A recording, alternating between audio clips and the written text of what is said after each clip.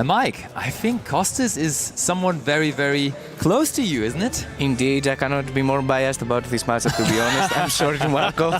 He's one of your close friends, you said, right? Indeed. And knowing him very well, he's a very good player. After coming with a top in West Birmingham, I'm sure that he wants to repeat in the European Championship. Oh, did he do it with Raisi Mitsurugi there as well? Pure Raisi. Oh, pure Raisi at that point. But now we are over to the Mitsurugi part. And there is a Perulia in the standby phase, immediately netting a draw off of that X-Raisi there. That is usually the start you want to have, but into a Perulia, it's pretty rough, honestly. Yeah, it's really, really rough, because now you actually get to search swords, so not even immediate access to Ice Raisiel that could play around it a little bit better.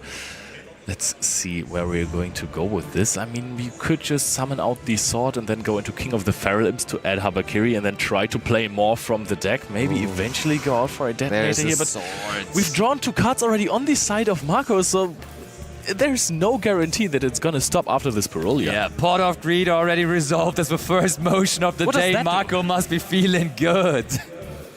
And I mean, Raisiel Mitsurugi's a deck that, especially I guess Perulia, needs to adapt very good their plays, because he needs to go as fast as possible to Mitsurugi in order to play a little bit. Wow! Marco maybe already had the Avermold Charmy already, or alternatively just drew into it with the Perulia draws. That Raisi across is not going to help much. I think we're going to go into the detonator there and leave it as it is. That's what I'm assuming. Yep, there is the detonator. And yesterday we had another draw here. Ooh. We had a little conversation, and I remember you saying Detonator is a heck of a card. Oh yeah. And I mean, if you don't have infinite impermanence, Raisiel Detonator can be enough against some decks, even though... Oh, okay, hold on. All right. Triple Tactic Talents, we're having a sweet look, and we're finding multiple engine cards for the Evil Twin deck, and also the Fiends with Engraver in there. Honestly, out of those, maybe the Engraver really being the most scary one here, I want to say. I can definitely see that, because you can just add the Tract with it. You have Larry in hand as well. I think, what are you even going to search at that point? Lacrima. But you really don't want to normal summon another monster other than... thing, yeah. And then you kind of want to summon Lacrima from the deck as well, so... I think the Engraver really is what changes this here, because... yeah, you can't really stop the live twin cards anyways, as there is now this super powerful Link 1 monster for the deck, which of course is the Evil Twin Kizikil deal, and therefore any Kizikil monster really does it right on the spot, transforms you at least into Fiends with combo. But ooh, we're making the decision here from Kostas to instead just go after Live Twin Kizikil there. It's very interesting, because this deck usually doesn't play well into fields, but Detonator is not the worst card to play against, because if you normal summon your Live Twin Kizikil and Detonator is being chained, you just summoned a Lilla, and Lilla then again. Wow, that was the draw for turn. That is massive. Infinite impermanence, making sure that maybe this game is not going to be infinite, but rather going into Marco's favor quickly here. What a start for him, and the Engraver still there, ready to be discarded. One reason to keep the Engraver in hand, though, could be if we have Drone and Lockbird ourselves, possibly, because if we do have that, that would be a perfect answer. Just a note that Kostis chose to return Kizikil into the deck, because he's the one that can go to the Link 1 instead on the Live Twin, since the Kizikil deal only needs a Kizikil in order to be summoned. True. Very much right. Now the Fiends with Track, so there was no response with Drone and Lockbird on the resolution. One thing noteworthy, even though we have negated the Raisiel Detonator, there's still 2 things about it, because it gives material for Raisiel Cross to negate a monster effect anyhow, and there is a Mariologic Aggregator underneath it, so we can activate the effect at some point, making sure that the Aggregator in the graveyard eventually gets to activate its effect. So even though the Infinite Impermanence was there, it's still not all over with what the Detonator can do. But we have good ways to force out the Detonator responses here, right? We have Requiem. Requiem is going to be able to summon out Lacrima if you want. You can just also go for another Engraver and then immediately just attach or equip the Requiem from the graveyard and force out the first detonator. In fact, we're negating the Requiem here. Yes. That is interesting, because now we basically have all the interruptions off. We know that there is no other piece of the Kill engine there, but I'm pretty sure that the Live Twins Fiendsmith deck is going to be able to bridge. So Kostis chose to only play against the Fiendsmith, since now Marco probably needs to normal summon the Lacrima in order to keep going with his Fiendsmith engine.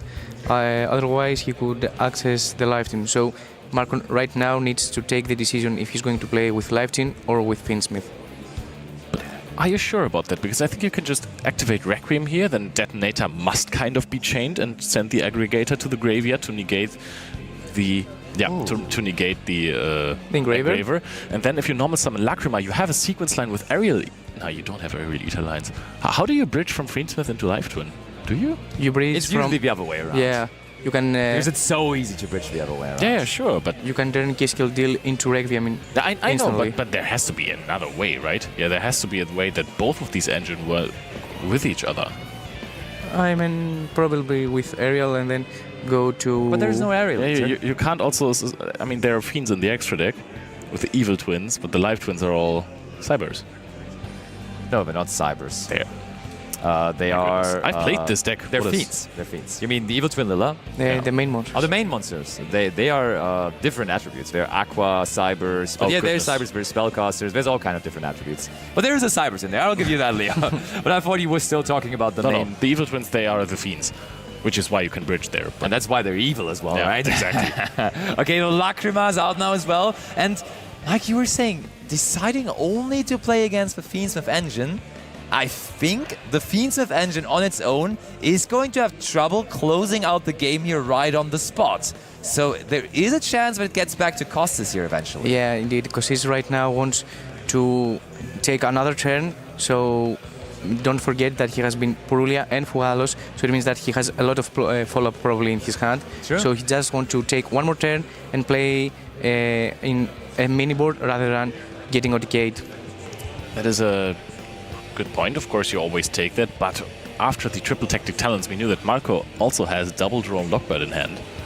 Plus the setup, probably Desiree that we're going to see. Sequence, and I mean, if we go into Desiree, there might also be a way to get rid of the cross even, so there's even less follow-up than for Kostis. That could still be, well, more than enough for Marco, what he's trying to do here. Okay, immediately linked off for the Agnum Day, of course. We're seeing Fiends of Agnum Day a lot this weekend. I feel like we're almost seeing it more than the Caesar, actually. We're preferring the Link Road and the Fusion Monster in between instead of the also powerful rank 6. Yep, and I mean, you're not quite getting the OTK just with Agnum Day and Desiree. That's why we're sending the Ryziel cross. Agnum Day activates, becomes a Desiree, and now we can just attack freely over the detonator. So we have outed the field. We can attempt at least. We're going to probably calculate some math here. Attack over detonator, everything resolves. And I think Marco, even though this isn't the most impressive field that he could put up, it is Desiree plus double draw and Lockbird. So if a Called by the Grave was drawn by Kostis, you wouldn't even have to negate it. You would just throw another draw and Lockbird at it and be fine. Yeah, this definitely does look alright.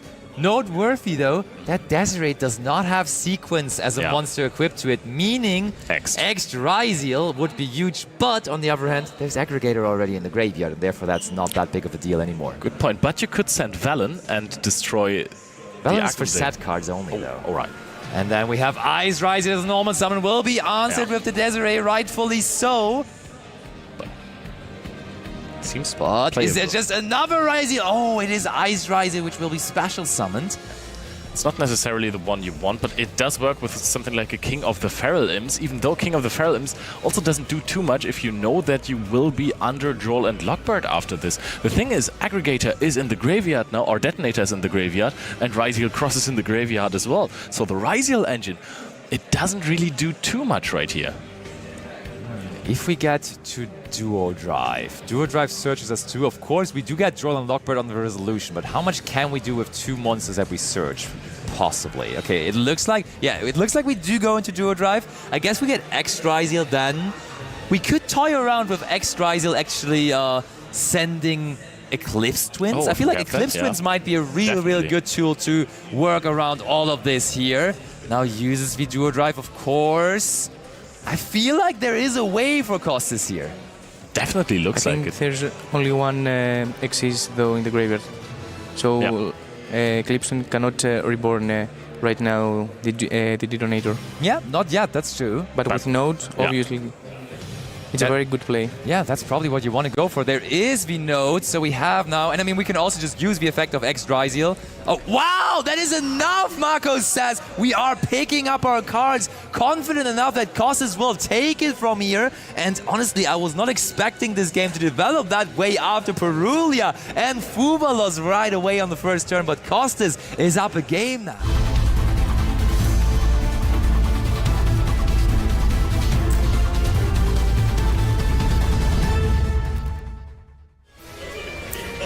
All right. Marco gets to start now, and everyone knows this deck excels at going first, can basically play around any hand trap except for Mulchami Fubalos. That is an absolute nightmare to play against if you are on the live Twin Fiendsmith strategy. Alia, don't be a snitch. We're not seeing the Mulchami Fubalos here, but Marco has the live Twin Sunny snitch instead.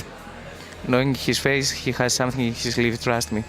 Okay. You know your friend Costas very well, so let's see. There is Droll and Lockbird, and now we will have to find out how impactful that even is against the live Twin Fiendsmith deck, because in my book, under my radar, under my watch, whenever I activated that Droll and Lockbird against live Twin Fiendsmith, it didn't really feel like it was doing too well, but let's find out here. You know what I think? I think that Marco even could have an answer for that, and it's just like, all right. Alrighty. All right, we'll take that. I can still full combo here, especially because we started with the Kizikil. I don't even need to activate Kizikil deal effect, because that would include drawing. Or can you activate that? I mean, we've had a discussion about this before.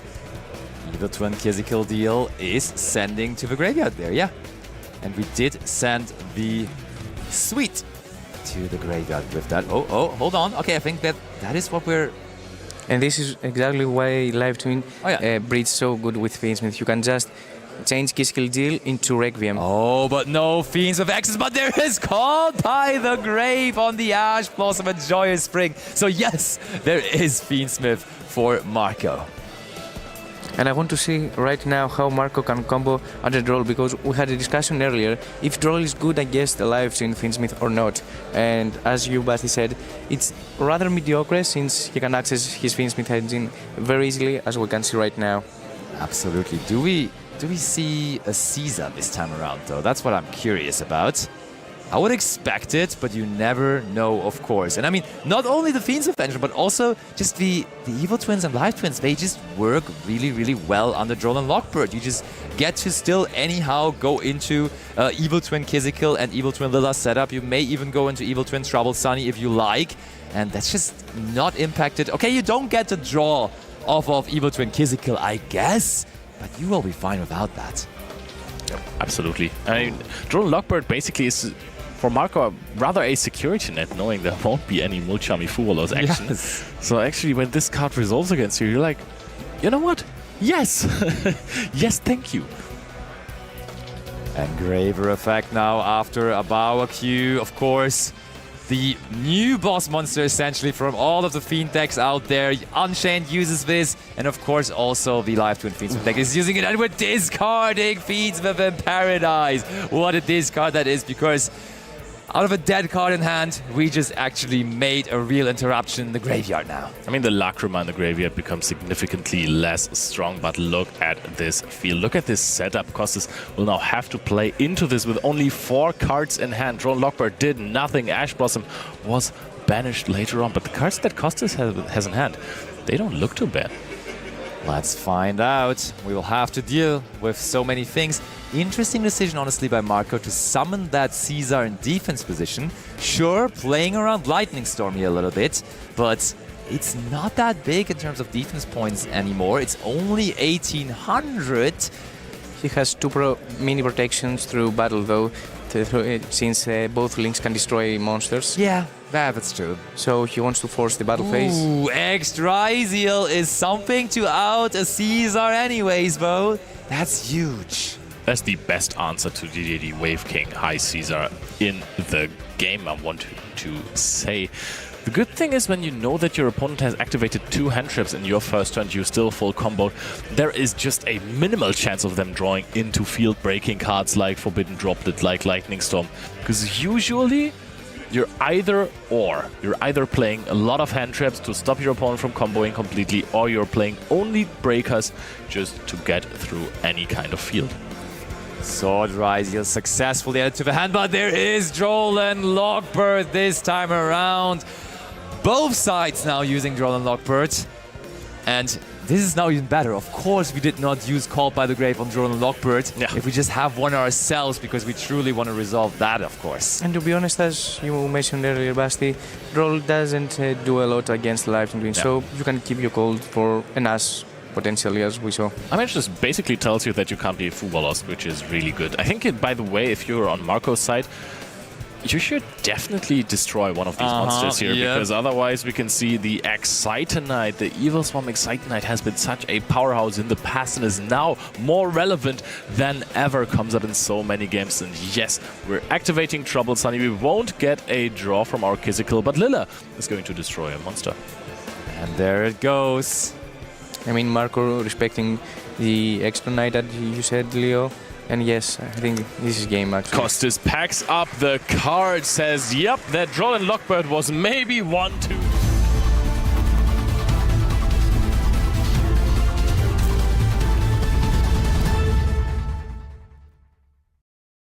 I think in a way Perulia also hits both engines, because the summoning from hand effect is sometimes really relevant, even though you can just skip it in your combo if you've been Perulia'd. Yeah.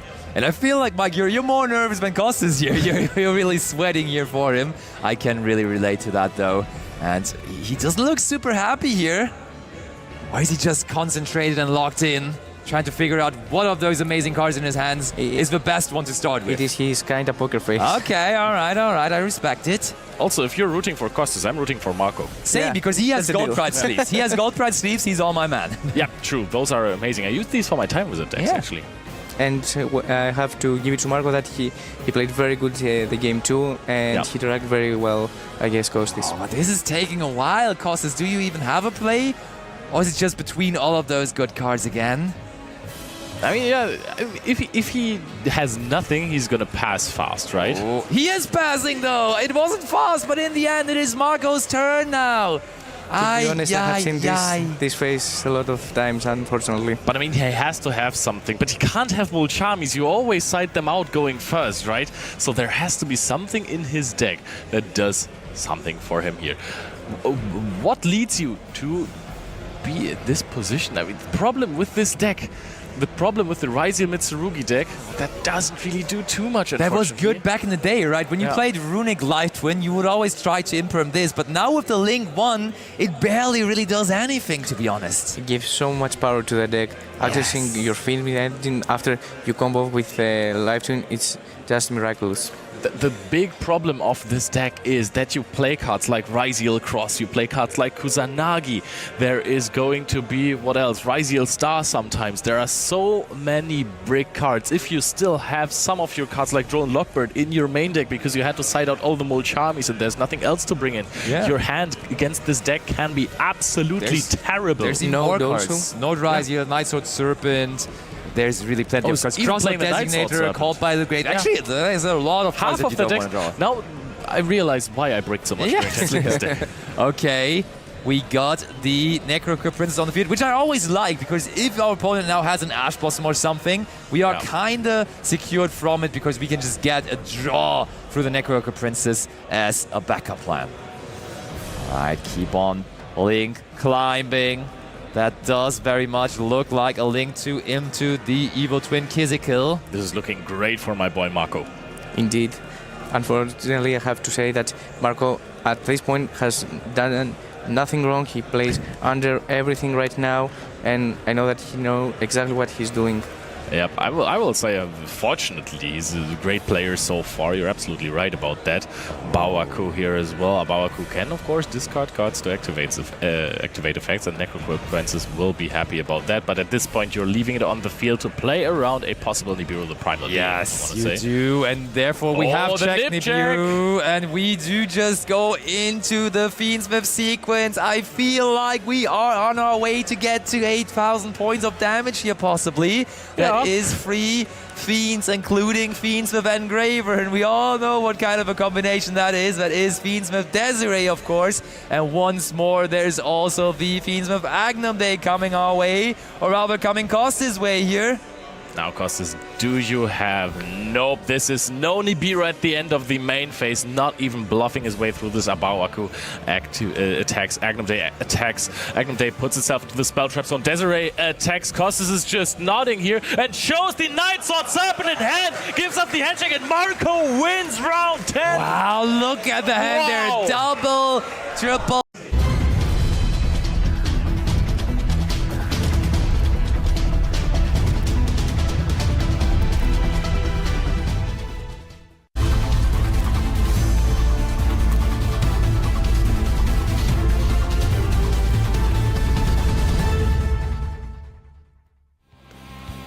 As Ed said, it is the penultimate round of Swiss, and I still believe that this word is completely made up by him. I've never heard anyone else say this. There is no card with the word penultimate in there. Let's see how Danilo does this. And I mean, we talked about Danilo here, and Danilo starts with Perulia in his very, very, very own turn. So that's interesting to see, but he follows it up with the Anguish. And I mean, we lost a lot of words for Danilo now, but Dennis is also here for a reason, because he is 8-1-1 in terms of score too, and he's doing it with a crazy deck, which is the Regenesis deck. And he's having a very unique take on it personally, actually, because he's bringing the, and we haven't seen those in a while, he's bringing the Dogmatica cards with it. It's a good value engine. The Nadir Servant is one of the best cards ever. I mean, Regenesis struggle a lot going second, so you have to actually put an engine that can help the going second strategy, like Castilla, as we saw in previous events, and right now Dogmatica with Nadir Servant that can play around fields. Yep. There's another question. Drone Lockbird, how impactful is it really versus Memento? I always found that it is kind of still disturbing, even though you still get to combo a lot. Your turn still takes a few minutes, but it is not as safe anymore. You don't get to access Memento Mictlan, and you have struggles sometimes to get your names into the graveyard because you also don't go over the Twin Dragon line. I mean, yeah, that's 2 things you mentioned, and also additionally to that, the effect of Memento Fusion in the graveyard cannot be used. So that's already 3 things that it checks. Still, you will be able to do a big field, but it's at least doing something, you could say. The follow-up lags. Yeah. And mini note behind the Perulia on Danilo's turn is actually very good to activate Perulia if you had going first, in order to play around Beastels and Nibiru. Yeah. Absolutely, well done by Danilo. Was countered by Drone Lockbird immediately.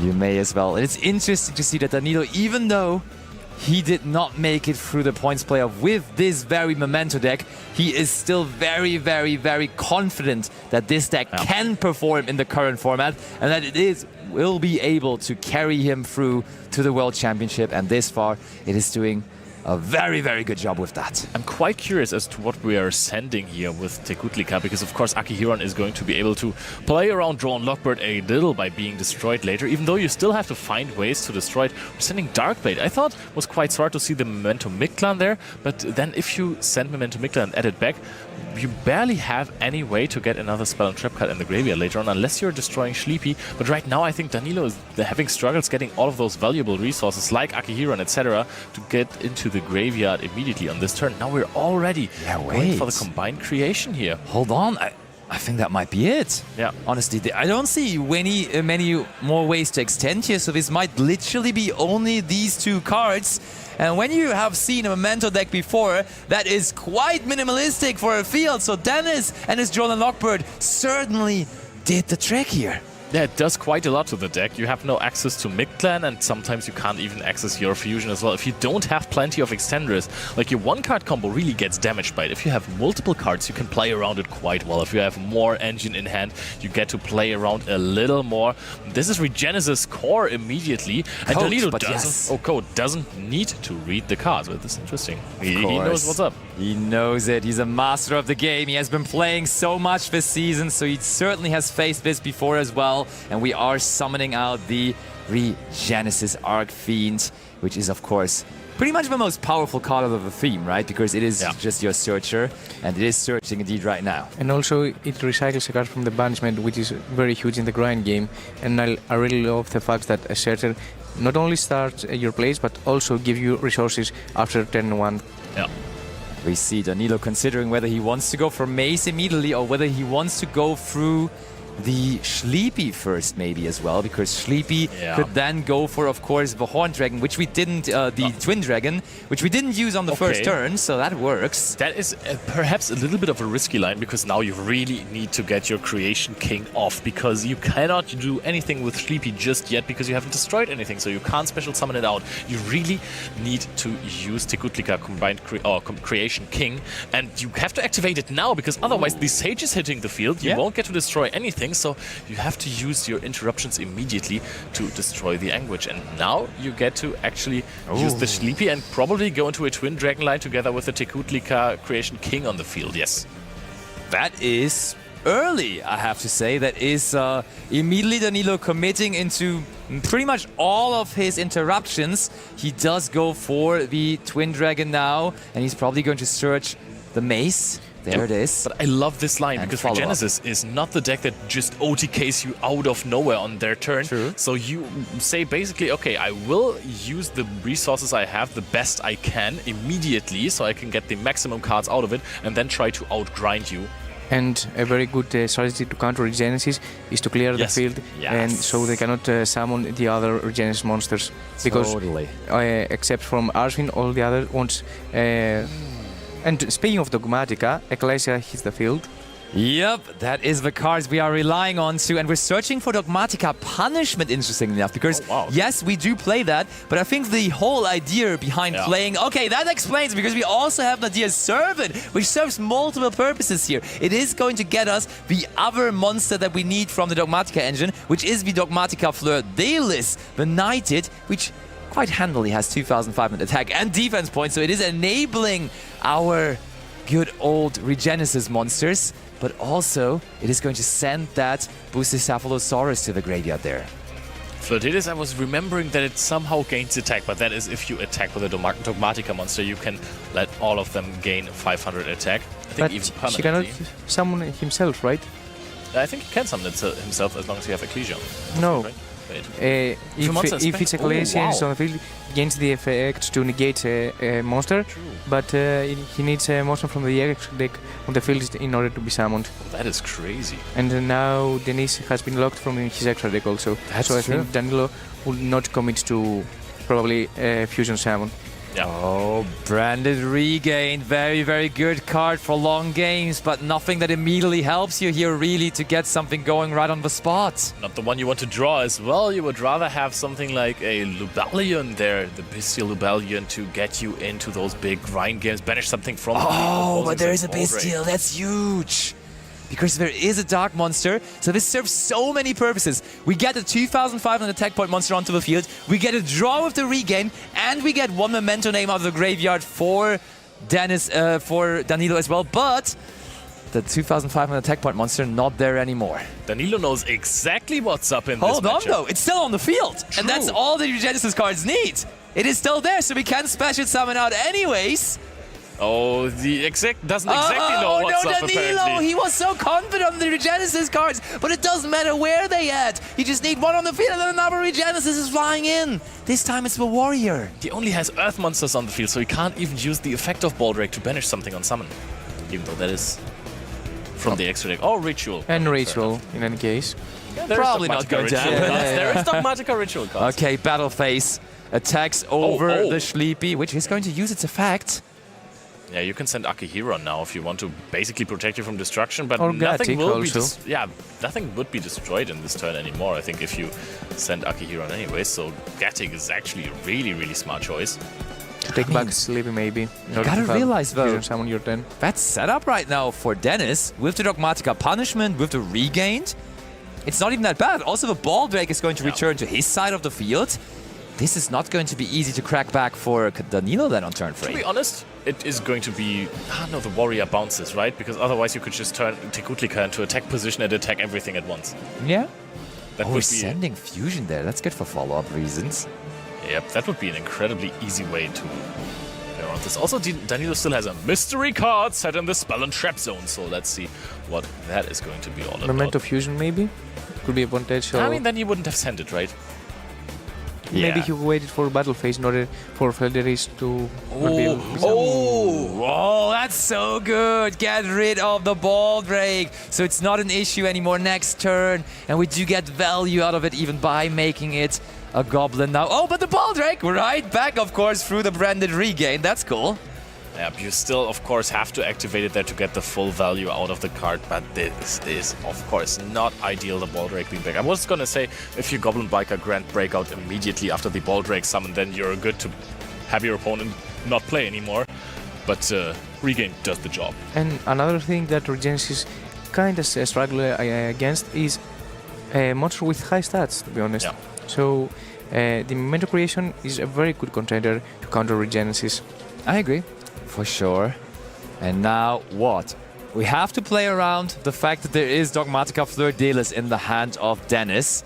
So whenever we access our extra deck for Danilo, that will be a factor. Thing though being, Memento doesn't necessarily need that. Like alone, that creation there on the field can create so much damage on its own if it's just attacking the entire field. So that might just be the game plan here. Or maybe to force to destroy Ecclesia first before he summons a monster and wants to activate an effect. Wait, can you activate Goblin on your own turn from the hand? Yes, you can. Because then you actually just try to get the Goblin to your hand, you activate it, you force out the Warrior, and then you special summon out the Tekutlika in attack position again and attack over everything, no? The thing though is, the Fleur-de-Lis doesn't target, so Fleur-de-Lis would still be able to negate something. But you don't have anything from the extra deck on the field. Yeah, true. No, that's right. I think if you get during the main phase, yeah. Warrior does target, right? So Warrior indeed you are a does Memento target. Master, right? You are a Memento Master, right? Apparently. But I don't see a way how to get rid of the Gatic without going battle phase.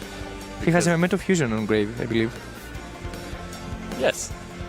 Yes, Mike. Yes, he does. And Very there good point. is the Memento Fusion, not in the grave anymore, but back to the hand because we just added it back with the Gatic. But it will, of course, then find its way into the graveyard eventually again. And also, just Fusion summoning into the Creation King actually just is pretty good as well because it can just destroy itself. And there's Forbidden Droplet next to it. That's huge. It cannot negate the Warrior anymore, though. But the Warrior also wasn't used, right? Did we use Don't think so. The Sage probably was used. I mean, you need to tribute the card, right? Yeah.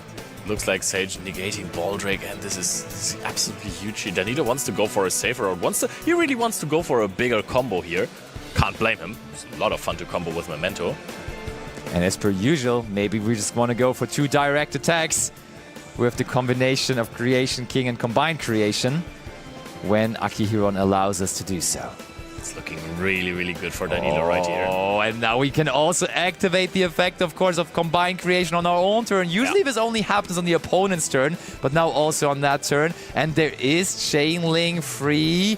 The effect of Fleur-de-Lis now, though. And punishment is still on the spell and trap zone. However, I don't know if there is an extra deck monster so big in order to destroy like the Memento Creation. And look That at this. is very true. The double Combined Creation. Or Creation King, I'm sorry. But also the Combined Creation still next to it. I don't know when I've ever had 2 of them next to each other on the field, to be honest. That is very true. rare to be seen. Yeah, I mean, Danilo planned this out very, very nice because he, in the beginning, thought, hey, I might activate the effect to just get Memento Mictlan immediately. Oh, you can use both of them? What do you mean, both of them? Yeah, you you just- can. Not in the same chain, but you can Yeah. use them in the same turn. Dogmatica Punishment now, though, on the Gatic. I mean, you can just send Entis, and then Entis does not care anymore about what attack points are left on the field, because you can just destroy any kind of card on the field, really. Yeah, that's Memento Goblin would have been such a nice way to play around all of that. That's true. But how much damage is just attacking over everything? Oh, that's more than enough. I would also think so. And I mean, Denis' defenses are starting to getting really low right now. I think that he has pretty much used a lot of his interactions. Malong is something we can do to actually make sure we put something back into the extra deck here. That is kind of a neat tool. Not something you see that often, to be honest. It was used as an Ultimate Slayer target against Blue Eye specifically sometimes, but it is also in the extra deck here from Dennis as a Dogmatica Punishment target. And Danilo considering whether he wants to do something about it, but nope, that card is back into the extra deck. But instead, Akihiron is back to the field. I mean, that just looked like game, right? Yeah. Just unless I think the Tekutlika combined creation might be negated at this point.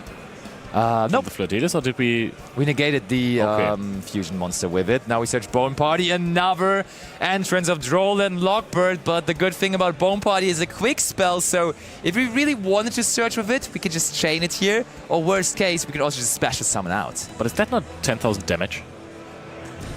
I think you just...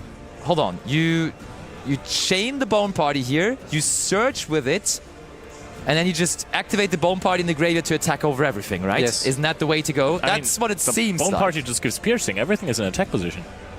Oh yeah, you're right. True. Oh wait, we do use the Bone Party though. Anyhow, we attack over everything, and Memento just has plenty of fun.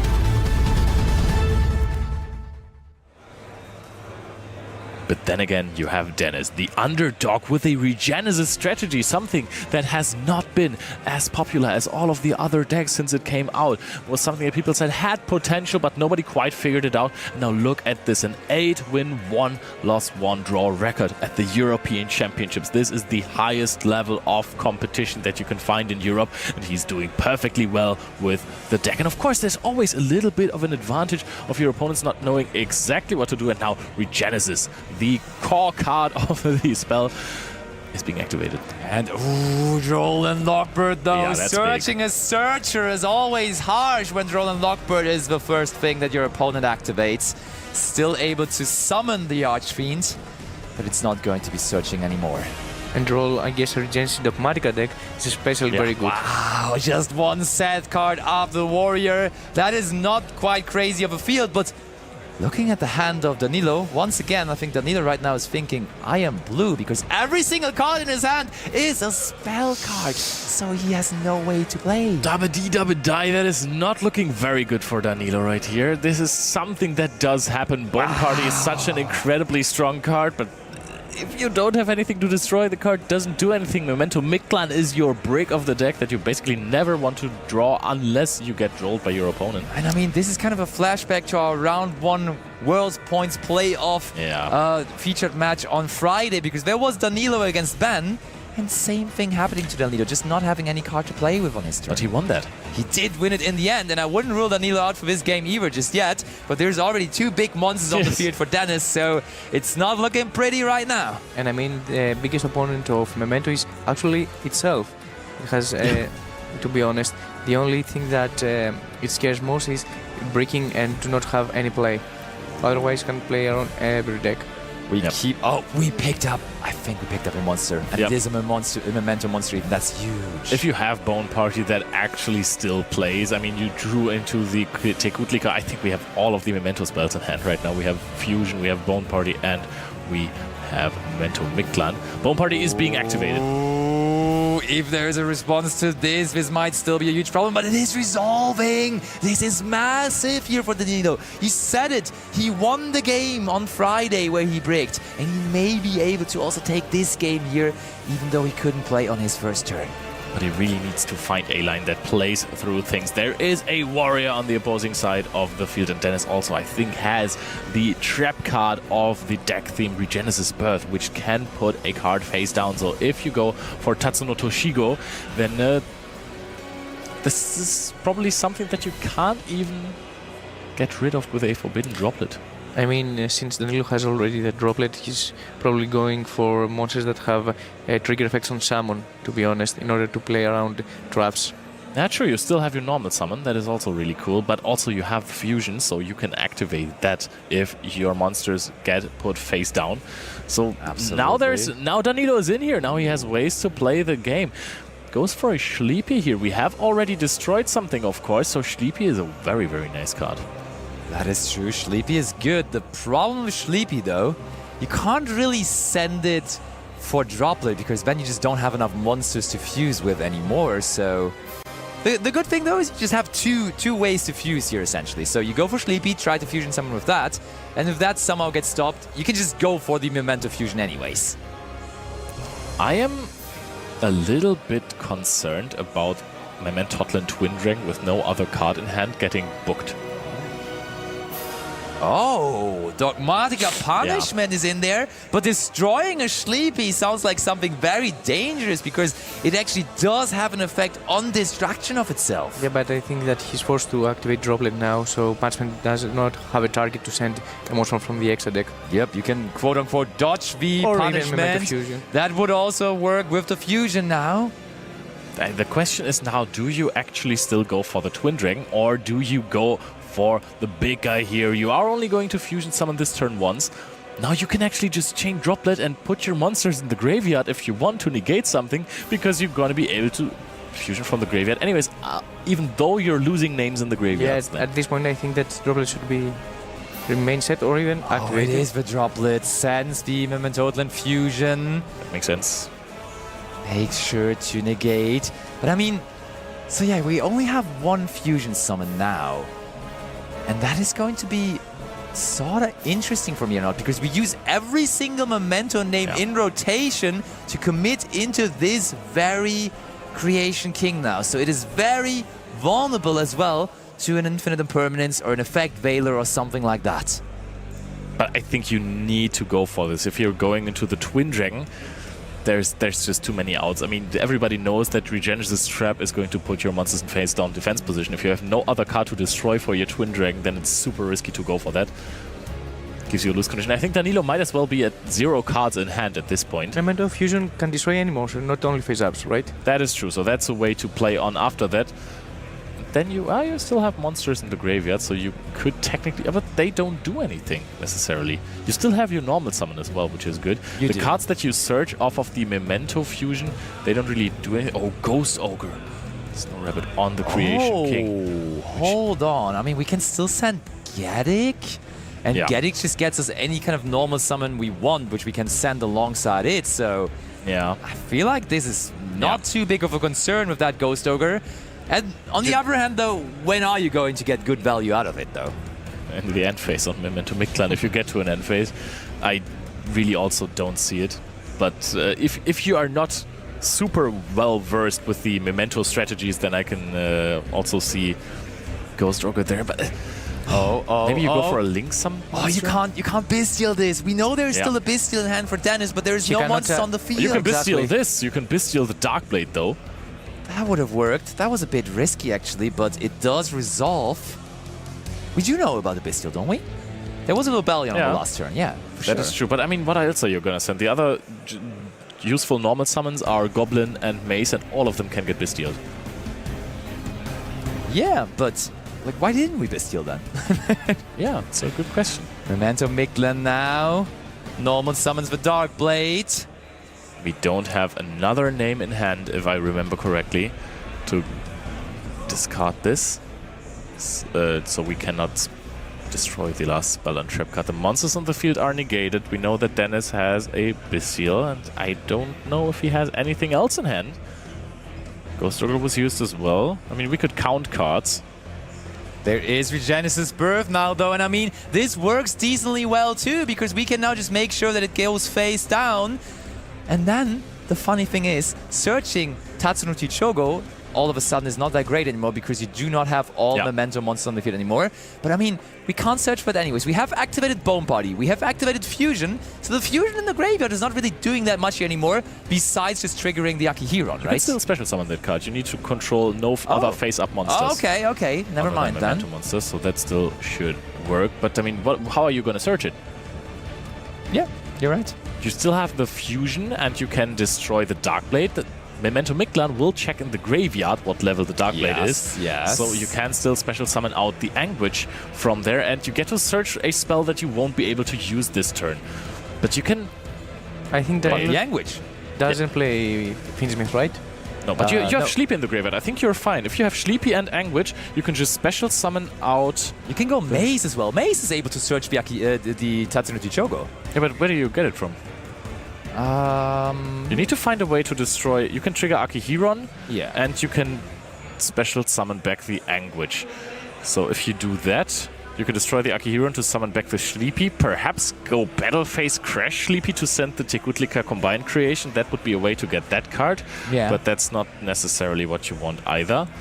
There's plenty of options, but none of it seems like they immediately do What's in the extra deck? Do we have some big resources there? What kind of a toolbox are we playing? Because if you're not playing Fiendsmith Engine, you have plenty of cards that you could just play. Yeah, it's a very common approach to the pure Memento strategy here, I would say, because we see the Herald of Mirage Lights, which also Flaminio Rossi was very famous for it, playing at Italian Nationals, where you won it all with Memento. And then there also is the Paradise Smasher, which has been super, super popular lately, but I don't think we're going to get to 3 level 5 monsters here this turn. And besides that, just a way to climb into Access Code Talker and things like that. Also, I want to take back something that I said. I said that you can summon back the Sleepy with Anguish. That is, of course, not true. You need to have a level 2 or lower. It's such a difficult spot for Danilo, because most of the time when you have 3 monsters on the Memento side, you're good to go. Everything is just working in your favor here. But Danilo is actually having quite some trouble, I think. At this point, I think that probably Link Climb may be the option for Danilo. Yeah, Dark into Celine, into Access Code Talker, something like that. Is there any Dark, though, in Denis' graveyard? Oh, wait, is there a Dark monster in his graveyard? That's a good question, actually. Archfiend is Earth, right? Archfiend's Earth. Is Earth, indeed. The Bestial Rebellion, of course, is Light, so that also wouldn't work either. I mean, you could just use your other last monster to make a Celine, but you don't need to get the extra monster, that's true. That's not necessarily helping. And we're going for a Sleepy Crash. I think we need the Combined Creation. And that brings us down in life points a lot. Oh, hold on, though. Oh, into the hand it goes, so we just crash into something else. It's just tributed, and that's also kind of funny, because in the end phase you just get it back there. Yeah. That's nice. It is negated, but of course it can still activate its effect. That's perfectly legal. Now, going down to 1,300 life points. Danilo is living a dangerous life here, but he is still in this, and he needs this send from Sleepy to the graveyard to finally have access again to his boss monster, to the Combined Creation. I mean, you're going to have a rather huge setup, if I'm being honest, there after this turn, but there is, of course, going to be resources for Dennis. Does Regenesis Birth also put your monsters in face-down defense position on your turn? Probably, right? It's a trap card, so I would imagine so, yeah. Okay, that looks like an SP Little Knight to me there that we are considering. The good old classic from Memento. Of course, how did I not mention that card when I was looking for the extra deck? Basically, the best card in the extra deck of any Memento player. Some people even jokingly saying that every Memento end field is just SP pass. Cannot confirm. Oh, I think Danilo is considering, to put the Anguish back. I'm quite curious as to why, because he can't get access to Fusion, right? Yeah, because he couldn't destroy the Akihiron. That is tough, because then I would say keep the Anguish, search a Mace in the next turn, and then go for the Tekutlika summon. There's not much else, right? I think he shuffled back anything but the Fusion monster there, so... Yeah. And also Denis has still Magnum in his hand. True. Now in the end phase, we use the effect to add back to the hand, but that immediately also makes us able to activate the effect of our Combined Creation to again have the combination of Combined Creation and Creation King. Oh, and we are immediately going to destroy the Regenesis Birth. Smart move by Danilo, because he just knows I only have 1 Memento card in my graveyard anyways. I will be able to get it back with the Combined Creation. absolute masterclass here from Yes, Danilo. great MACBOOK is resource being management. activated in the end phase, banishes the Ghost Ogre and Snow Rabbit, gives you more follow-up. You have Lubellion in the graveyard. This is going to be such a tough game for Danilo, especially being at 1,300 life points. Hear me out. That Magnemute It's just gonna attack over SP. No, but somewhere earlier, just making sure that there is one less memento name in the graveyard could have been crucial. So just like taking out the Anguish there at an earlier point would have actually been so good. Because that would have meant that he had to also shuffle back the Creation King to even get to the combined creation. But now, when the end phase, I think it's still a winnable position for Dennis for sure. But let's see. Do we have a way to modify our attack points without activating an effect? Okay, SP Little Knight is being activated immediately to get rid of the Bestial Lubellion. And I can see why, because Danilo just thinks, hey, if somehow Dennis summons a 3000, SP Little Knight is being destroyed by Ghost Ogre and Snow Rabbit as well. But I mean, at least for Danilo, the card is still away from the field and it's no longer a liability, being at 1,300 life points.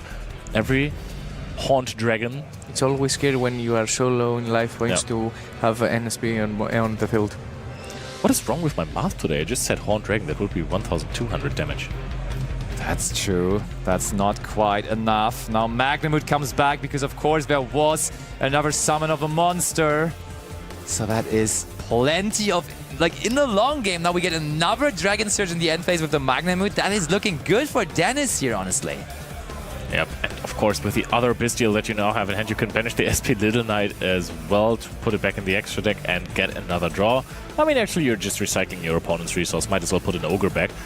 Warrior is being summoned now. Everything here has 2,500 attack points, which is not enough to combat any of the monsters on Danilo's side, but I'm very sure that this deck will find a way to remove 2 monsters. I mean, maybe we go for Regenesis Lord eventually, but that's also only, I'm saying only, 5,000 attack points it can go up to. What a weakling. Yeah, exactly. Can't even challenge that combined creation, but now we're going after the combined creation finally. Warrior bounce, and of course you can answer that with the combined creation. You can just try to destroy 2 monsters. I'm quite curious how you're going to play with Bone Party afterwards.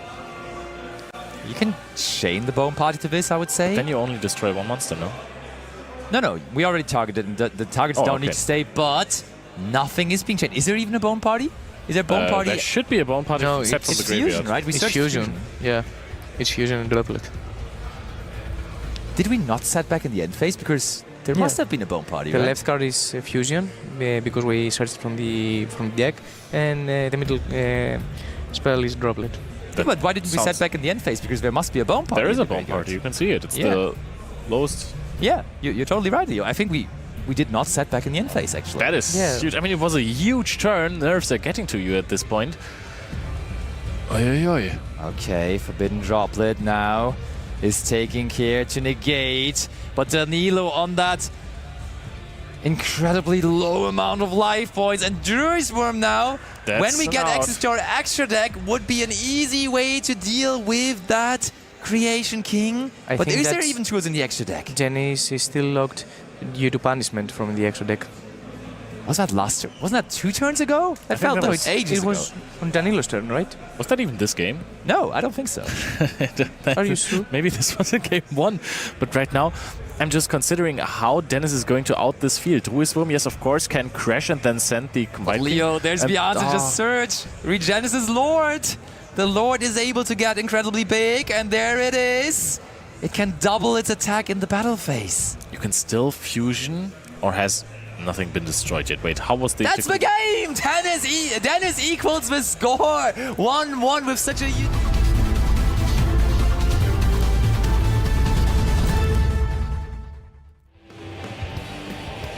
All right. Danilo going first here. That is what Memento wants to do. Do you have an Anguish? This is technically a start.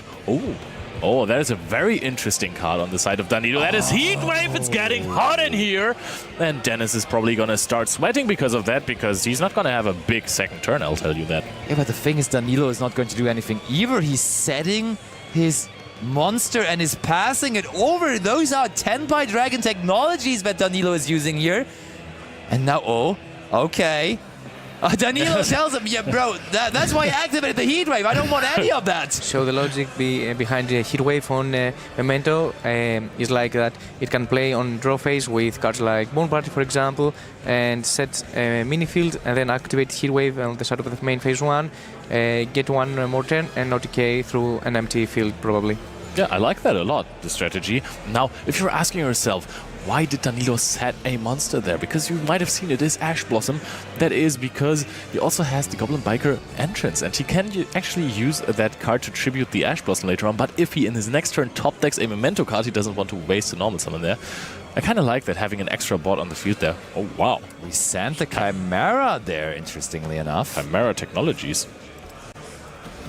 And I mean, that is going to net us V-Dogmatica. Ecclesia sets one card and passes it over to Danilo. Oh, okay. Draw phase, Regenesis Coat. Comes in from Dennis now.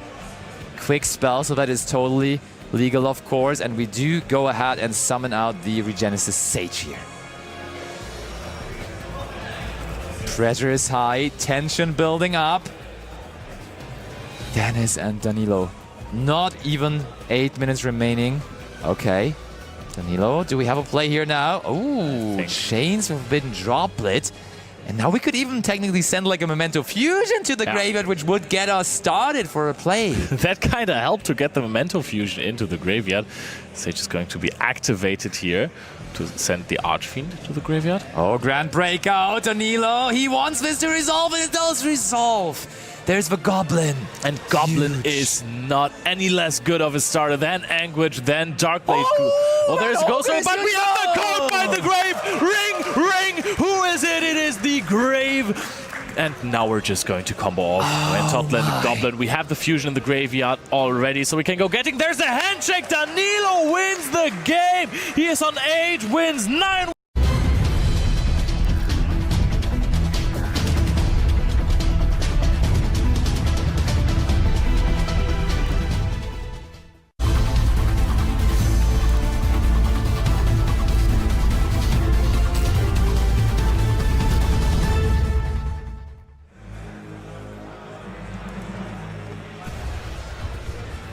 So Arshan gonna show us why he is the German national champion with his Blue Eyes deck.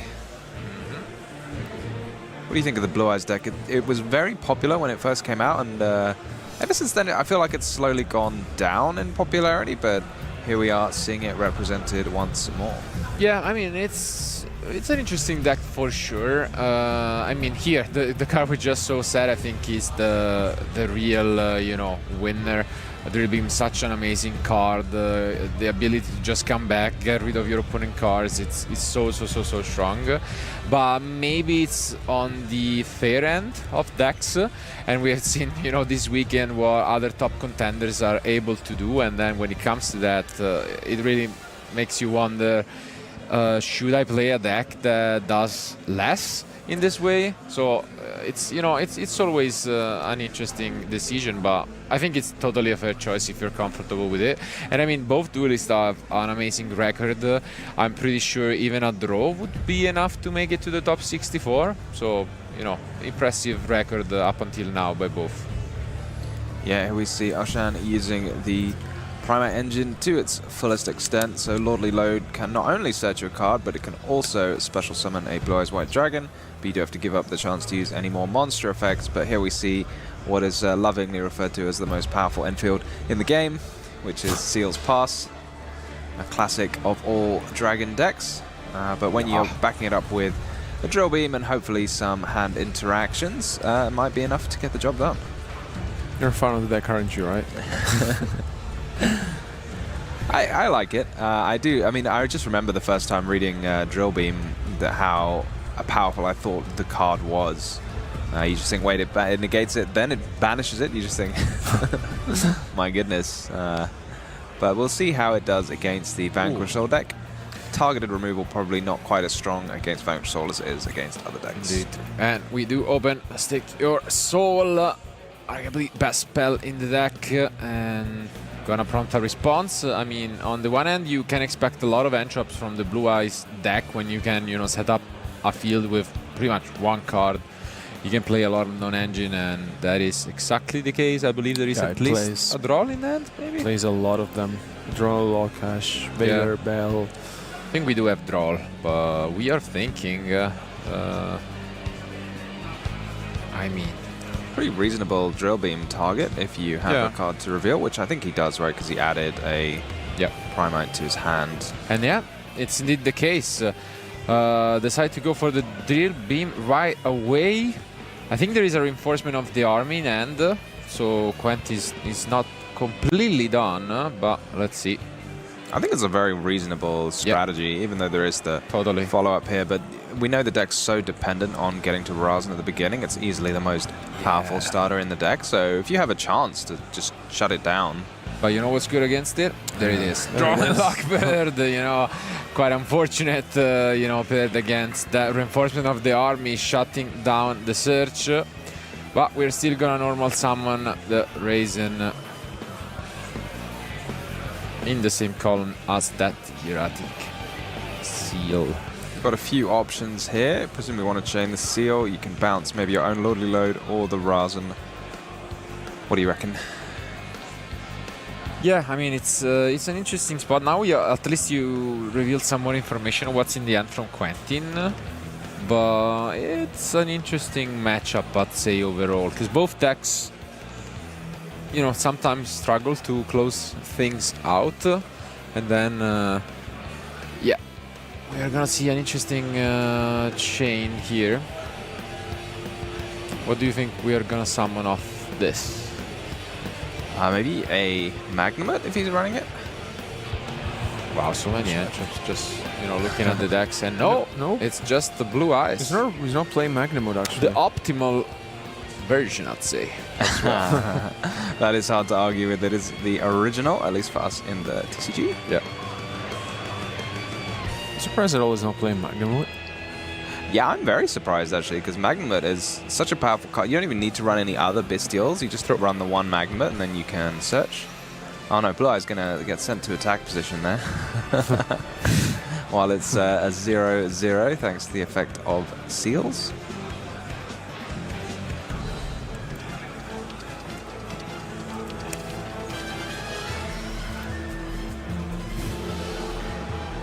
And yeah.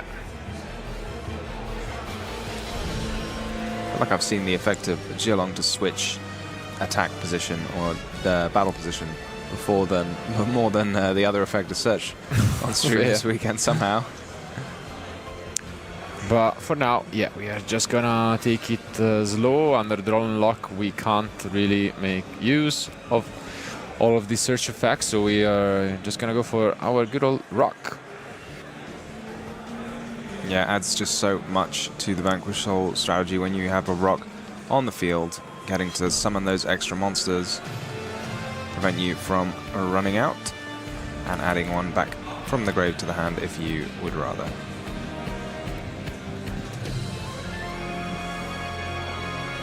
There's the hard-drawn star from Quentin. Let's see how it's gonna be ending up, and yeah, I also like the new addition of the Vanquish Soul rocks here being summoned on the field.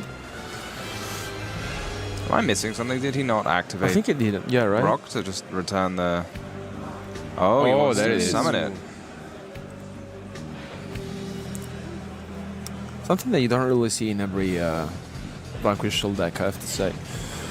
Yeah, I think it's very uncommon, this Vanquish Soul continue to re-summon a monster from the grave. Makes a lot of sense why he didn't add it back to his hand.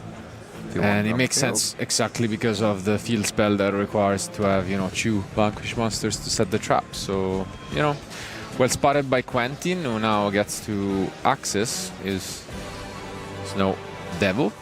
Guess the question now is whether he has a full 3 attributes to reveal. I think I know he's holding Razan, and he showed us maybe a Mad Love as well, so not sure if he has any more cards or what they are. I just see 2, I think, when he... It's always worth it against Vanquish Soul, keeping track if you can.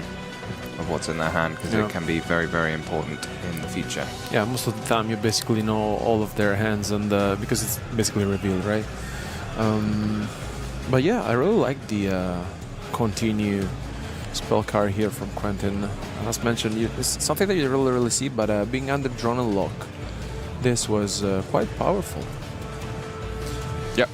So now play is back to the German national champion, who will have to figure out how to fight back, but we obviously start things off by returning this Primate back to end. Full end. Full hand, but how useful do you think it is? I know we have at least another copy of the Primate Ether Barrel, which you can only really make good use of one of them, and I think I saw maybe a Fuelos as well. So he didn't use an awful lot of it last turn, so let's see if he can use more of it now. Yeah, I mean, it's not gonna be easy, because that roll stopped at least 2 cards from being added to end by Quentin, but you can always just do it next turn. So.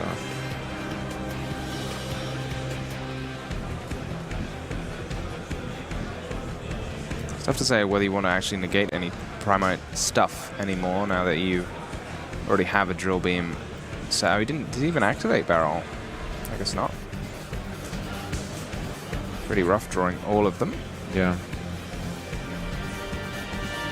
And now it seems like we are just gonna return the favor to Quentin and summon our own Link 1, but it's time for that Snow Devil.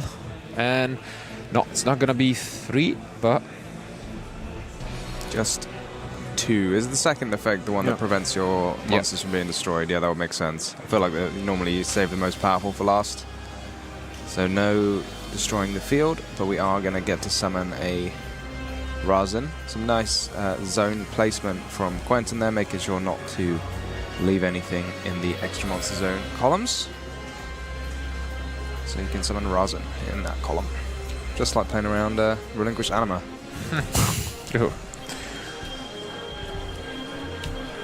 Alright, so we are met with that Infinite Impermanence, and at least now it means that we are pretty much free to do whatever we want. Not that it's necessarily all that much, but yeah, what does Blue Eyes do? Yeah, it can do whatever it wants. Technically we can, although we shouldn't forget about the field spell protection effect as well, which can be quite relevant. Does the field spell protect from battle as Both. well as... Yeah. Okay. So we can summon another Blue Eyes, but yeah, no way to get access to a tuner, it looks like. Are there any of those fun Blue Eyes rank 8s in the extra deck?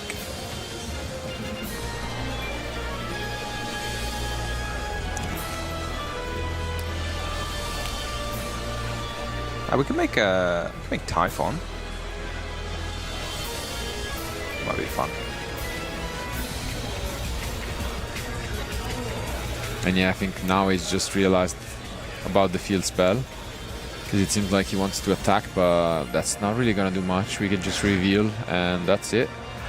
Yeah. Oof. Yeah, it's gonna be rough holding onto a full hand of cards, but not so much to do with them. Yeah, and it seems like we just moved to Memphis 2, bring back this Blue Eyes with Lordy Load, and he's just playing Primite, really. None of the powerful Blue Eyes starters, like Maiden with Eyes of Blue, or Maiden of White even. Maiden with Eyes of Blue is the old one. back into comfort zone with that seal and seal pass. And pass. Wow. This has got to be tough now, though. Absolutely. We might just want to act immediately in the draw phase or standby, but maybe not. Oh yeah, here comes the rock. Here comes rock.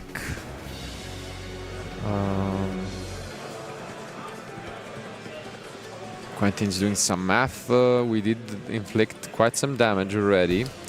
Snow Devil, you know, has the additional benefit of dealing incremental damage, so not quite the effect most people focus on, but it gets there.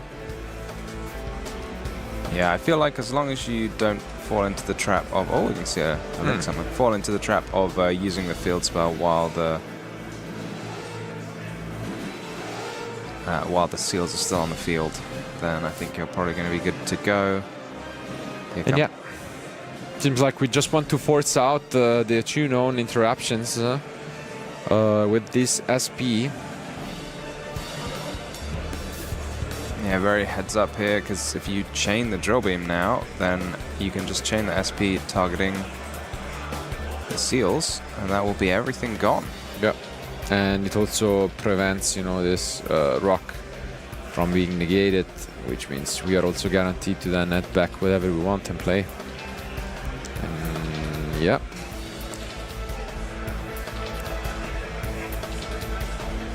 Just gonna chain SP as mentioned. Yeah, it really doesn't matter what you target with SP. I feel like it's never going to resolve, but you might as well have a go just to force out the seals. Yeah. Seals is gone. We are gonna chain the rock, and at the end, basically the field will be completely cleared. I mean, it should be rock back to extra, right? Yeah. SP banished with its own effect.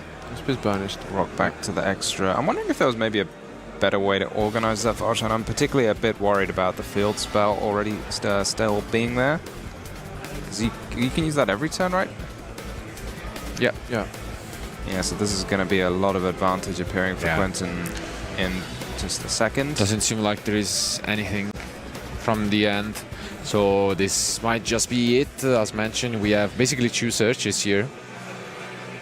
Yeah, the field spell is so strong. Yeah, I was wondering maybe if you were just supposed to target the field spell with the drill beam.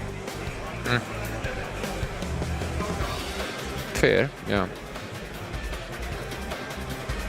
No, because now this is now getting out of control, because I think Quentin may be able to seal this one out. Because I don't think there's any response. And yeah, the start. Here is the start. And yeah, we're back to accessing, you know, everything with the heavy burger. We can deal additional 1500. It seems like this is all over. And yeah, we agree. So cars are picked up.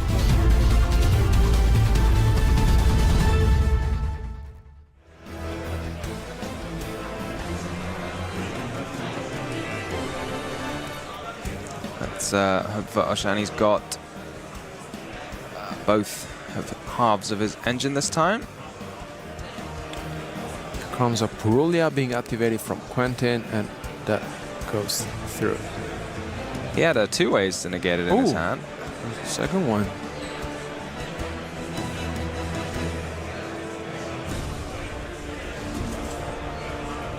But we're seeing the old strategy that we also witnessed yesterday, just setting two cars and pass essentially, which I think makes sense, especially if you're holding, you know, cars such as Solid Judgment. Let's see if this is the case from Oshan.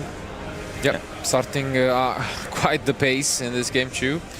But we saw it yesterday already. When you're, you know, facing off double Mulcharmy, passing is a fair strategy, especially as you've mentioned, if you see those side deck cars. And yes, it is Solemn Judgment, and wow, costly activation. But I totally agree with this choice. Unless there is, you know, stake your soul there, it could be rough. Let's see. And yeah, it's a pass back from Quentin. Yeah, we see maybe sometimes the Vanquish Soul having trouble getting started, and once you've already thrown away two Purulias. Wow. Got a bit ahead of ourselves there, revealing the Rush Blossom. Maybe some emotion coming for Quentin, but we're just gonna set with this Primite. He's going straight for the drill beam rather than the Lordly Load, maybe because he's just seen the just seen the Ash. Can't blame him. Lordly Load's still such a powerful card, you might even want to do it anyway. Like, if you still get the Blue Eyes White Dragon, and then you can make the all-important seals. But you know, it feels bad when your opponent doesn't give you any draws, but I mean, if you said here's 2 cards, if you discard them both, you skip your opponent's turn, I think most players would take that trade. Definitely. But yeah, here comes the Ash Blossom, and it's a pass. Wow. Here we just have a second solemn set. Yeah, or maybe a Blue Eyes in hand to reveal for the Draw Beam.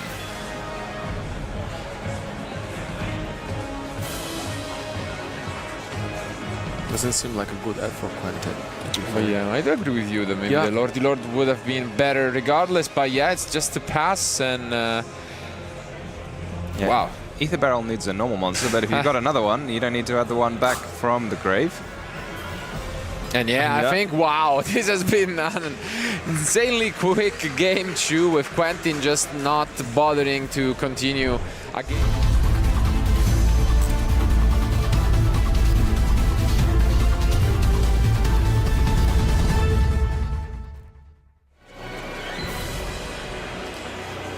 And can Quentin do 3 in a row of opening Vanquish Soul Razin? Not quite. Not quite, and I saw a lot of interruptions that Droll and Lockbird once again in the end, but we are gonna use Ash Blossom here. Yeah, what do you think of DD Crow in particular against the Vanquish Soul deck? It seems like if you're just using it on this rock effect, you're already kind of going like a little -1. Yeah. But Yeah, I guess that's the only There one. it is. Yeah. I guess that's the only spot.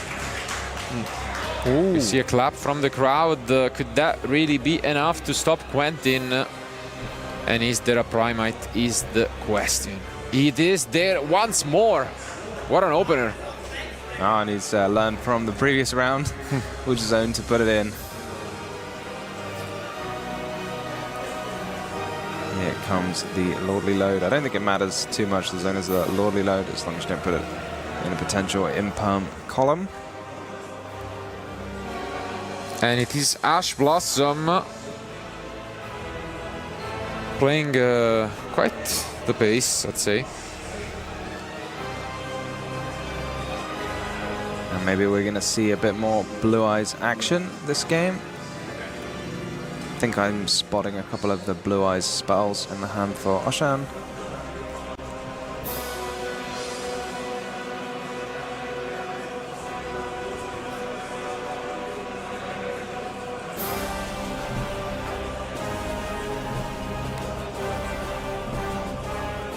What is he gonna lead on?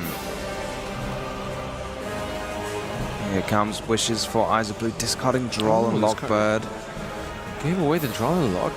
Maybe he really feels like he needs to push, and that was the only one needed to discard, because I think he's left with cards in hand, but brave move, honestly, to discard the draw and lock. Yeah, I get it. Honestly, in a more simplified game state, I think Droll loses a lot of its value, and we'll figure out what's the last card remaining. But this is impressive, and what could we expect as the set card from Quentin is the question. We've already seen a Vanquish Soul continue, and so probably one of that or the Snow Devil seems to be the most likely. Vanquish Soul is a deck really where because you want to reveal monsters, you can't really afford to play that many cards that aren't monsters, so I think players pretty much limit it to like 3 Stake Your Soul and Vanquish Soul spells themselves. Fair. But we finally get things going for the Blue Eyes deck. Up until now, as we've mentioned, it has been playing a bit of Primite control, really. And yeah, oh, no, there is a stop. Is there barrier maybe on Synchro? It is in the side deck. Or Daruma as well. Daruma, maybe? And no, Or it is barrier. dimensional barrier. Wow. I mean, the one-off was sided for Trust, has been drawn, and I mean, Synchro is going to be declared here. Trying to slow things down for the German national champion. I think we take those. If your opponent's got a barrier face down, it's quite difficult, but it's not. It's really not the end of the world, is it? Absolutely not. Given the situation, I think it's still, you know, Quentin with 2 cars in end. It's Yeah, we can still push, and I mean, as you have mentioned, Tom, it's also a deck where you need card to function. So it's not like when you're completely left-top decking, you can do all that much. So. And oh, here it comes. We're going to see some fusions. That's why Dimensional Barrier is a bit shaky against the deck. The, you know, Link summons, Fusion summons, and also Synchro summons, you know. It's not like we are playing against a one-dimensional beast. And that's it. Wow. Wow. What a turn of events.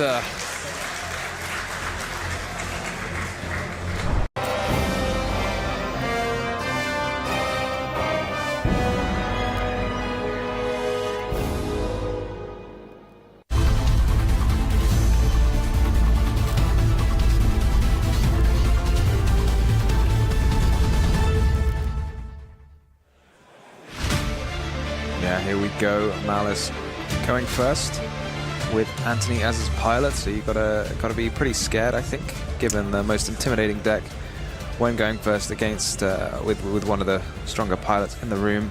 Yeah, I mean, not. I mean, neither of them is obviously, I would say, yeah, absolutely used to being on stream. But Anthony has had, I would say, even more breakthrough performance getting in the final of YCSs. You know, he absolutely.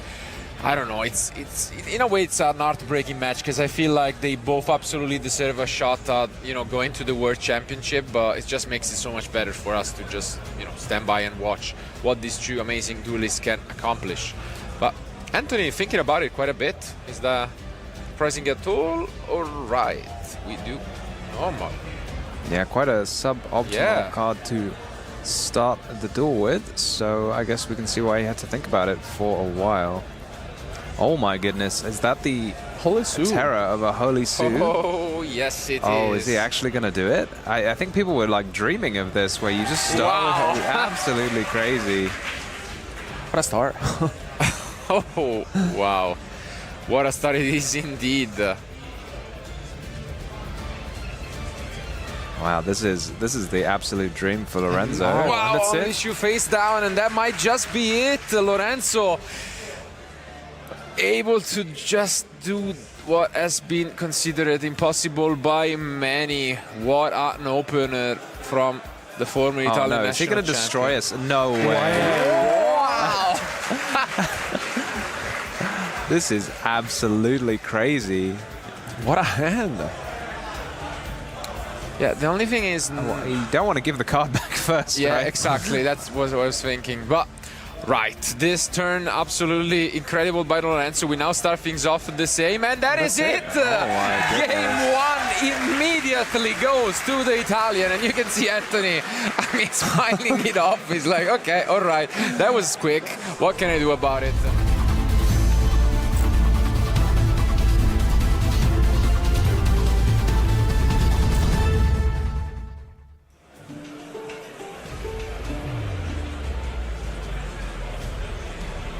Let's see, you can hear the tension in the air, feel it, and is there going to be more charm? Is there going to be Lancia? That is the question. Yeah, Lancia, another scary card. You got to think it'll be quite popular in the Vanquish Soul deck. No artifact Lancia, at least. We can assume we would have seen it here on the Malaysian Underground, and that at least is a better opener for Anthony, who obviously had a quite subpar end regardless. But do we see Meowls maybe, or do we have anything like that in the deck for Lorenzo? So this would be a good time for a Chaos Hunter if there are any. But no, it seems like, even the effect goes through. Interesting, yeah. That seems a bit surprising considering the amount of interruptions that Lorenzo is using. Yeah, you got to think at this point, you'd probably have been stopped with almost all of the most popular interruptions. No sets even to protect the Dormouse from things like Vela Imperm or such. Yeah, because now it gets significantly tougher once we have access to those powerful trap cards set. And we might just have a similar game to what we've witnessed most of the weekend with the Malice deck just going through. First, another chance to have an interruption here, maybe Didi Crow or Bestials. Not quite. Didi Crow would be quite the side deck choice against against Malice. Indeed. There are times it's sort of okay, but I don't think you'd ever really keep it in your deck if you had the choice. Definitely not. The only, I mean, the best thing it has going for it, it's its attribute, I guess. So always gotta keep in mind, you know, the check of different attributes that you have. But yeah, for now it seems like Lorenzo is just gonna allow his opponent to perform it combos. Anthony picking up the second copy of the field spell. I'm wondering if he plays no Malice in the mirror. His deck seems to be very light on Malice cards. Yeah. He's not playing it, Tom. No. No, it seems like he really doesn't want to draw into any cards, let's say. Just full, very streamlined engine, I'd say, and the rest is just head traps. Yeah, that's a really interesting take on the deck. I don't think I've really seen anyone pilot it in quite this manner. Yeah. Ooh, but here comes at least a Nibiru from Lorenzo, who is not gonna just be a spectator in his own match. But Anthony going to push on regardless.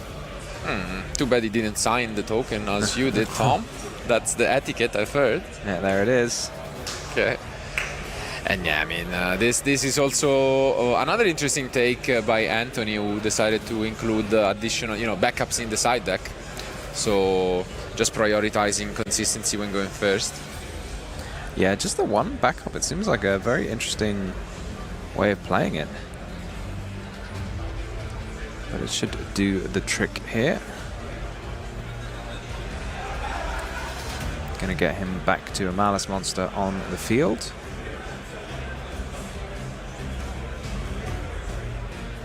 Get to see two more draws for Anthony. That March Hare opening up so many new avenues for the deck, allowing you to play that much more on your opponent's turn, allowing you to recur cards from the banishment.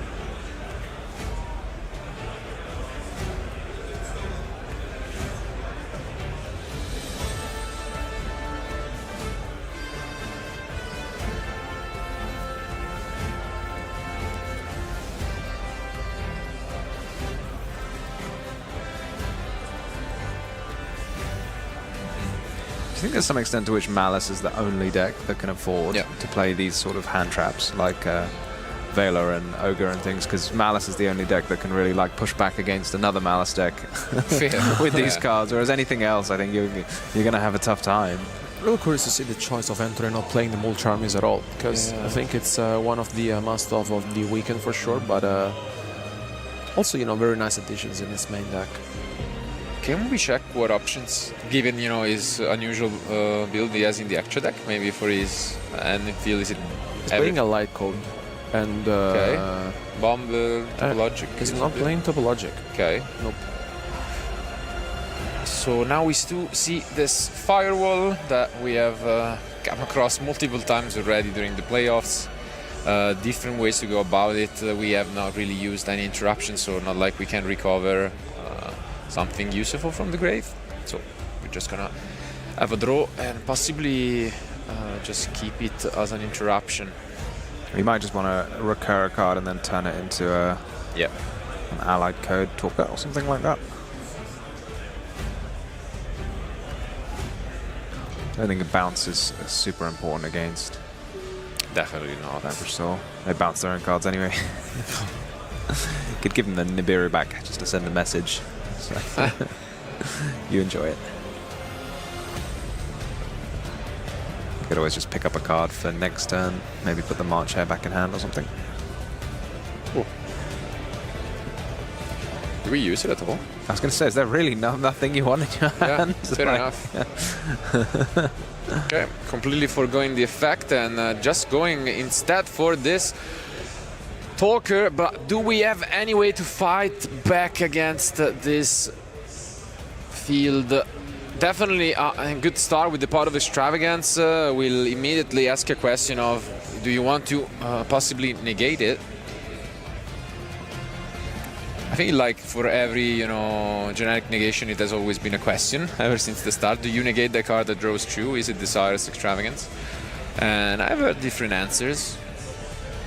I'm feeling against Vanquish Soul, 100% you do, because they have so many different ways to Never mind. play, but they need a big hand to do so. So you cut them off 2 cards, Lorenzo's going to be down to 4. So if he starts summoning Vanquish Soul monsters, his hand might not have all those monsters in hand that he needs. Totally agree, but we do have Ash anyway, so that's an easy answer. And yeah, this seems quite the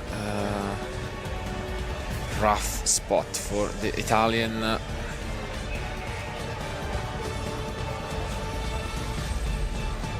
And we try to push through with the Mad Love.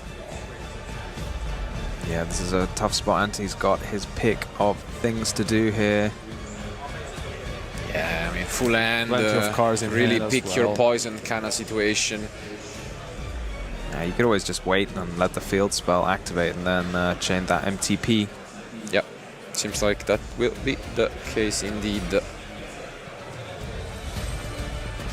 MTP, one of the most powerful interruptions you can have. Oh, troll. Wow. We also have a draw. Yeah, I mean, is he not going to chain? Oh, he's going to chain it. Good stuff. Yeah. Ideal opener from Anthony, because now with the MTP, he also has another interruption here with the Mad Love being banished. This is exactly what his deck is set up to do. Just a couple of Malice cards needed to start the combo, and then a fistful of hand traps to back it up.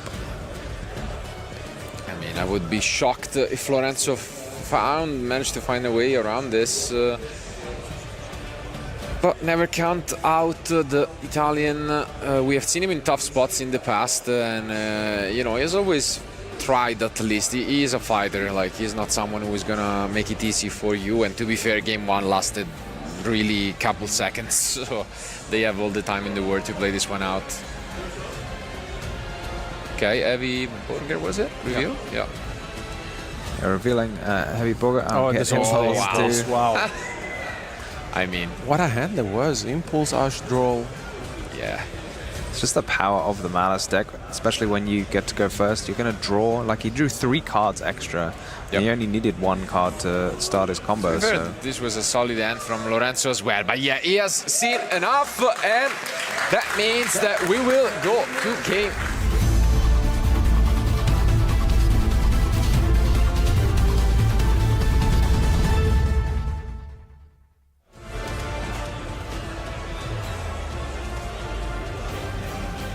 here we go. Going to see how well Anthony's strategy of siding in all of these different hand traps is. Running the non-standard ones, or at least they were standard ones. I feel like the standard ones at the moment are, of course, the mild Charmies. Let's see, big moment, playing through an entire season, and this could make it or break it. Obviously, we're not going to see the small Charmies as mentioned, but again, the Pot of Extravagance from Lorenzo as a start. Best starter, I would say, so far in the deck. Let's see if maybe Anthony has another Ash Blossom as in game. Yep, or a Droll and Lock Bird.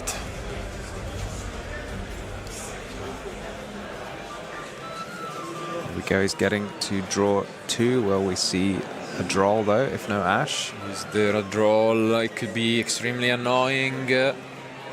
Doesn't seem like that is the case. Great news for Lorenzo, and yeah, there is none, so we proceed to activate reinforcement of the army, which is just such a strong opener for the deck. Yeah, it feels like once they have a 6-card hand and a Razin, it's going to be so difficult to stop them with any one interruption. You can try and, Indeed, even if Vela was to succeed on a Razin, for example, you just make a rock, bring it back, and then you're still going to have a big hand anyway. yeah. Let's see. There's But the we do Ollie have the Ollie Su to start instead.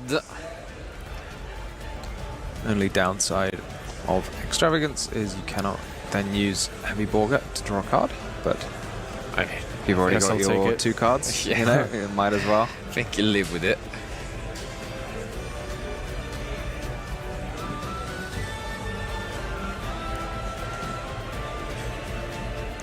Okay, do we see a response?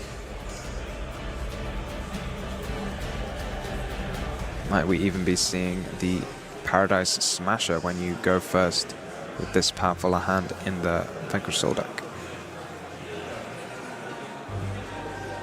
Is that what you're thinking about it? Yeah, okay. And there is the Effect Veiler. Feels like a very big gamble. Indeed, There but is, right? paid off. So we will proceed to normal summon the Razen. Is there another one?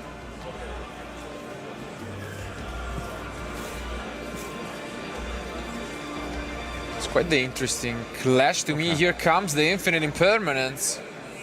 And yes, it's going to resolve.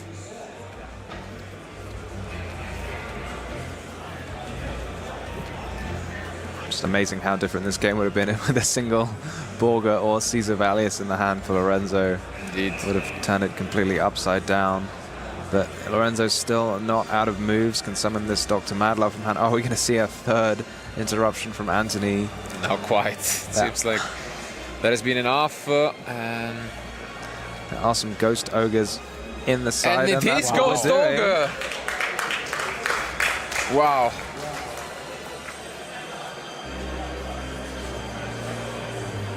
I mean, we've mentioned it. He has a different version of the deck that we have been seeing all weekend. And for now, at least, it seems like a promising start from Anthony. But Lorenzo still has quite a few resources available and possibly non-engine coming from his side deck. Yeah, And here passed. we go. Anthony used a full 3 cards to stop Lorenzo from doing anything too scary. But that Holly Sue still in play, so any card in Lorenzo's hand could be used to complement it.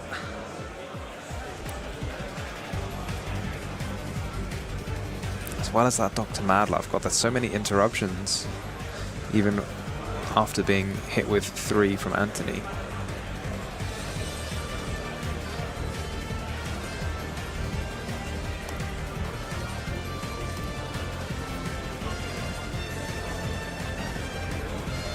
Yeah, I mean, this is quite tense. But I think this is a really tough field, but it really depends what is left in Lorenzo's hand.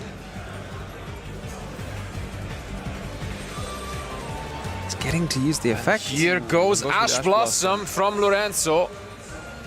It's amazing to me. No Dr. Madlove, no Yeah. Holy Sue. Giving up a precious fire, possibly. You've got to think maybe he's just light on attributes to use. I mean, the fire can be replaced if the rock resolves to add Razen back, but what do you need for... And it's a Dr. pass. Oh, it's a pass from Anthony. Wow. Is that not a Razen engraved? I feel so. Yeah. You don't want to add it? Oh, there's another. Oh, wow. Here comes another pot of extravagance. And yeah, this seems just like the advantage will go through the roof. And wow, although it was definitely a tense match, is now going quite in favor of the Italian. And here comes Razen. Wow, once more, 2 cards in hand for Anthony. Yeah, at least one of them's got to be a Malice card as well, given he activated the Chessy Cat, so potentially just one piece of interaction. It's going to be so tough for that one piece of interaction to get him over the line. Yeah. And it's so much damage here.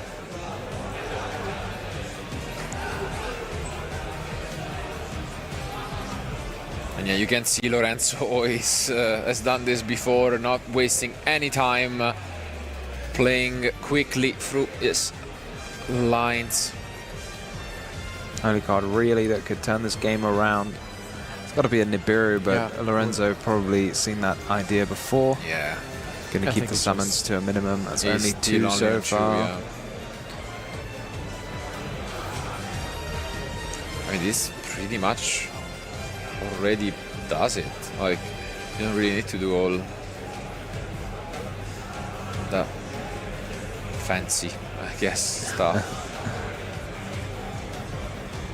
And I think this is exactly what he's counting. Some damage, never a good sign. This is the 3rd summon from Lorenzo.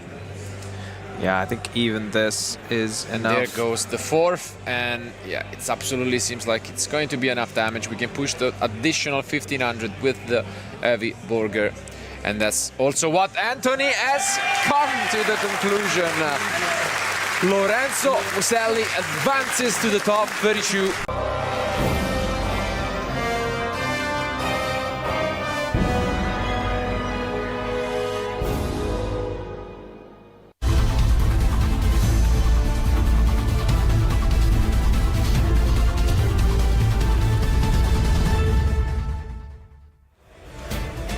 And Joshua Schmidt was very, very public about the fact that he really likes the Vanquish Soul deck. He has basically already said a couple weeks ago, it is almost 90% sure that I will be bringing this deck to the tournament. But there is, first of all, Johannes using the first card here in the standby phase, being Mulcharmy Purulia. And I want to be honest with you, Purulia, I wasn't expecting so many people to play Purulia in the main deck. However, it has been incredible the whole weekend. He just passed it over. 0 motions by Joshua, besides a little hand wave over to Johannes. That Purulia either completely shut him down or there were no plays anyways. Oh, that is Fiendsmith Sancted. There's multiple things to note about this. This is, of course, a decent starter for the Fiendsmith engine. But then again, you can only attack with light Fiend monsters in this turn. So that means the chances of Joshua Schmidt getting another turn here are really, really high. And you can already see it as soon as Joshua Schmidt just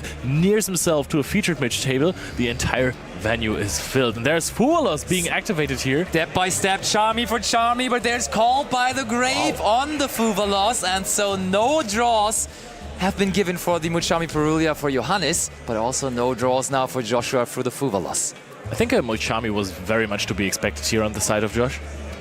Yeah, agreed, for sure. If you're passing to Purulia, it probably means that you have decent amount of non-engine and that you might have Mulcharmies as well, which makes the To be decision honest, I easier for was you. not expecting Johannes to activate Cold here since he has Ash Blossom in Yeah. his hand.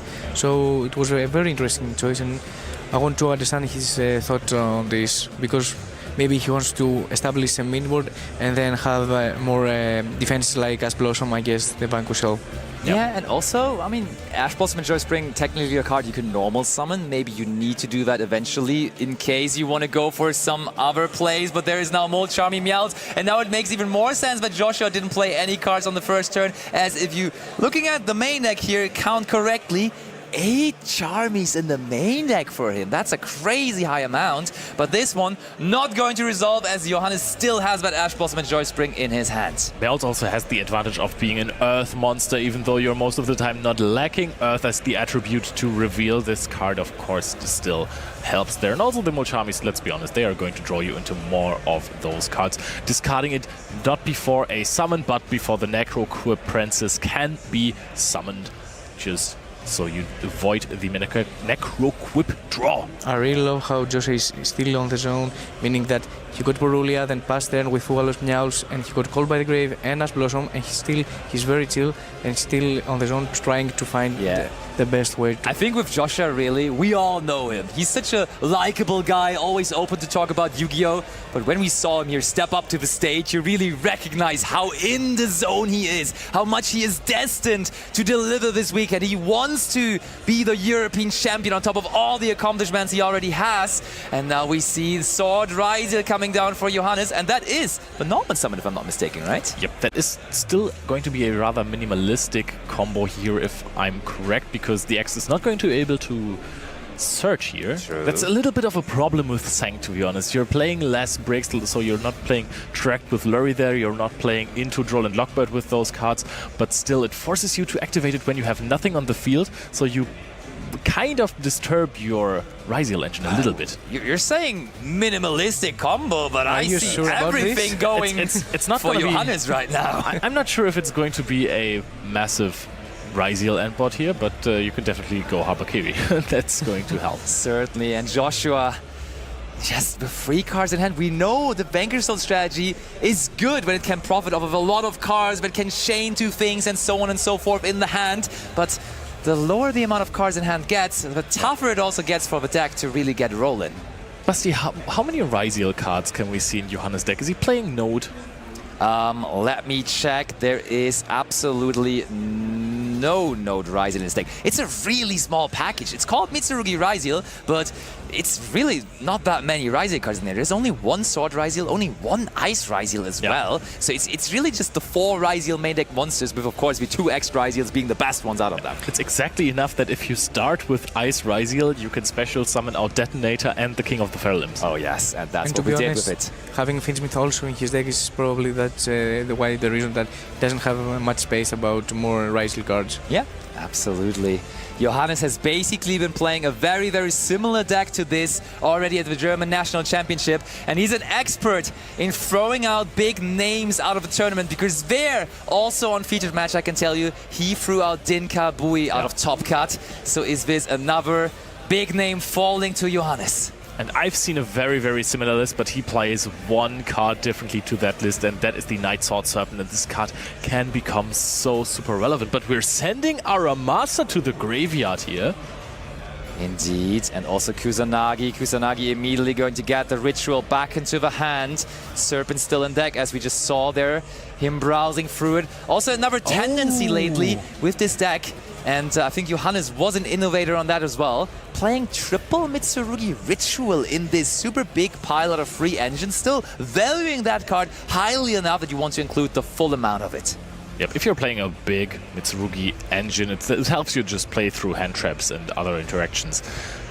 Now you're going to see what makes this deck so strong. You get so many pluses off of summoning Habakiri. Now you get even more out of tributing it for Murakumo. Sometimes you can even do that before the first search. So if the Droll Lockbit would be activated, you have prayer set up, you have Murakumo, and you get to even discard another card from your opponent's hand. Magatama in the main deck as well. That is one that I did not see coming, I gotta admit. Interesting to me. And I mean, at this point, I have to say that it's not so much a minimalistic field, to be honest, as we was expecting earlier. However, Josh, we have to remember that he got Purulia, so he still has a lot of cards in his hand, and probably only engine in order to play, I guess, this field that Johannes has established. Yeah, this field just looks like almost full combo, which is fine. And now Josh Frischman is going to normal summon the resin. It's not going to give him a draw. Magatama chained immediately here, which might mean that we don't even have a way to tribute our Murakumo in the future. Ooh. Are we considering a heavy Borga? I mean, there's still a Caesar on there. Resin gets destroyed, but gets to resolve. Quite curious to see what is going to be searched there. Probably Su, I suppose. I mean, it's the logical assumption. But I mean, Holly Su just doesn't really do a lot versus wave hiking Caesar. The Caesar is pretty strong against Vanquish Soul, yeah. And I mean, Johannes didn't even get to go first, but Purulia just ended the turn of Josh. I mean, he had the resin in hand. Maybe he didn't have the resin in hand. Maybe this was his 6th draw. Because I think if you're just going to normal summon resin, search a follow-up like Holisu or Jiaolong for the next turn, and you go into Rock Vanquisher, then you're fine, right? He had 2 Malcharmis though. So yeah, true. He got Purulia and then passed with Meowth. Yeah. Okay, guys, let's quickly bring it over to us here in the commentary area again, because there's one thing that the judges want to check real quick. Therefore, alrighty, then we still see Jiaolong in hand, so we pick up exactly where we left off. Jiaolong added to hand from Resin effect. Resin was destroyed by Magatama. We're about to witness Habakiri effect, probably. does look like it. And we shall continue. Or we shall continue question mark. Just like there we go. episode. Looks like Jialong there. All right, so we added to the hand, right? Because we haven't revealed anything yet. Yes. Now, Johannes, remember that you have Habakiri. Of course, a player like Johannes Bauer does not forget those effects. No. He has also a clear vision, maybe going to the World Championship this year. Every person now remaining of the tournament is in a decent spot. I mean, 32. How many more matches do you have to win? 32, 16, 8. 3 more matches. That's, I want to say, almost easier than winning on the points playoff on Friday. There you had to win like 4 matches, but now it's only 3 matches that you have to win.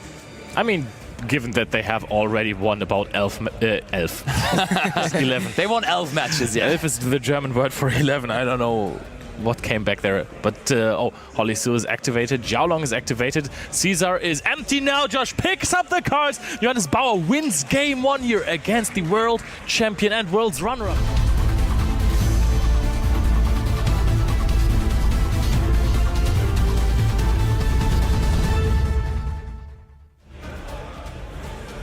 I was already a little afraid that we jumped back in time and we have basically missed that matchup, jumped in front of the time. Joshua is now going to be able to start again. Is there going to be a Mulchami Perulia again for Johannes? I don't know, he's hovering over his cards. No, Pot of Extravagance is a really nice start. It's something that you kind of need to Ash Blossom and Joyous Spring, because otherwise this deck is immediately running away with card value. And to be honest, it's a very good check for both Perulia and Fugalos, since Johannes probably, if he has Fugalos or Perulia, would change it to Extravagance in order for Josh not to find an out, Ash Blossom, cross out, or Call by the Grave. Totally agree. I talked a little bit with Lorenzo Muselli about that Pot of Extravagance, and he just said consistency is a little bit of an issue for this deck, but also this card now makes Droll and Lockbird a lot better, actually. But there's Triple Technic Talents. Let's have a look, says Josh. And that hand is offering prayers and pre-preparation of rites. If we have something like Ash Blossom, just taking out one of them and stopping the other seems pretty appropriate. But do we have? Because both cards on their own can do so much. If you have Droll and Lockbird, you definitely take away the prayers, because pre-preparation of rites just plays heavily into it. I think otherwise you take away the pre-preparation of rites because it just adds extra value. Alright, so I'm guessing no Droll and Lockbird here. Card has a useless attribute for Vanquish Soul anyway, so maybe we don't even play it. But now Joshua Schmidt, the deck doesn't have too many problems with Droll and Lockbird as long as you can get a Rock the Vanquisher onto the field. The deck can just play on your turn. I love how Josh kept on staring at those 3 cards, trying to remember them as best as possible, trying to adjust his game plan for this very moment. And again, only 2 set cards. Both games so far, Joshua, very, very little that he can do. But now back to Johannes. Is that a draw phase, Mitsurugi Prayers angle? It is a lightning storm off the top! Going after those 2 set cards. Shaning shared right to it though. So that's cool. We have talked a lot about Mistaken Arrest being cards in the meta. However, Share Ride is a very good option for Vanquish Soul in order to gain advantage instead of a Mistaken Arrest, for example, that would also stop them from gaining any more value. Why wasn't Prayers chained to the Shatrite? I was also wondering that. Then a little T-set after from Johannes. That is funny to see. That is such a 2009 thing to do, I want to say. But we are here in 2025, and that is the technology that Johannes has chosen here. Oh, so you believe that Joshua plays around Rico right now, right? I hope so. I hope so. I think Joshua Schmidt is just having the most unplayable hand I have ever witnessed in my entire life. And now, Johannes, this looks like a pass. I think this is end phase. Mitsurugi Prayers for Johannes Bauer. It looks like Joshua Schmidt is not able to play at all. And now it is just on Johannes to try and finish this game against a world champion. Against a world champion runner-up and a 3rd place in the TCG division as well. Indeed, so many big accomplishments on the side of Joshua, but all of those, of course, in some of those moments don't help you, because Yu-Gi-Oh! Is a game that is played in the very moment. You have to draw the right cards and you have to make the right moves at the right time. And at the moment, Joshua doesn't get any of those moves going, and now the normal summon of Aramasa for Johannes. I think the hand that Josh had was 3 times the same copy of Droll and Lockbird. This card, of course, stops you a little bit. I mean, imagine drawing a 6th card for 10-3 and also 2 cards from Extravagance and still to not see any play in your deck. I was also quite curious to see why Johannes didn't tribute the Serpent. Or is that, oh wait, if it's cost, then it doesn't return. That makes a lot of sense. Never mind me. And we do go ahead, activate. It looks like Habakiri was just activated the pendulum scale, but that's just Johannes' way of signalizing that we are activating and resolving the effect. The card, of course, still in the hand where it is now again. Activates the effect of Kusanagi and also the effect of Serpent. So that's 3 level 4 monsters even on the field now. It's looking pretty for Johannes. Yep, and now we are under Droland Lockbird, but this deck has a technology against that, and you can just go into the Fiendsmith engine. You don't play too many of those cards in the main deck, you play 3 Fiendsmith cards, but they are enough to cause some serious kerfuffle.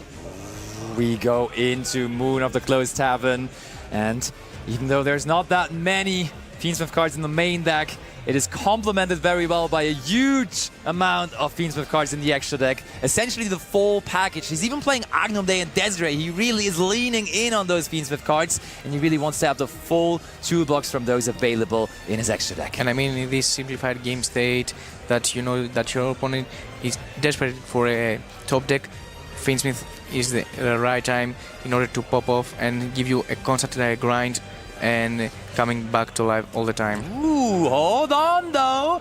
Maybe some hope with Bestial Magnamut on the Fiendsmith Engraver. That can hurt a lot.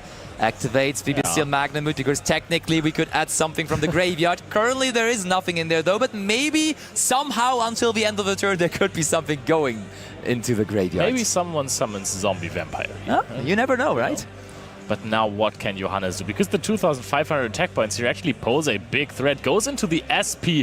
Little Knight considers it at least, because Necroquintus, of course, is a fusion monster. You're going to be able to banish the Magnamut. I mean, he's only actually playing 1 Fiendsmith Engraver, if I'm not mistaken. So this Magnamut was so good. Josh gets another chance. Is this the top deck he needs? Is this Raisin when you need it the very most? Maybe Stake Your Soul or something similar? Can we finally get our Vanquish Soul cards rolling? Just needs something to play with. Joshua Schmidt is in dire need of a starter to his Vanquish Soul strategy. He said it before, he really likes the deck. Now, does the deck like him in the moment? Dr. Madlove being normal summoned. I think that's a very reasonable chain SP Little Knight angle if you don't want to respond directly to it with another card. For sure, I do agree. You want to make sure that you get those cards off of the table. And yes, SP Little Knight, for the very moment, transfers both of these monsters into the banishment. You have Vanquish Soul start now, but this card doesn't start the Vanquish Soul engine on its own because you need another monster on the field, like Dr. Madlove, and you don't have that anymore. So SP Little Knight, very well used there by Johannes. The name almost feels like false advertisement, right? Because it really isn't a start, but it's just good if you combine it with something else. But now no attributes on the field anymore to be used with it, so we can make no use out of it. There comes a Vanquish Soul. Of course, we can still use the effect to set something in the end phase, which I think... Only if we have 2 Vanquish Soul monsters. You're so right. Wait. Or if there's 2 more. Yeah, it needs to.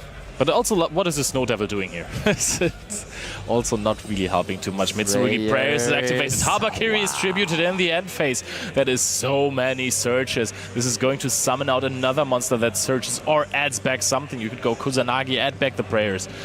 This is just everything for Johannes. It really is, and Johannes now, you can really tell by his motions, he's looking more and more confident, still in the zone, but recognizing and realizing maybe that this might be another moment where he gets to knock out one of the biggest names in all of Europe out of a big tournament.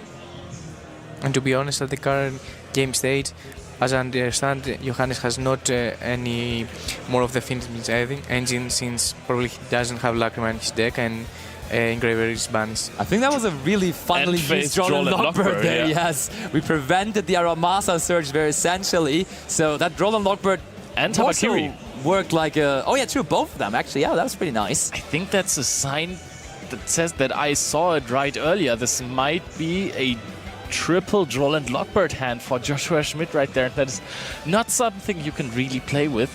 Saji is now being normal summoned. You can add with Saji, gets the Mitsurugi Ritual, or maybe something else. Maybe goes for Prayers. Of course, you haven't used it yet. You can just tribute something and then add another time for Aramasa and then special summon out the Kusanagi from the graveyard.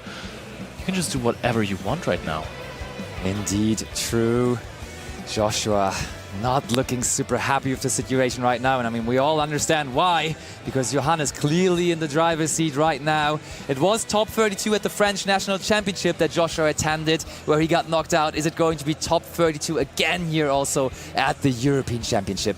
The last and remaining Roland Lockbird, empty-handed now, Joshua, but at least Johannes also prohibited from searching further cards. And I mean, right now, Johannes has full knowledge about Josh Fields and hand, so I think it's pretty much it, to be Yeah, you honest. can see the entire hand. It's just his hand. There is no cards in the hand whatsoever. There is a mad love on the field that can't even be protected by Vanquish Soul Start because there is nothing in hand. And even if Joshua Schmidt gets to top deck something, if he gets another turn, the Vanquish Soul cards, they need a certain form of card advantage. They work the best when you have multiple cards in hand already. But still, you see Joshua smiling there. I think Johannes and Joshua are quite friendly with each other, so I think Joshua will also be happy for Johannes if he can maybe, because he is lacking that big tournament run. You have said it. He has topped a decent amount of tournaments here in Germany at the very least, but he did not have this breakout run just yet. Yeah. And then that breakout run being maybe his qualification to the World Championship, that would be indeed the breakout then. Maybe Joshua Schmidt also just remembered that he is in fact going to the World Championship as part of Team Snipe Panthers again and was like, hey, I'm going with my friend. That's cool. That is pretty alright indeed. So Johannes changed press into the effect of draw to add Ameno in his hand. At this point, you also, especially if it's still 22 minutes on the clock, you want to make sure that every motion you're doing is correct. Just don't take too much time here. I would have also, I could have enjoyed a early duo drive and no effect of Saji to play around the third Roland Lockbird. But who plays around the third Roland Lockbird? That is something you definitely don't do very often. We just go duo drive regardless here, as it seems. I mean, gets our monsters a little bit bigger, right? That's pretty cool. Oh, look, we go into the battle phase. All right. Attack over the Dr. Madlove. And I mean, Joshua is on so little cards. So it feels like this may very well be enough anyhow. And as we discussed yesterday, if Vanquish doesn't have a lot of reviews to reveal in the hand, are kind of in a very bad spot, to be honest. And that is the handshake! Johannes Bauer defeats Joshua Schmidt and therefore is one of the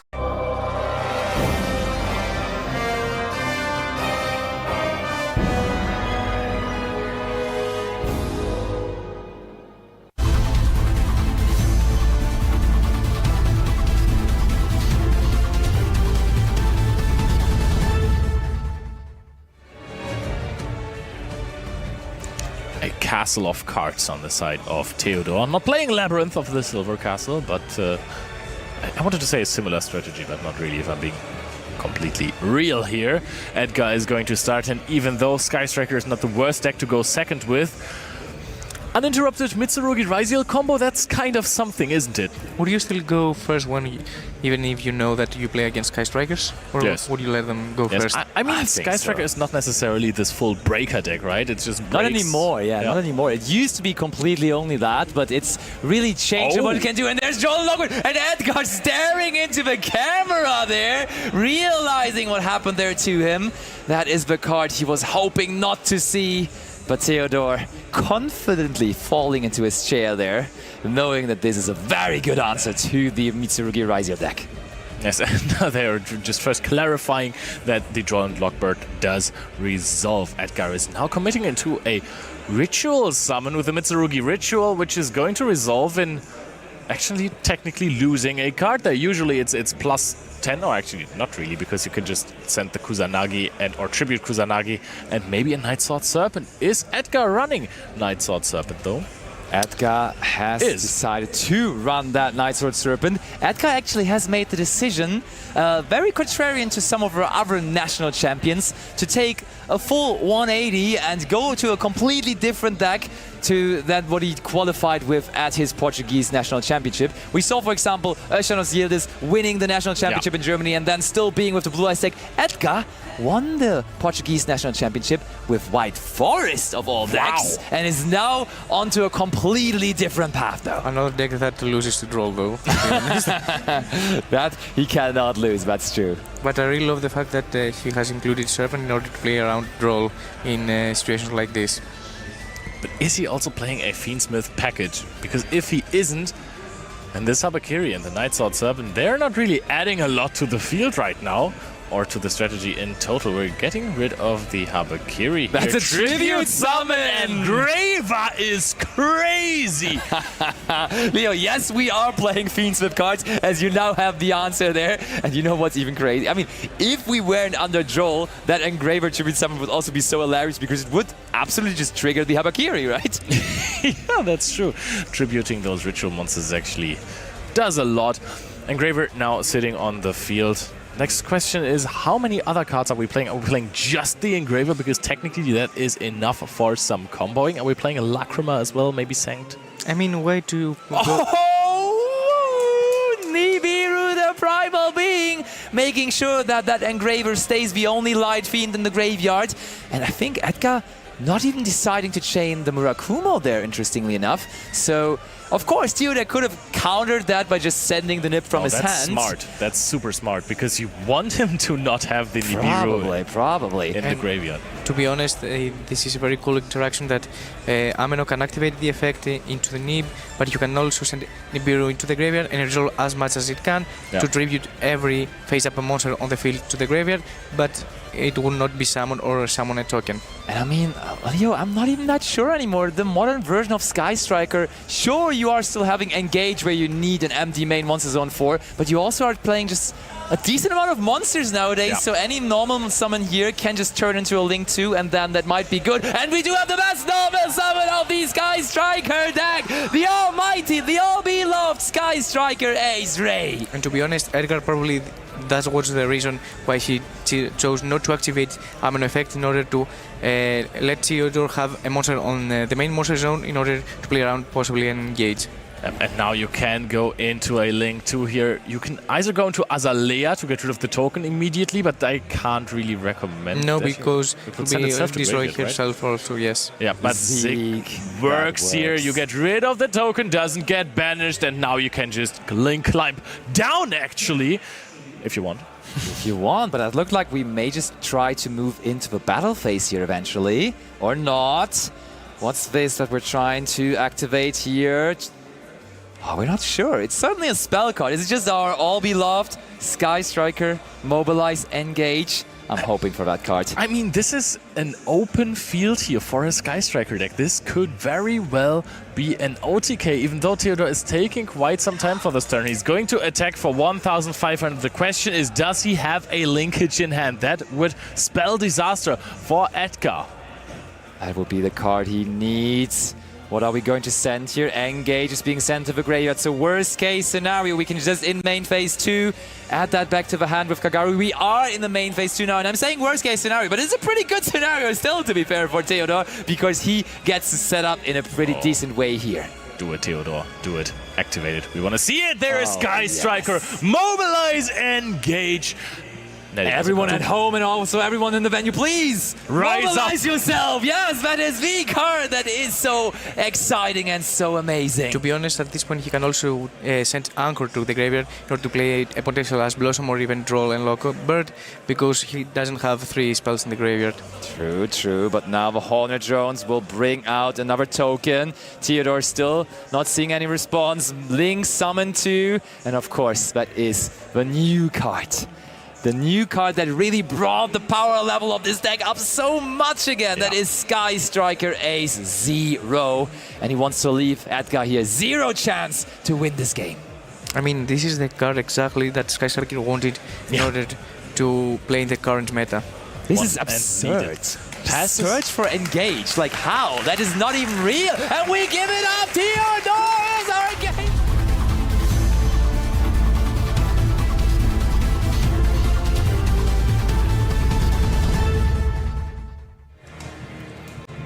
Who strikes first here? Is it Theodore with his Sky Striker deck, or can Edgar this time dodge the odd effect or the effect that was, of Droll Lockbird? That was a disaster here. Theodore just flipping over cards that are decent information for Edgar. Yeah, I was also thrown off by that. I couldn't even finish my own sentence anymore. But seems like we're all set now to start this second game off. You're never getting to shuffle back those cards. It's a valid question to ask the judge what is happening now, but I think this is your starting hand. If you are throwing your cards around the table, then that is your own fault. I have said a lot of times when you play in the top cut, you are so close to the golden ticket to the world. Yeah. You are anxious, and obviously Theodore is happy that he has won the game one, and he was. And Edgar. Hey, Edgar again with the stare into the camera, staring at that Droll Lockbird again. Edgar was able to overcome all the Droll Lockbirds at his own national championship, but now Theodore back-to-back games with it. And Nebular Primal Being is not a great card against the Mitsurugi strategy specifically. However, if you're not able to add cards from your deck to your hand, then Ooh, this the card Serpent is was in the hand, so we have to tribute it from there. That's even less resources we have. And I mean, we are absolutely just not getting those resources back because of the Droll Lockbird. Cards getting lower and lower and lower here for Edgar. Now the Ritual again. I mean, at this point, we're even discarding the Habakiri from hand. This is going to be the fourth summon here now. At this point, Theodore is already hovering. Says, okay, 1, 2, 3, 4. You want to pass, bro? I mean, it's a common secret between all of us now that Theodore has the Nibiru in the hand, to be honest. I think that's not the biggest secret anymore. You're completely right there. But this card is still... Wow, Edgar is committing into it. He's doing it. We are Link summoning. I think we're trying to go into our Fiends with Engine here. And Theodore might just be like, hey, how about I just activate that card that is very much there, Nibiru, the Primal Being, even though we all saw the crowd is going wild. And we do chain Murakumo. And that is a Vespa. Theodore is in top 8 of Sky Strikers.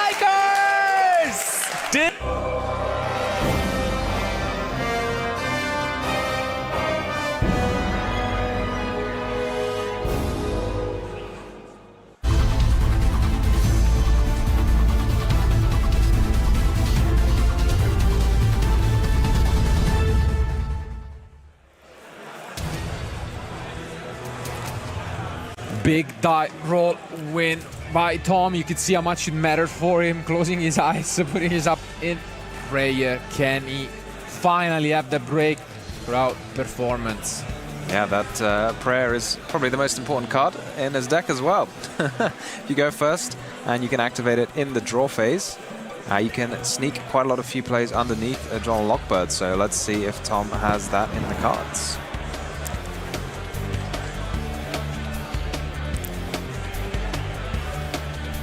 They were the most played deck in top cuts with 18 each. And here we see the Fuvalos. Do we have a response from Tom?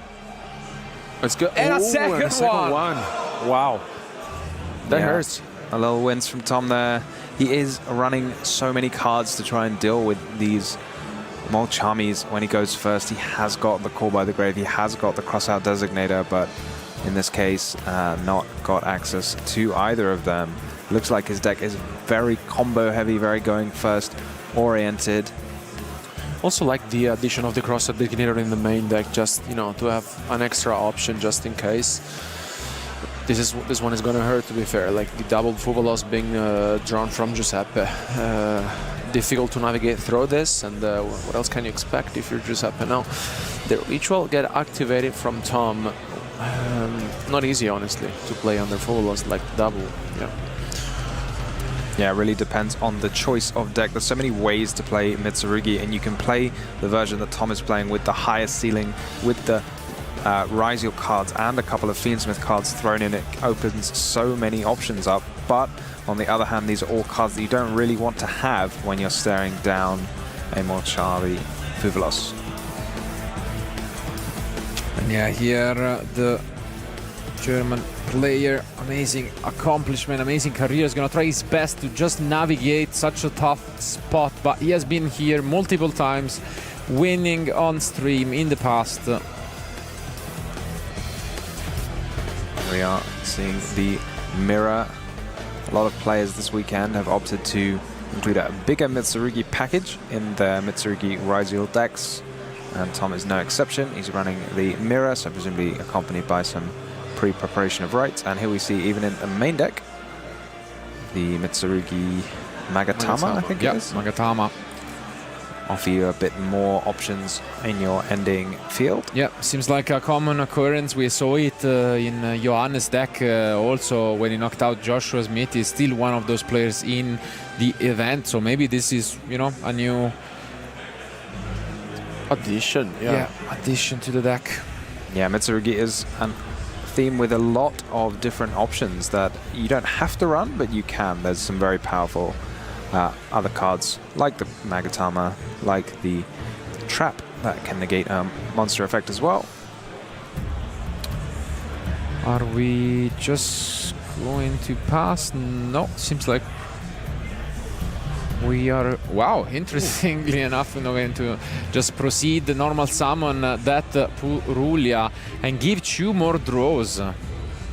2 cards for 1 IP. Find out soon if it was worth it.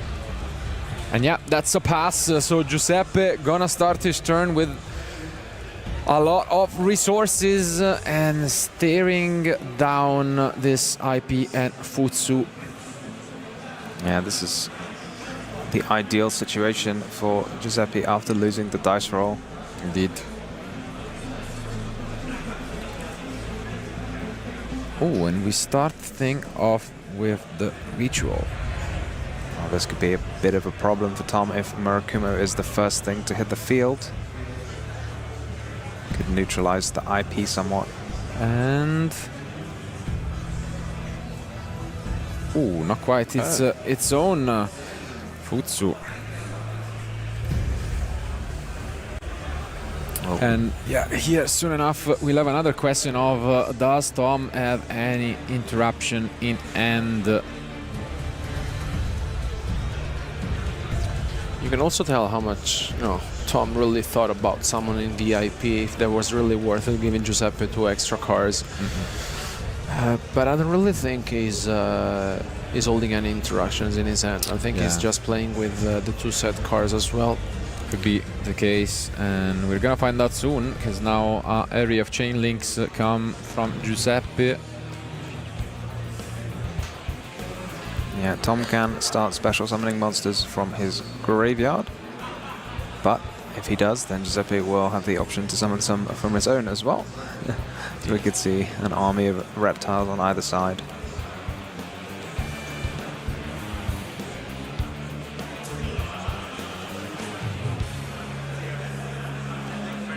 Yeah, I think he's just going for the IP. Okay. Is it just gonna be SP? Yes, it is. So IP into SP. But still Giuseppe has so much to him.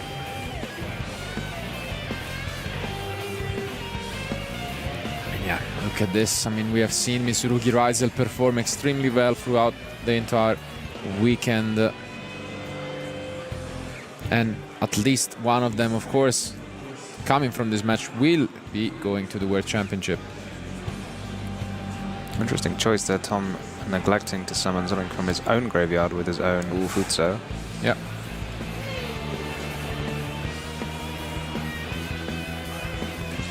I mean, we knew about that, but just, I mean, Tom, desperate means, desperate measures, just trying to stay in this, give himself the chance to have another turn. Yeah, we're gonna get so much back. We still have the Saji to come back off the Futsu, and then the prayers can bring back anything else you like. Ooh, but sudden change of mind right there at the end, and then the Futsu itself gonna come back. Okay. Another chance to respond from Tom. Makes sense. Giuseppe wanting to make sure he can summon something that also has its own chain link and maybe protect the effect of Futsu a little bit. At the very least, we know the Magatama is most likely there.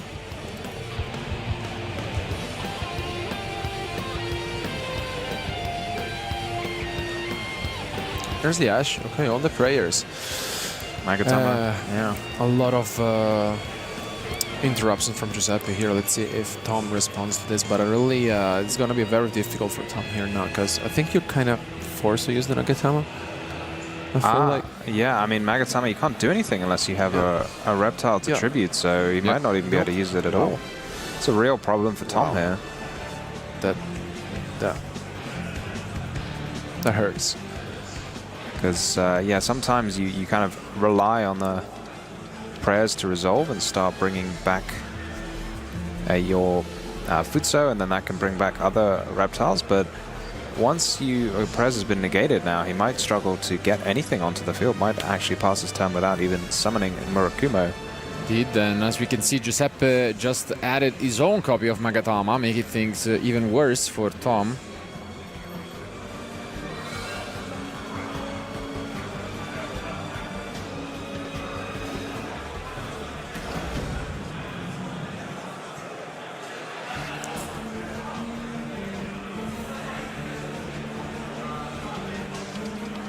Obviously, so much on the line.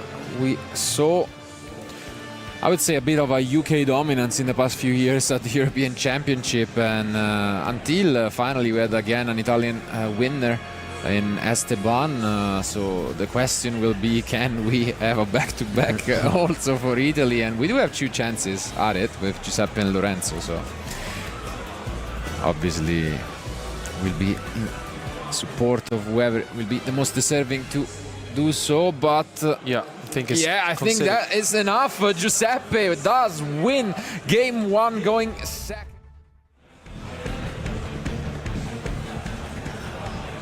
Here they are. So is Tom going to have to stare down 2 Molchamis once again? For now. Well, there goes one in the Puglia. I think that Tom looked like he was saying hand, so that's going to be at least 1 draw for Giuseppe. Indeed. He sort of had the answer to draw on Lockbird there, because starting with Ritual into Murakumo against the draw on Lockbird is a really, really great way to do it, because then your opponent's forced to give up 2 cards, plus you've already got a Search and a Ritual in play. But in this case, no draw on Lockbird just yet, just a Puglia. And here we see also the Serpent has been included by many of the players with these Ryziel cards in the deck, and pays off. We see another Fuvalos from Giuseppe is the question. No, not going to be the case, so at least not going to be staring down Fuvalos. But there is an Ash Blossom coming down. When there's a talent as well. Oh, let's take a look at the end. All right, so interruptions are not there anymore. And, well, it's an interesting one. Yeah, this one makes a lot of sense to me. Saji, I don't know if Tom knows his opponent's deck list, but that Engraver is stuck because the only target is Sanct. You might have an inkling that is the case, because I think in these decks where you're running all 3 engines, Mitsurugi, Ryziel and Fiendsmith, you're going to struggle to include so many targets. Yeah, definitely an unfortunate end that from Giuseppe. And now we are full knowledge, so we can do whatever we want. Yeah, he knows as long as he doesn't summon from the hand, so probably no Ryziels today. Yep. I mean, no one had to use any Ryziels in the last game either, actually. No, fair enough. Such powerful cards, but do have that downside into the Molchamis. Yeah, I mean, could still see some, but maybe from the extra deck, not so much from the end.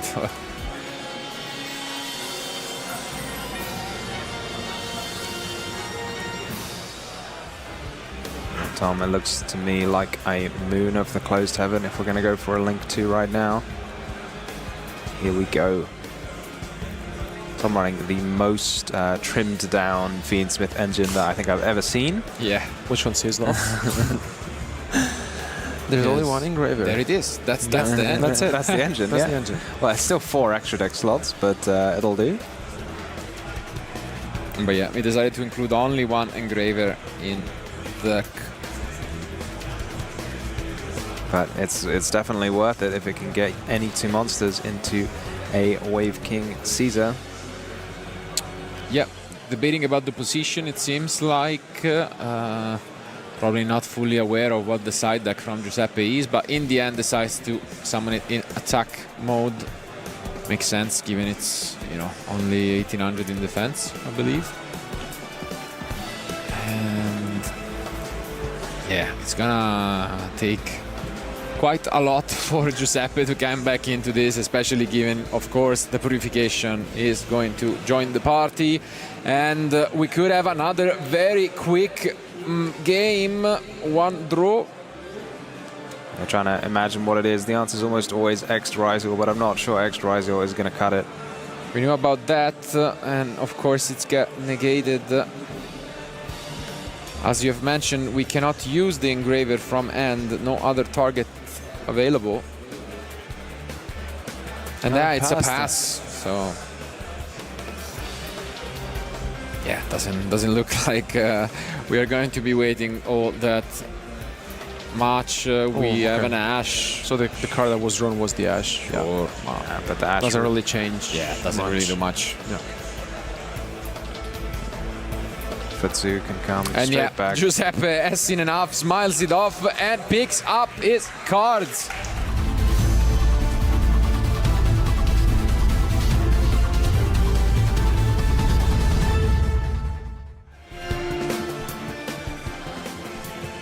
And here they are. Giuseppe will have a shot at going first for the first time in this match, by the way.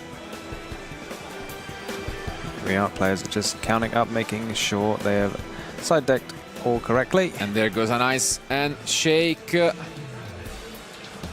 Important moment. Arguably the most important of their Yu-Gi-Oh! Careers up until now.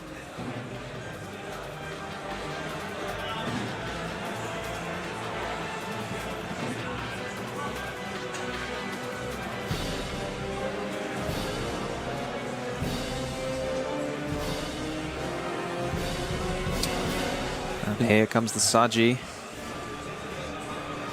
Seems Tom is not holding Animal Charming so far. We'll soon find out if that will be the case. But here comes the prayers from Giuseppe. Let's see if there's any response to this, but doesn't seem like, you know, I think it's holding a, I think I saw a side frame. Not tributing a card for prayers. This is not something you see every day. Just adding a single card that's assigned to me of quite a weak hand. And here it is. I think it's the first time in the weekend we see a side framing delta being activated. And oh, but is Giuseppe just reading that to see if it negates the activation? Because as we saw once earlier in a feature match, if prayers activation gets negated, then you can just activate another one. But that would seem quite unlikely considering he just searched a prayers. Oh. Oh, and there's the axe.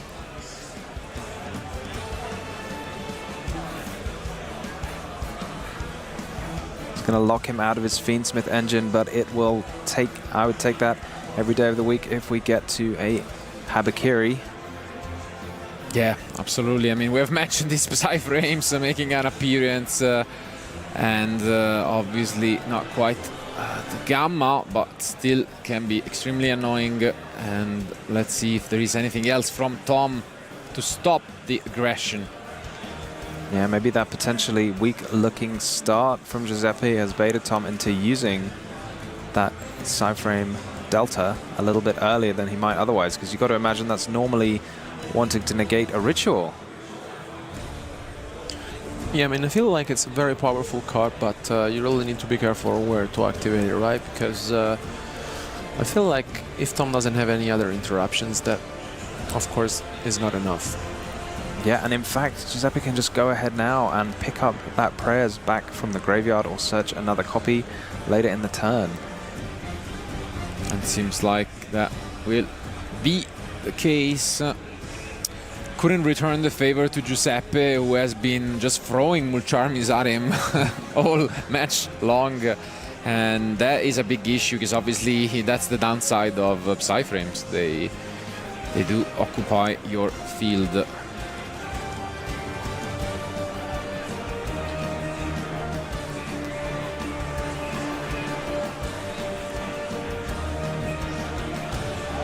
Comes ritual number 2, and how often do we see Mitsurugi losing after resolving a ritual spell? I can't imagine it's very often.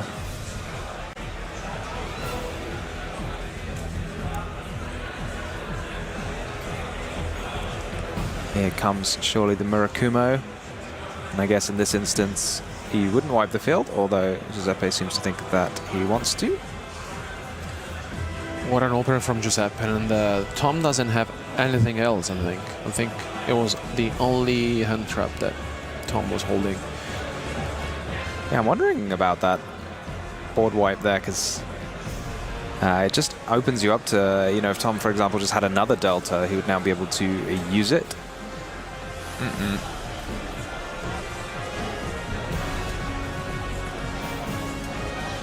I think you can take it as a given that there are no Mulcharmies in his hand, though. Indeed. But that would be a funny way to you know, have another go at it from Tom, for sure.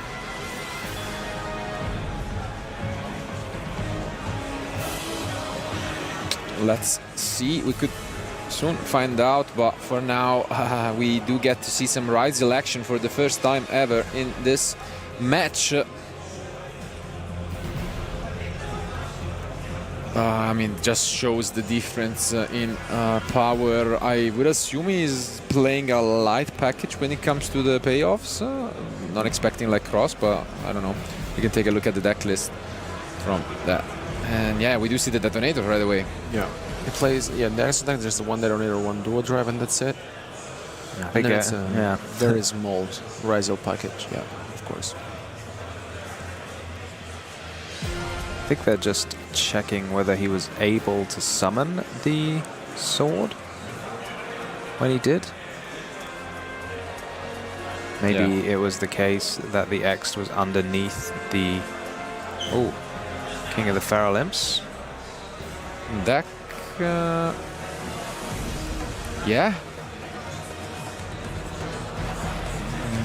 Might be a small problem there. Yeah, obviously they're gonna check and just ask whether he has been given a warning. It doesn't seem like that is the case. So Giuseppe can now ritual plan summon. B. Good catch, and yeah, we are just gonna have to rely on our plan B instead, activating this mirror.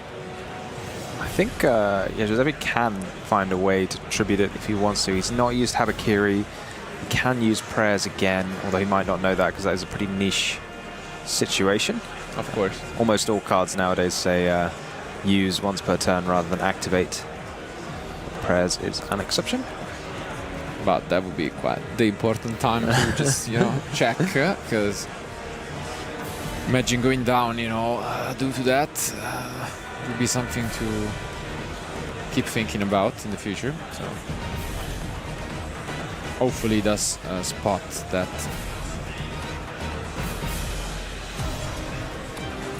You know, I'm thinking he might not actually have any more reptiles to summon with the Habakiri. Maybe that's why he didn't activate it in the first place. So yeah, now we get to this purification.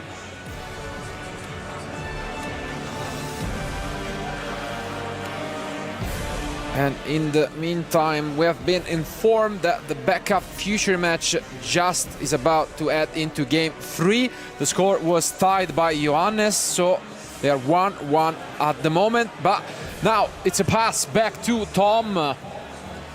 Definitely better than what we thought he was going to be facing off against. yeah, for sure, this is a dream come true for Tom. I feel like after that X came down, I was imagining it was almost game over. But now we're seeing Tom looking at a fairly weak field. And yeah, this is gonna be quite something to navigate for Tom. That was the only interruption he has, and it's gonna start with the bonfire right away. I mean, we have already mentioned it. Riziel cars have not been all that present, but now both players having access to them. When is the time to use Murakumo? Because there's always a bit of an art when to make your opponent discard a card. But my feeling was sooner rather than later if your opponent activates Bonfire in case X'd is the next thing to hit the field. But it's gonna be Ice instead.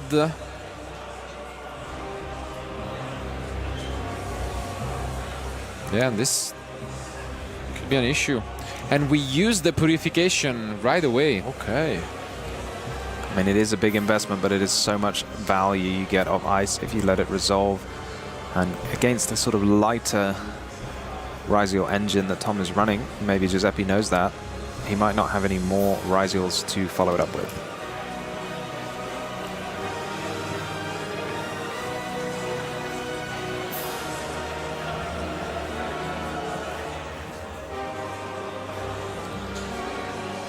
I think I spotted a Call by the Grave in the hand for Tom, but can you afford to Call by the Grave a Murakumo when you're also running the Mitsurugi deck?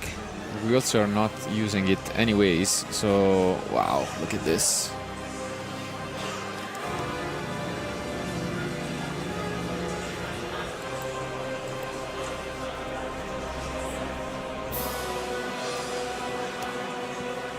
Pressing onwards with the prayers. Yeah, Tom is doing some thinking calculations. That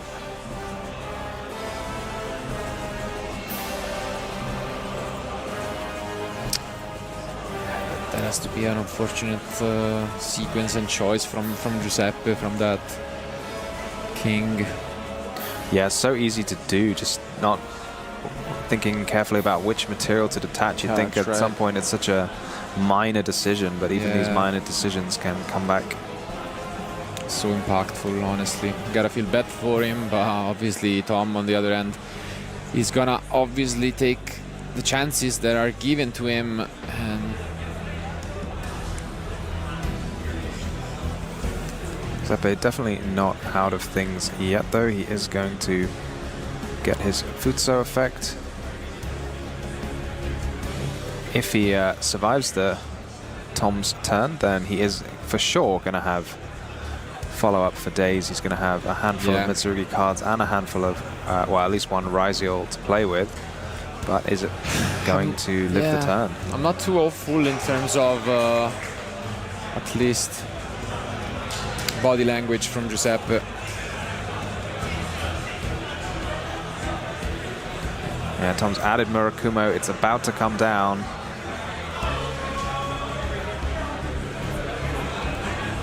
It's going to wipe the field, and what's Giuseppe going to have to say about it? Yeah. You can see Giuseppe, a bit of a sad smirk on his face, but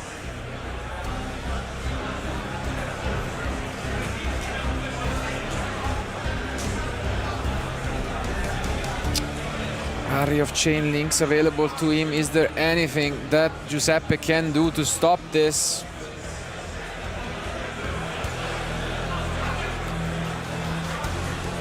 No, it's going to resolve and clear the field for Giuseppe. Wow. Giuseppe still got one card face down, and anyone who's played against Mitsurugi knows that the face down card is always Mitsurugi prayers.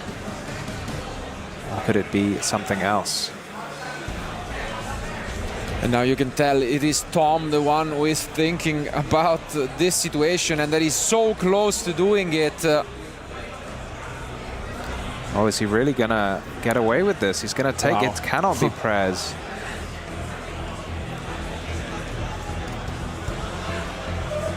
Wow. What is going on right now? Crazy. That's 8,000 damage. Even with nothing else. Crazy turn of events, and Tom just doesn't seem like he's willing to stop. He's got his eyes on the prize, wants to make it to Paris and have a chance at becoming European champion and finally having that title under his belt. And it seems like he's just moments away from possibly achieving his dream.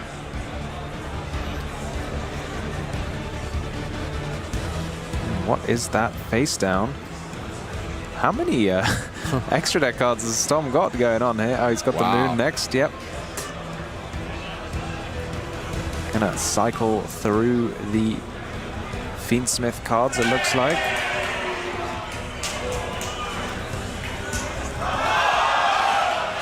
Is this the time? This is the last moment to activate a potential Nibiru, but are we gonna see one? I guess not. Not gonna be the case. I King Caesar, it's the field, and that seems like it could be moments away now for Giuseppe. Yeah. Read him in his face. He's just in quite the unfortunate spot. Here comes Detonator. Wow. We are gonna attack, and there goes the handshake.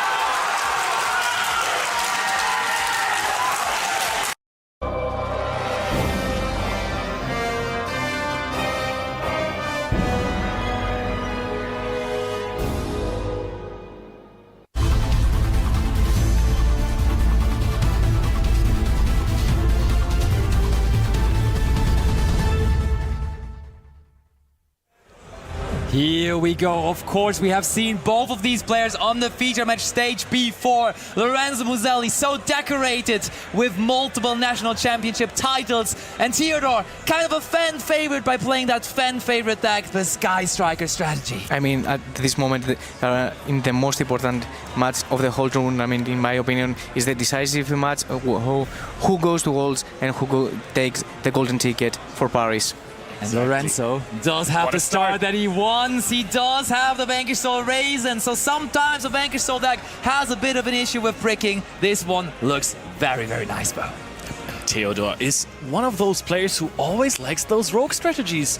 YCS Dortmund top 32 with Mannadium previously, so also a duelist who has proven his skills before. And now the question is, because I think you guys are as unprepared for this matchup as we are, Sky Striker versus Vanquish Soul, which deck grinds better after all? Hollysu is being special summoned from the hand now on the side of Lorenzo. No more Charmy action on the side of Theodore.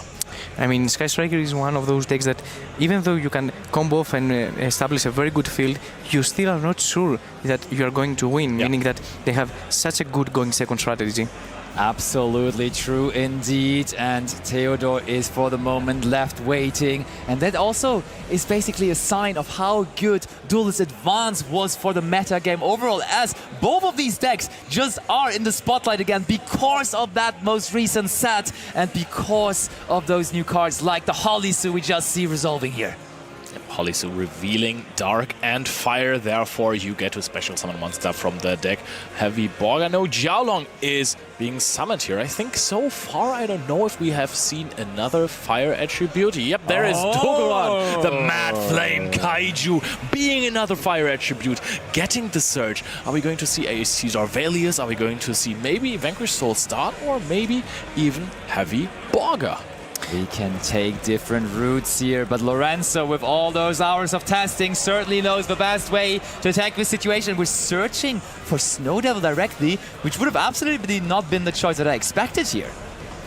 I mean, a very good strategy against Sky Strikers for Lorenzo is probably to keep a resource in hand in order to tag out his main motion zone to play around anchors, and obviously having a Caesar that is cannot be destroyed by card effects on the field. And also, one more thing, I think Lorenzo might have seen in Theodore's deck that there is Ghost Ogre and Snow Rabbit. But he was on the feature match stage before, once on the backup, then on the main stage, and Lorenzo takes every information that there is out there, and I think we just found a line that is playing around the Ghost Ogre, possibly. This is just how it goes in Top Cuts. You get more information about your future opponents. You know who your future opponents might be even when you're playing, which is something that you don't have in Swiss. Pot of Desires, immediate +1, of course. Beautiful pot card. However, can take away your resources. Those pot cards sometimes dangerous. We have seen a pot of extravagance that banished triple Rock of the Vanquisher already. What can Desires do? Yeah, it's not quite pot of greed, but the drawing result is the same. But sometimes, as you said, there's those unfortunate banishes. For example, like triple engage could just be possible. It's very unlikely, but it might sometimes happen. And I mean, for Sky Striker going second, the most important thing is to go as fast as possible to 3 spells in grave in order to have the second effect of each spell. Yeah, I mean, Pot of Desires is a fantastic start in the Sky Striker strategy. It's of course a little bit weak to draw and lock, but depending on what your hand is, of course. Anchor is being chained to the Jiaolong here. Ooh, okay, Theodore. That Does screams negate it. linkage to me. No, it is not going to happen. And the 2 cards are being drawn. And we have also enabled now Triple Tactic Thrust and Triple Tactic Talons due to Lorenzo activating that Jiaolong. And one question I have for you guys. How good even is that trap card? How good even is that Vanquished Snow Devil against Sky Striker specifically? I mean, back when Afterburners and Jamming Waves were crazy good, Destruction Protection was pretty strong. True. However, I do agree with you.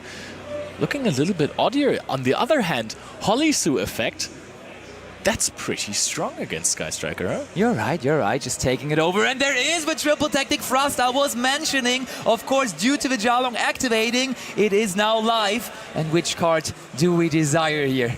The Pot of Desires was already activated, but now any card in terms of spell cards we want. I think the answer is obvious most of the time in a Sky Striker deck, to be honest. If it's still in the deck, are we going to see a Sky Striker Mobilize Engage or Triple Tactic Talents? Oh, what is going on here? We do take the Black Gold Loves, and honestly, I think I also smell the same, Leo. It's smelling very polymerization in here, maybe even super polymerization. That is something that I did not see coming, that the Black Gold Laughs is being added to the hand here. And Theodor is just now looking at Lorenzo like, yeah, you want to do something, or... Oh, checking whether Lorenzo is ready to do something. Because, I mean, Lorenzo must smell it as well. Why would you search for that Black Gold Love? There must be something to discard. And there already is the first Sky Striker Mobilize Engage of this top 8 match. Theodore is a master of drawing this card. He's in love with the Sky Striker deck, has been playing it back and forth, and has this as his most favorite card of all time. And with 3 spells in grave, the Sky Striker engine starts to pop off really, and we might see again draw engage into engage. It's just ramped up immediately. Right now your cards are so much stronger. Draw a card, beautiful Quarter Century Sky Striker Mobilize Engage there. Now Theodor, do you have a super polymerization, or what was your plan with the Black Gold Last that you searched out with Triple Tactic Thrust? Another engage! It's engage after engage! But is that enough? The Vanquished Soul deck is so incredibly powerful. The grind potential of this deck is basically endless. Can Sky Striker compete with that? I mean, it's a good start to go engage into engage. Now linkage is being added as well. Theodor truly is the chosen Sky Striker player, the one that is meant to be, the one that possibly is qualifying to the World Championship, and those engages, they put in all the work for him. Now it's his first turn. His graveyard is already filled with spell cards, but his hand is even fuller. We have activated Desires for +1, Engage for +1, Engage for +1. Sets a card. Okay, we send it for linkage as well. The god who laughs, just imagine. Could be the case, of course. Maybe. But I mean, still, if you don't win the game this turn, which is also maybe a little unlikely, Lorenzo has 5 cards in hand as well, and has a Kaiju, which is fantastic versus Sky Striker. I just want to mention. That is true, but honestly, it's so heads up by Theodor. He valued having a send for the linkage higher than actually getting another engage. Or maybe there is another engage waiting. Who knows, really? Maybe in order to play Sky Striker, you need to see not only 1, not only 2, not only 3, but many moves ahead. So I believe that he had planned this sequence many moves before. I also want to mention that on the other featured match, Rosalie has just won game 1 in a Vanquished Soul mirror. Now Sky Striker A0 is summoned to the field and is going to activate immediately. This is madness, and Lorenzo looks at his trap card. Is that even going to do any work against the Sky Striker deck? Destroying Sky Striker Link monsters never really is that great, and we activate Zero, and Zero is not only able to search for engage from the deck, but it can also be a pseudo Kagari by adding it back from the graveyard as well. That is crazy. And now HOLLYSU is activating the effect. We have searched for another Widow Anchor on the side of Theodore, if I remember correctly. Yes, we did. But we can also just use Ash Blossom and Joy Spring on the effect of it. All right, now I think that if there is one player who can OTK through a field like this, it might actually be Theodore. Theodore is now checking his graveyard. Are there still 3 spells in there? The rock effect to special summon from hand. Yeah. Uses the effect of that black gold loss in the graveyard. It was all the plan. You're so right, Mike. This seems like he was completely, exactly wanting that. I mean, playing Sky Striker and going so ahead on the tournament, you have to plan the whole each game and the whole. Ladies and gentlemen, this is engage number 3. Of course, we added it back from the graveyard. Doesn't make it any less impressive. We're adding the multi-roll. One of was not banished. We are planning to grind out this Vanquish Soul strategy, or maybe we just have those big power spells that we want to really get through to activate it. Send a card from the field to the graveyard just to be protected from any sort of response. Maneuver is going to send the set card. What is this? It is another Desires. Of course, we can't activate that anymore this turn, so we may as well. I don't think we want to activate it ever again, this duel even, because our deck is so low in terms of cards even. You know what? Kagari is getting bigger. Oh, yes. And also Lorenzo now doesn't have any response to any spell that Theodore can will activate. Yeah, Widow Anchor can just keep on taking monsters now if we want, to be honest. We have, look at this, we have gained so much advantage. 5 cards in hand, multi-roll is active, we have a Link monster. Haven't even used Kagari yet, we have gone through triple engage without activating Kagari effect or even summoning it. And now Theodore activates the Widow Anchor, as just explained, due to the effect of... Jalan was already negated, that's true. That won't work. Immediately catched by the judges, so instead the target for it is the HOLLYSU. And as we just explained, no way to respond for Lorenzo as the multi-roll did resolve. Yeah, judges are checking for potential warnings. Nope, we're just resolving here, HOLLYSU. Oh, hold on, Theodore is not even sure whether he wants it. Maybe he's thinking about changing something else also. Yeah, I mean, true. That's what it looks like, yeah. We do have multiple Widow Anchors in our hands, so maybe we just want to take multiple monsters as well here. So the problem right now for Theodore is that Raisin has been summoned this turn in defense, so he cannot change to attack position. That's why he wanted to take Jialong, who is already in attack, and also the HOLLYSU to also place in attack position. But now I don't know if he's able to OTK through so many monsters that he cannot change to the attack position like Raisin. And also a little bit of a problem, now that we're taking those monsters to our side, all of a sudden Lorenzo's trap card, the Snow Devil, does become more appealing. Sure, he's destroying his own monsters technically, but still he's also hindering Theodore from putting up more damage onto the field. And we still don't have a Rain in the graveyard, which is also relevant too. Very, very, very true. There is now the normal summon of Sky Striker Ace Rose. Not the perfect normal summon. You rather want to have Ray, but I guess it will do. Oh, and we are now playing in the main monster zone with Zeke here. Zeke is going to banish Rock the Vanquisher. And now Lorenzo is considering. He's like, okay, well, my Snow Devil would destroy this anyway, so I'm fine with that. Just lets it resolve immediately. And now Rose is, of course, going to trigger. Yes, because the extra monster zone was removed from the field. Very true. That is very heads up by Theodore, getting the Link laddering going. Now possible potential for a way into Axis Code Talker, maybe? Sky Striker has always been playing that card. First of all, it is Azalea, though. You're very right, Mike. What are we going after now? Just probably the trap to bait it out before we make Axis Code. Yeah. The question is now, do you even have triple attribute? Mad Love and Dogoran are just being shown. That's 2 attributes. No Earth. No Earth. Earth is missing here, so that's a little bit of damage. It is protection from destruction, but the Azalea and the Zero are going nowhere. Meanwhile, Mad Love is of course being summoned as well. You can add another spell trap to your hand. But I think we have another Widow Anchor, but we've blocked, of course, our main monster zone with the Azalea right now. And I also don't really know how we're getting rid of it, because as far as I remember, the Sky Striker A0, it cannot be used as link material, right? Or is that something I am missed? Yeah. That's what I thought. Now Kagari effect. Probably to engage actually here.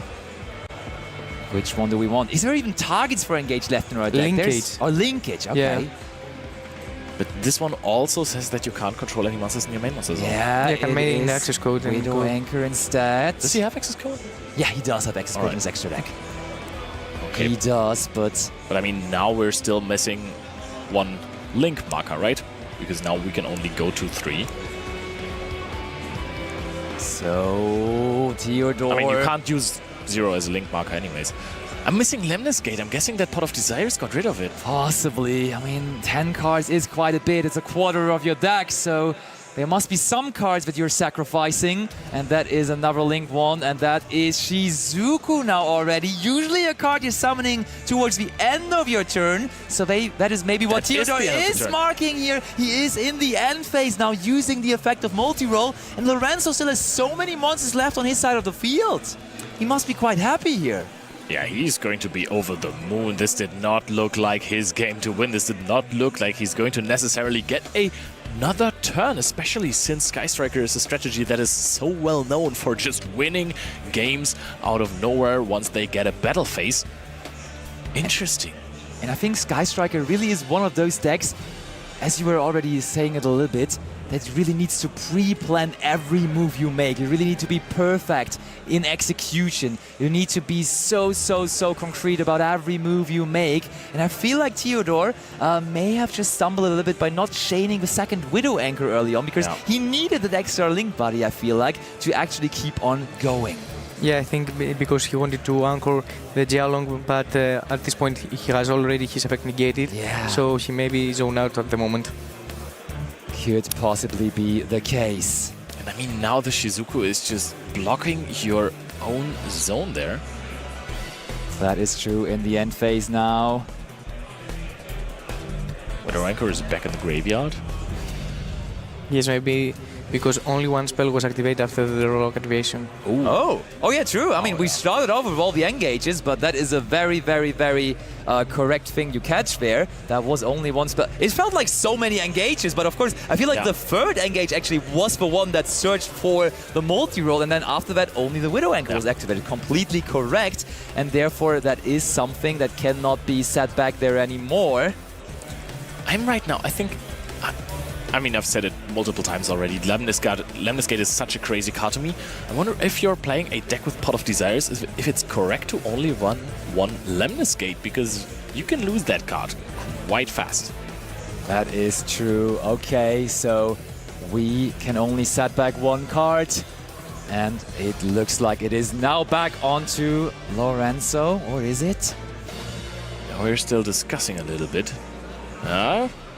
Lorenzo, you can draw the card. I think maybe they discuss if he's committed to set the first spell that he touched from the graveyard. Okay. Right. We are in Lorenzo Muselli's draw phase here. He has a Kaiju for the 0 as well, because of course 0 can be multiple interactions here as well, can tribute itself to special summon out Ray and Rose as well. A very old-fashioned way to play around Sky Striker. Right? Oh yes, and I mean also that makes it less painful for Theodore that it actually ended on the monster in the main monster zone, as it was always going to be like that, with the Dogoran of course being public knowledge to both of the players, being revealed for one of the Vanquish Soul effects. Now Vanquish Soul start. It looks really good for Lorenzo. Lorenzo is not only playing for his own ticket to the World Championship, I feel like he's playing for all of the Italian community. Yeah. Because so far, of course, we have not sent one Italian player to Worlds this year, so he might be the one and only for them. And if it is only one, then it is probably going to be Lorenzo Muselli.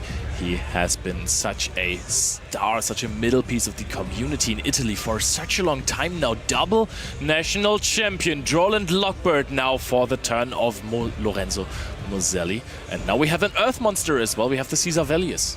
Okay, we put that Dogoran back into our hand through the effect of Mad Love, I imagine. Yeah. That must be the case. And Lorenzo, when you see him there in the face cam, he always looks so stoic. He always really looks like he's totally in control, totally in the zone, totally up to date on anything that could happen. And certainly feeling good right now because Theodore is not scaring here too much. He's not showing too much resistance at the moment. I mean, he has a Sky Striker Ace Shizuku in the main monster zone. Yeah. That is really not showing any And soon kind of enough a threat. Dogoran also. Yeah. because True. Dogoran can also can be summoned again. But I think Lorenzo waits for the right moment in order to have a fire in hand to reveal for Vanquish Soul's effect. Yeah, this is another layer of skill that you need for the Vanquish Soul deck. When are you going to use all of your cards? Because you need to, just like with Sky Striker, plan out everything in advance to know that you can use your effects to the maximum potential. Both decks require a lot of skill expression, and I think this is a match that we can enjoy a lot, to be honest. Yeah. I mean, it's already great. Like, Theodore has drawn, it felt like 6-7 cards on his turn, and still he wasn't able to overcome what Lorenzo put up. It really is a back and forth. And I think Lorenzo recognizes the fact that it is about controlling, even more so than in other matchups against the Sky Striker matchup, because you just want to make sure that you are always ahead, and therefore having resources in your hand probably is sometimes more important than having one on the field against Sky Striker specifically. Yep, especially if the deck doesn't push through your 8,000 life points. So far, Theodore has dealt no damage whatsoever. And if we're looking at the time, this is still game one. We're at 27 minutes left and a few seconds. So if you're playing a match that goes into timeout, you don't want to play versus Vanquish Soul.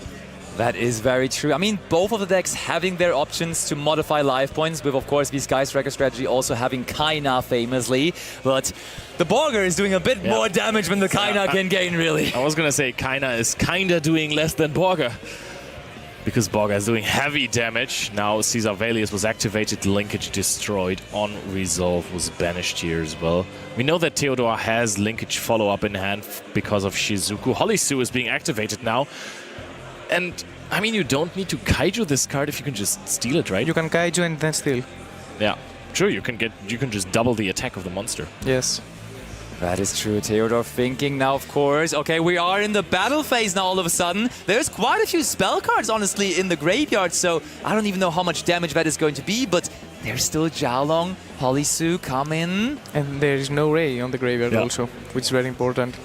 That is not going to be game immediately on the spot, but I think it might be getting us possibly into Borger range here. If he is under 3,000, for sure. I mean, this dealt 900 damage, then Jiaolong does a little bit over 2,000, and Holisu is only at 500 attack points. Very, very weak for a level 5 monster. Maybe you should not play this card. But this is still out of double Borger range. Deck building advices by Leland Koenig, always the best ones to get. Thank you so much. Okay, okay, that is not just yet the double Borger effect range. So we would even survive a Borger to come down here to activate its effect on this turn and on the follow-up turn. So Theodore may be feeling okay here, really. Can you somehow recycle the Snow Devil to deal some extra damage? Because this card also burns for a lot. Now we're still having a conversation, a lively conversation with the judges, which is, I think, in a match of this important, absolutely understandable. That is very true. Theodore is now still contemplating. I mean, I think he's probably very happy in this spot that he got a turn. This looks like a pass. Lorenzo gave him the play. And roll cannot be activated this turn since Theodore didn't activate Engage since he had a monster in the main monster zone. And the second roll obviously comes back from the Zika's effect. You know what? I think I picked up on something just there. We got that Dogoran into our hands so handily, but now thinking about Dr. Madlov, Dr. Madlov can only give the monster to the hand with the lowest defense, and Shizuku is not only reducing attack points but also defense points, and therefore I think Lorenzo, with activating the effect of Dr. Madlov, actually, when we think about it here completely in detail, you would have to give one of your own monsters back into the hand, I feel like, because the Dogoran wasn't the monster with the lowest defense, and I think that is what they're currently trying to figure out as well. So I feel like for a very short moment, let's bring it over to us here and let's see how this situation... There we have them. And yep, the Madlov now is back onto the field. The Dogoran stayed on the field, of course, as it wasn't the monster with the lowest defense, but now everything fixed and everything ready to go again. So the Dr. Madlov also going back to the hand now. And the Caesar Valius can come to the field. And defense position. So now it is going to activate Holisu, Resin, and Heavy Borger revealed. I think for the next events with Vanquish Soul, I'm going to bring a notepad. Ooh. We're going immediately into the battle phase attack over the Shizuku with Jiaolong here. There's Can no you even- way. There's no way this Xiaolong is big enough, right? Wait. Apparently it is. Okay. I mean, a couple of our spell cards were banished, but really, is it that small? That is ludicrous to me to even imagine. I mean, Xiaolong has 2,400. And there is a possibility Yeah, that it's true. just 8 spells, right? Yeah, I mean, must be. We see the damage. It was actually, okay, even 300 points of damage, wow. meaning it was only 6 spells, 7. Yeah. I'm bad at math, really. Yeah, fair enough. But now the thing is, there is a Kaiju in the main monster zone. It's not even the situation anymore where you just had a Shizuku or an empty field. This is actually the first problem that you need to address if you're Theodore. Wait, we're passing it over. Yeah. This is, again, another turn for Theodore, and he didn't even take that much damage, and he starts with his turn with a gifted monster from Lorenzo, with that Dogoran in his main monster zone, still, of course, blocking the SAT card that we have there. I think the SAT card is Linkage, right? Exactly, but you cannot reactivate it as well because Dogoran is on the main monster zone. Of course. And Theodore scoops it up, I think. Lorenzo Moselli wins game 1 here.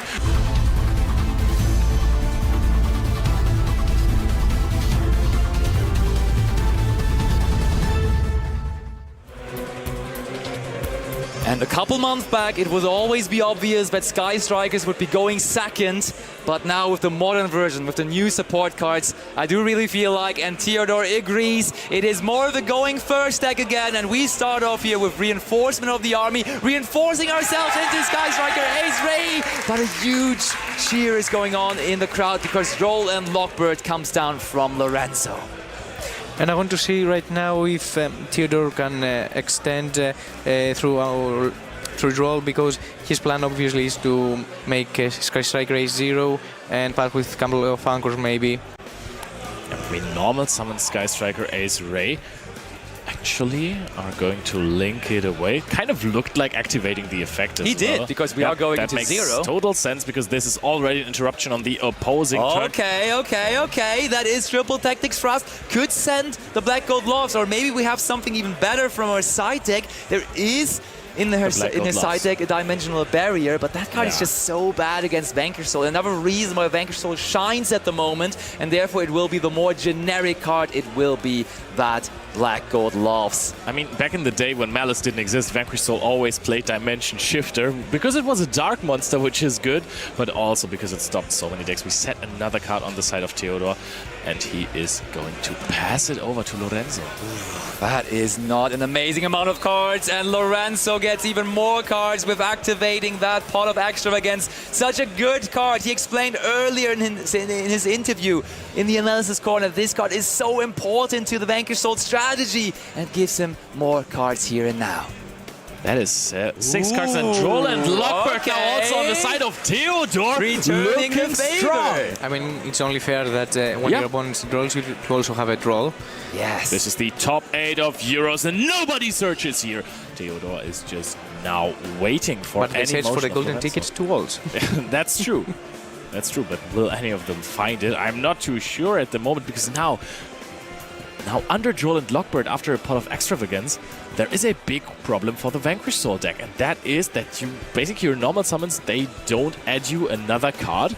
And if they get destroyed before they can go into the Rock of the Vanquisher, this could be problematic. That is Dr. Madlove, who is really mad, but it's not searching anything right now, so that almost looks like a friendly Madlove. So that is probably going to be the reason. Like, we probably not... Oh, is this going to be... Wait, we did only summon once from the extra deck, so this would just be the Rock of the Vanquisher. But do you remember the feature match from Joshua Schmidt we had earlier, which was just banishing all 3 Rock of the Vanquisher from the extra deck? And Rosalie actually already qualified for the World Championships, I've just heard. So we have another contender here from Europe, from Norway, if I remember correctly. Wow. Congratulations. Very, very strong stuff in the Vanquish Soul mirror. She was the one coming out on top. And that means this match that we're witnessing here right now is the last one that needs to be determined. The last one where we find out who is going to the World Championship as well. The last golden ticket, as we like to call it. I really want to see where Theodore will choose to activate 0, since a potential anchor will not be able to activate later, so he needs to set up his defenses properly and activate any gate or destroy the correct cards. I'm quite curious as to what Lorenzo's plan is. Right now, I can understand if Theodor doesn't want to activate Sky Striker Ace 0, because usually, yes, great target for destruction, these Vanquish Soul start, but right now you can't search anything. Dr. Madlove is attacking the 0 now.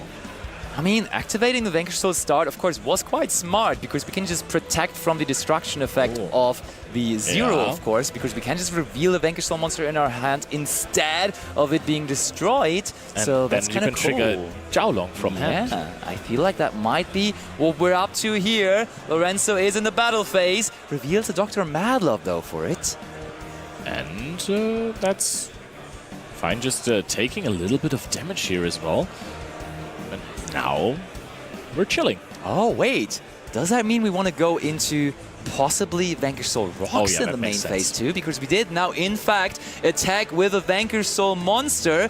And sure, we all always think about the Zeus, which needs an Exceed monster to battle, but of course there is another new introduction to the Vanquish Soul theme, and that is also an Exceed monster, being the Vanquish Soul Rocks, which now hits the field. And this one can now force out Sky Striker Ace 0, because Vanquish Soul Rocks gets rid of a card.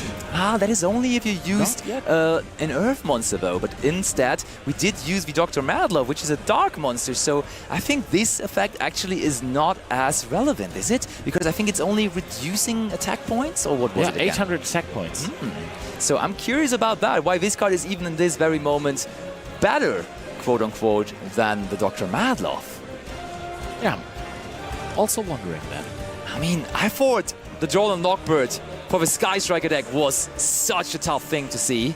But now, equally so, I feel like that Droll and Lockbird for Lorenzo was maybe even harder. If it hits the right card, right? Because if it is on after normal summon of Resin, oh, that is just a pass here for Lorenzo. Sky Striker A0 is not even activated later on as well, just keeps it on the field, can just do it now offensively, get rid of Vanquish Soul Rocks, special summon out 2 monsters. Yep, it's immediately activated here. We want Ray, we want Rose. Theodor is just accessing his deck right now. This is looking very, very good for our Sky Striker player. So the draw and lock war that we just experienced have shown us that both decks struggle a little bit at the draw, and as well Lorenzo passes with Rocks and start. And now Theodor can really pop off and play with his Sky Striker monster. And honestly, the Vanquish Soul Rocks is weird for multiple reasons, because now also with it being an Exceed monster, you can't really do anything with it. You can't really get it back into your hand for Borger, for Caesar Valiers or anything like that. It can get banished by a Zeke, of course, though, and that is what is going to happen here. And it's really good at getting banished by Zeke. Yeah, perfectly executed there by both players. And now Zeke, Lorenzo thinking about something here maybe. He still has 4 cards in hand. The question is, what can he do with those 4? Zeke probably going into something like a Hayate, trying to set up perhaps an OTK if you find something like Linkage in your hand. Fuwalas is being activated. Okay. We have now an empty field, so that gives Lorenzo the room to do that. And that makes Theodor now question his moves. Do we even want to summon any Sky Striker Link monsters now? Or is it just too costly of a thing to do? To be honest, at this point, you just take the challenge. Ooh, okay. Shark Cannon going after the Dr. Madlove. That's not 3 spell cards in the graveyard just yet, so we're just banishing, right? No, there are 3. Now it is 3, I think. What are the 3? We have Reinforcement of the Army. We now... Thrust. Okay, the Thrust Thrust. also. Yeah, but that's 2, and now it is the 3rd. Yeah, okay. Theodor is just going for the big plays here. Sky Striker, mobilize, engage. Can you set up enough interruptions? Looking for an anchor here. So I think this smells like an attack set 1 pass play. Does not look like he wants to commit into the Fuwalos. Hold on, Leo, though. Before that, let's just draw another engage, right? Engage into engage is what we're planning beforehand. Theodor, come on. You're able to do it. That was always the plan. Okay. What are we going for? We're going for Kagari. Lorenzo quickly drawing his card here. Wants that engage, but it is gone with DD Crow. DD so now, Crow taking away the engage, but that's a 1-for-1 trade, right? Because the Crow, it's also a dark monster that is no longer in Lorenzo's hand. Even though he has another Madlove, if I remember correctly. There should be another one. Yep, we did reveal that 4-hour field spell for Vanquish Soul start. Theodore, do you have another engage? Nope, that is multi-roll. Sets another card. What could that be?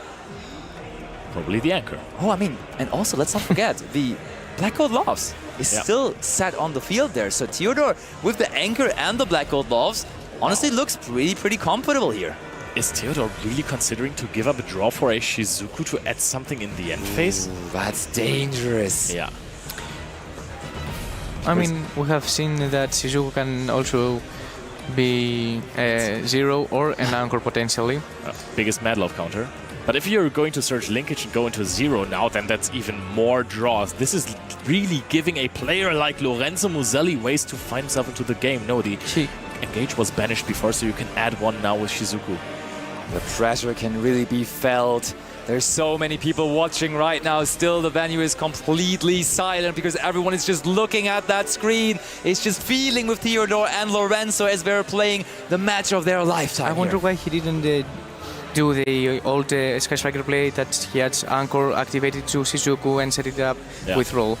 I think he feels pretty safe in his role as the player who probably won't get OTK'd this turn and has a engage setup. And get follow-up. I can definitely understand your emotion. I think Lorenzo just announced that he's not using the effect of Dr. Madlove. We already went for the field spell, and of course the trap card, the Vanquish Soul Snow Devil, could possibly be a card you side out going second. Yeah. And especially also in general against the Sky Striker deck, not too strong of a card to have in the first place. Now we activate. Okay. The effect of Madlove. Yes, and then we follow it up with the Jalong activation in hand. Yep. And now Theodore says, wait, hold up, just announce the effect activation first. Maybe I want to activate something. And he's going to go for the Black Gold Gloves. No Jalong for Lorenzo Muselli this turn. That is huge. This card is actually really good. We were thinking about whether he has specific options for the Vanquish Soul matchup, but honestly, that card is pretty decent on its own. It doesn't need to be that specific. And there now is the Typhon, which Theodore allowed because he decided to summon from the extra deck multiple times. I think that, I mean, there is Widow Anchor and you're going to activate it immediately to just stop the Typhon effect from bouncing. You know your opponent is not going to summon anymore this turn, and you're going to get that card back with the multi-roll.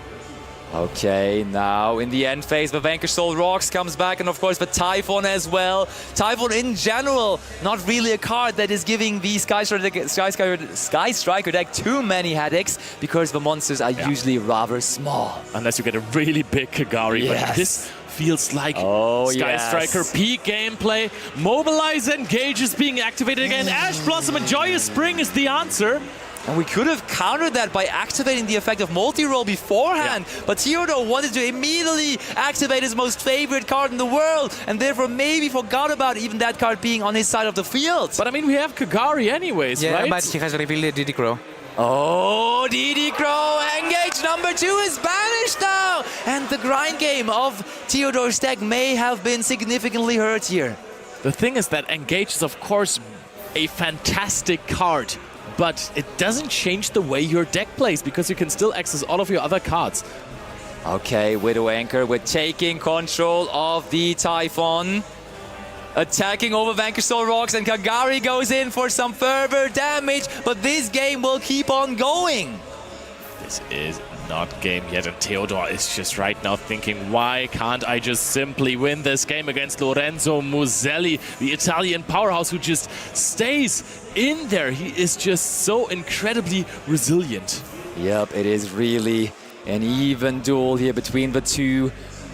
One move back and forth between each of them, but turn will certainly go back to Lorenzo very shortly.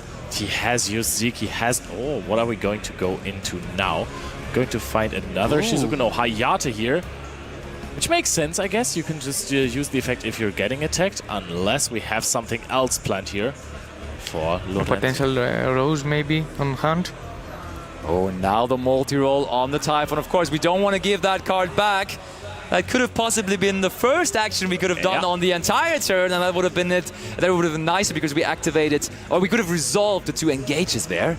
I mean, only one. The other one was Kagari, and then it was banished by DD Crow. Look at that, nothing to set back with the multi-roll. Now, all the opportunities for Lorenzo, and he finds a reinforcement of the army on the top, gets Verazen, but gets drolled again. Another answer from Theodor. This is so back and forth, Lorenzo. Now, with the decision, will I try to attack over this Hayate? You give your opponent one more mill. It's more resources for multi-roll in the graveyard. And there should still be Ray in there, right? Yeah, I think it's already Ray in the graveyard, to be honest.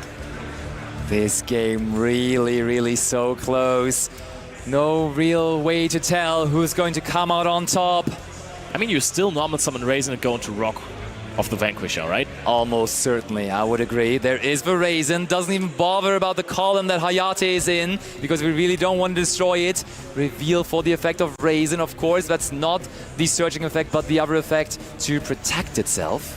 And only 6.5 minutes left in the game. Oh, wow. That is true. Okay, going through the graveyard, checking things out here, maybe checking what kind of cards could be added back with a possible rock, but... Oh, what is Theodor planning here? I think he might have Ghost Ogre and Snow Rabbit here and thinks about using his hand is Drolena, so you have to... It is Ghost Ogre and Snow Rabbit being chained to the Verazen. This is taking away the Rock of the Vanquisher, but you can still summon out the Jiaolong. You can go for some damage or just go into the Rock of the Vanquisher here. I mean, I don't know if I would want to attack over the Hayate at this point. It's probably not something that feels very well. On the other hand, Theodor has shown that there is not many Sky Striker monsters even left in his extra deck, but one that is definitely still in there is a second copy, of course, of a Zero, which is a scary card to face, really, in this game state that we're in currently. And can be accessed through Sky Striker Ace Ray, obviously. Yeah.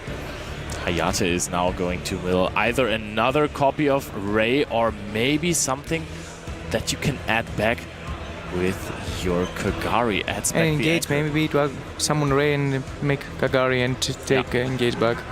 True, okay, Ray back onto the field. Ultimate rare, Sky Striker Ace Ray. And that looks like a pass. In the end phase, of course, Theodor being quickly about it, goes ahead, brings out the wonderful Sky Striker A0, and that is the game for Theodor. We're scooping it up. We're going into a...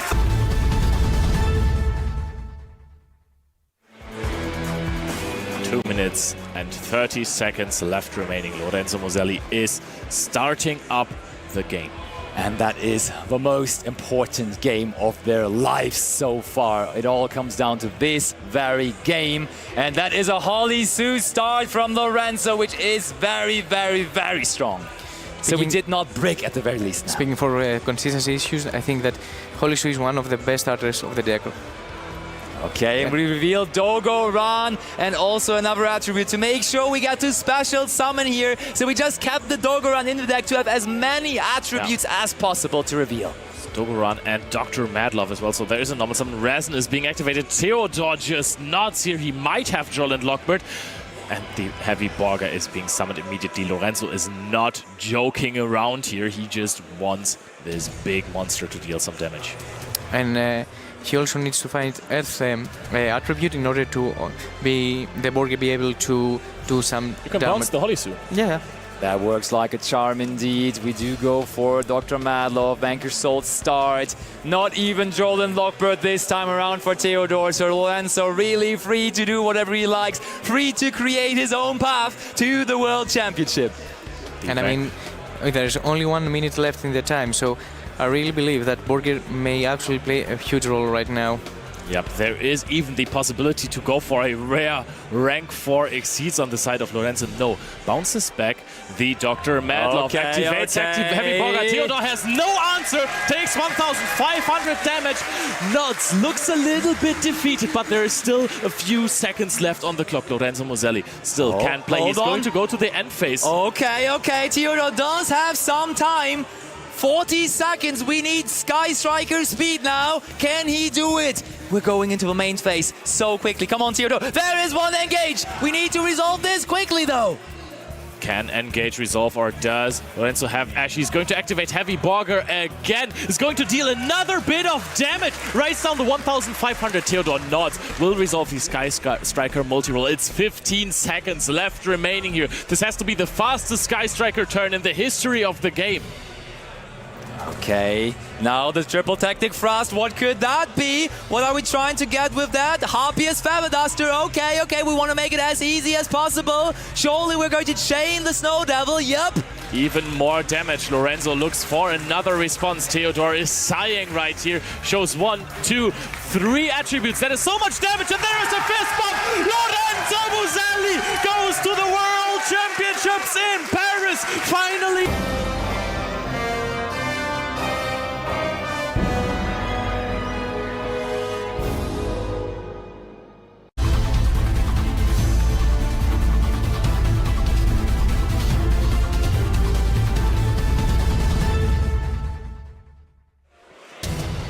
Only for roughly 1.5 more hours, Esteban Reyes, the reigning European champion. 4 players now, though, on their journey to dethrone him. And we see 2 of them duel against each other here in this one.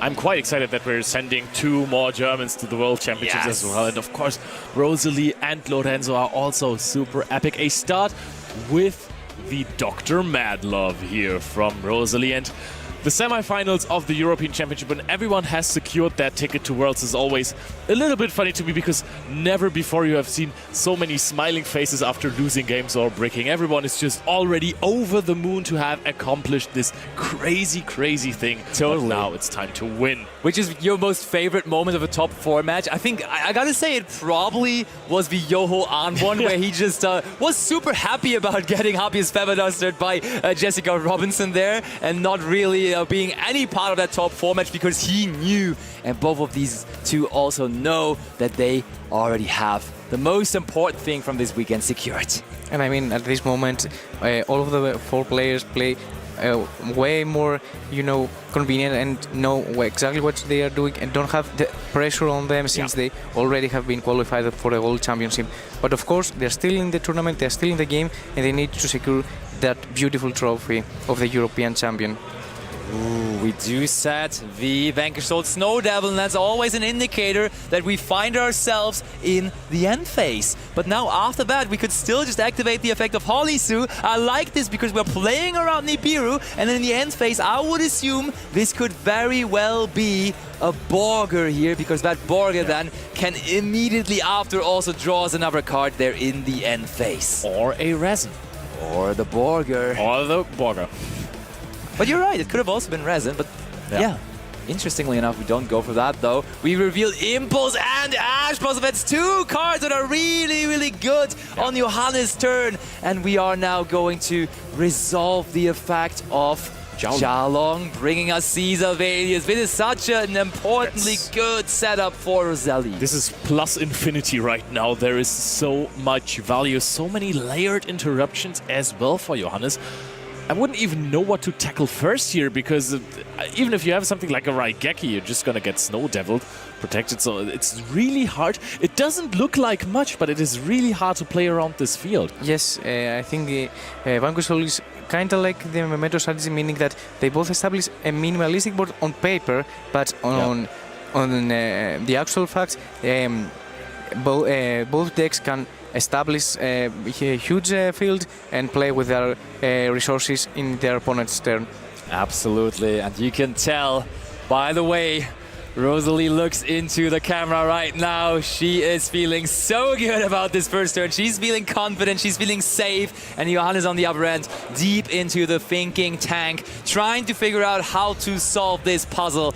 He has solved plenty of puzzles before, but this one not to be solved. It looks like Johannes is picking up his cards, and therefore we have Rosalie take.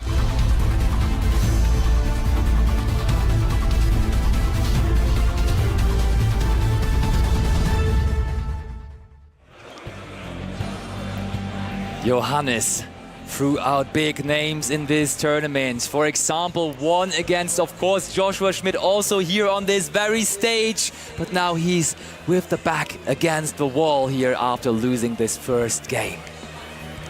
players don't necessarily seem too ready right now. At least I don't see cards on the table, to be honest. Yeah, there's one deck missing actually. Yeah, that's the one from Rosalie. Okay, one sleeve will be changed here for reasons. Of course, you don't want to play damaged Yeah, sleeves probably here. just broke in the process of shuffling. Yeah. Something always can happen. But it seems like we are now just shuffling a little again, and then we should be good to go any second. I mean, it's logical when you play for 2 days straight that some of your sleeves may be damaged. Yep. Now Rosalie with going second strategies against Johannes, who's going to go first. Raziel Mitsurugi, a deck that is crazy at going first. Let's see what he can come up with. Sometimes the deck can brick a little bit, so you might not see the most impressive first turn, but of course, more often than not, the deck goes insane. And we still have 39 minutes after this incredibly quick game one. And I think that I see a smile in Rosalie's face, and I mean, of course, starting with Purulia is very important against Mitsurugi Raziel. Reason to be smiling for sure. Moment to lean back because we already did the first action here in this duel, and it was a very, very good one for Rosalie. Even Johannes doesn't look too happy about that. If he, for example... Oh, okay. Playing with the camera now as well. Gotta love to see it. And Johannes is setting a monster. We have seen this against Joshua as well. A T-Sat pass. There is no way. Wait, do you draw for a set monster with Purulia? No, it should be... No, normal or special summon. Okay. So we're playing around that at least, I guess. Why did Rosalie not look happy after this? It just looked like she didn't have an out to a set monster here, but I can assure you, if you're not running Sky Striker, that won't be the case. Now Hollysu is being summoned in attack position. Aggressive start here as well. Revealed the Dr. Madlock before. Now Jiaolong is being revealed as well. Jiaolong could trigger off of that, and another Raisin could be summoned very, very soon. Heavy Borger is being chained here. Get that Hollysu back into the hand. Get that Borger onto the field. Rosalie going crazy here. And this may as well just still be the end phase, if I'm not mistaken. Oh no, wait, the Hollysu is only a main phase. So is it in the main phase then, maybe? I mean, do you want to play into talents? That's a good question. Probably not, right? But it's also so many things we get to do here. Yeah. That is a lot. Resin is being activated. I'm curious whether this is the end phase or whether this is still the main phase. I mean, Resin can immediately destroy the set monster there as well, can tackle the defenses of Johannes, who does already have too many. Jiaolong and the Dr. Madlock being revealed to destroy a monster here just to check what it is. And it is the Night Sword Serpent that is going to return to the field immediately. You've walked right into my trap, Rosalie. I think it's the second time that we saw the Serpent being drawn to Mitsurugi Raziel in Game 3 in the feature match. Yep. That is true. The Serpent, it gives you a higher ceiling, but it also is so vulnerable when you do draw it, because then you're not able to play very often, and that was the case here for Johannes. It wasn't even about the Purulia, it was just more so overall that he was not having any play there in his hands. And we're changing it into attack position here. Resin is going to attack in the battle phase. After that, Jiaolong will follow 1,300, 2,400 and 2,500 again. Have we even Borgered yet? I don't think we have. Okay, now the Jiaolong. So Rosalie trying to make this as quick as possible. In the other backup feature match for top 4, I can inform you, Tom Kleinegräber has won the first game against Lorenzo Muselli. And in the meantime, Rosalie keeps on going. That's more damage. That is bringing Johannes down to a measly 300 here. Well, that is not a lot. Dr. Madlov is being summoned as well. Are we running Gagaga Cowboy in the extra deck? That would be crazy. We're adding Vanquished Soul Start, and of course we can now set, I think you at this point, Ghost Ogre is being activated, but does that help Johannes afterwards? Because there is still the Heavy Borger on the field. Which will activate. Ooh, we do link off the Heavy Borger, interestingly enough. I thought we'd definitely keep that one around, and there's Caught by the Grave now on the Heavy Borger, meaning this game will not be end on the next turn by the Borger, but maybe we have access to the Snow Devil. Actually, Johannes there has quite handily ruled out both of the cards that do damage with the Trap card and also the Heavy Borger, so this could be very, very strong for him. Is it still on the deck though? Because in setup, trap card. Maybe Rosalie has had it out. True. That's fair. Is Johannes making a comeback in this game with the called by the Grave? Should have just kept the heavy Borger on the field. But I think she tried to play around in Nibiru in this case by linking it off and then adding this one back to the hand. Goes into SP Little Knight and passes here. Not too impressive anymore. Okay. Magnamut is being summoned here. We're banishing Dr. Madlov. This is going to get follow-up. This is going to access us quite soon because we have the Ghost Dog in the graveyard. The Fiendsmith engine. Johannes Bauer is back in this game. You would not believe it. Very little going on there in this first turn, but we're now kind of getting into this somehow, and we know this is a possible 2 monsters on the field, and that's all that you want, that you need for a Fiendsmith engine. Now in the backup feature, Tom has immediately just lost the second game, so we're at 1-1 of Tom Kleinegräber versus Lorenzo Moselli. But first of all, Johannes still has 300 life points, and I'm telling you what, you have to win the game this turn. Otherwise, the Vanquish Soul deck is very, very likely to punish you. Ooh, battle phase, that's where we're at. Oh, Jalong activates its effect, turning that Magnamut into defense position. And that is the scoop! Rosalie is moving on into the fight!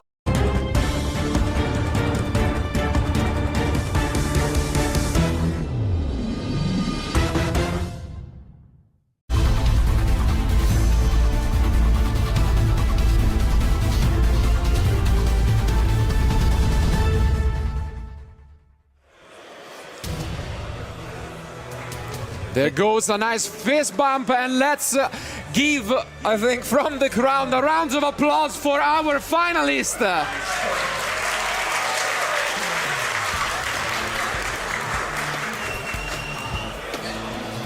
What a move. What a start. Both players trading some cards at the beginning of the game. One Ash Blossom for one Perulia, only going to benefit the person who is going first, and that is Rosalie. What a fantastic match we're going to have to crown off the European champion, because this mirror match, no one is negating anyone else's card effects, right? We're just playing cards. Yeah, trading blows left and right is gonna be quite the grindy one.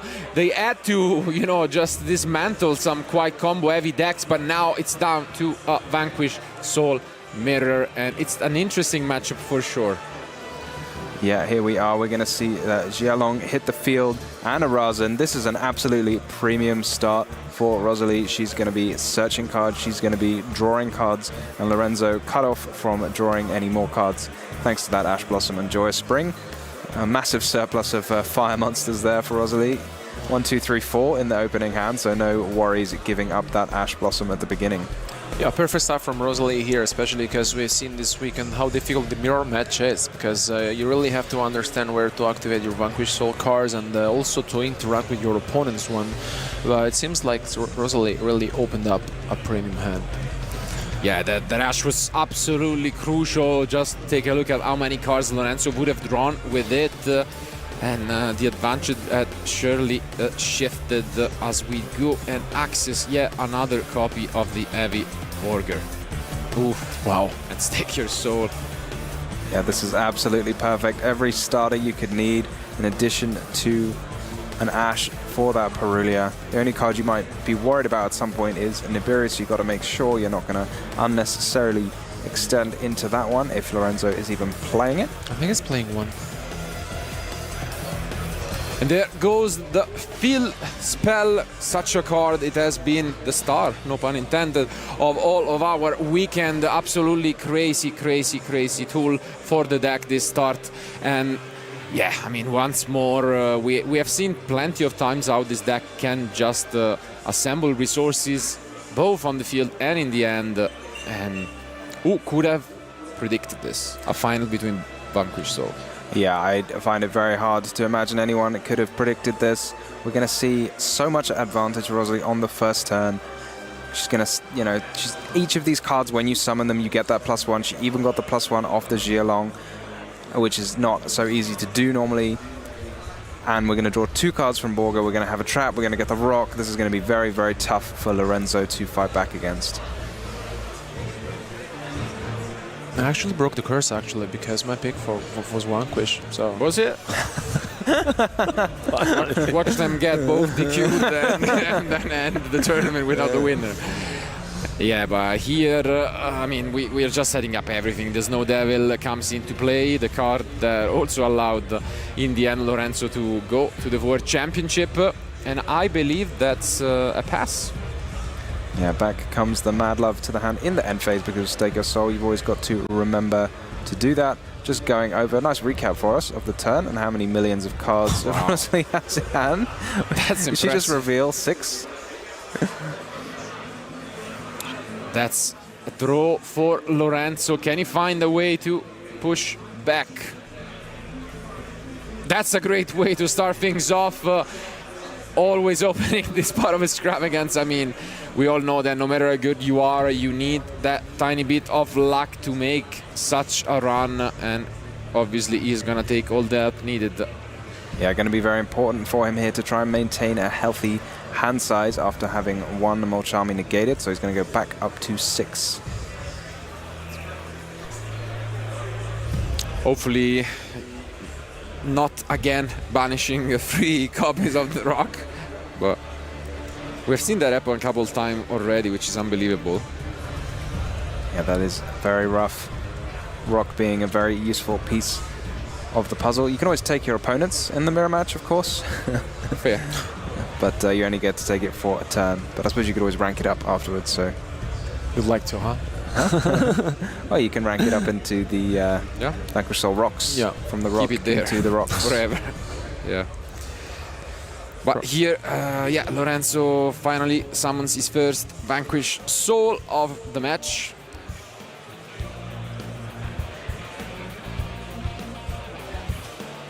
This field spell going to be a pretty useful piece of interaction for Rosalie, being able to prevent the destruction of some Vanquish Souls. They do like to destroy the opponent's cards, be it with the Snow Devil or with Razan.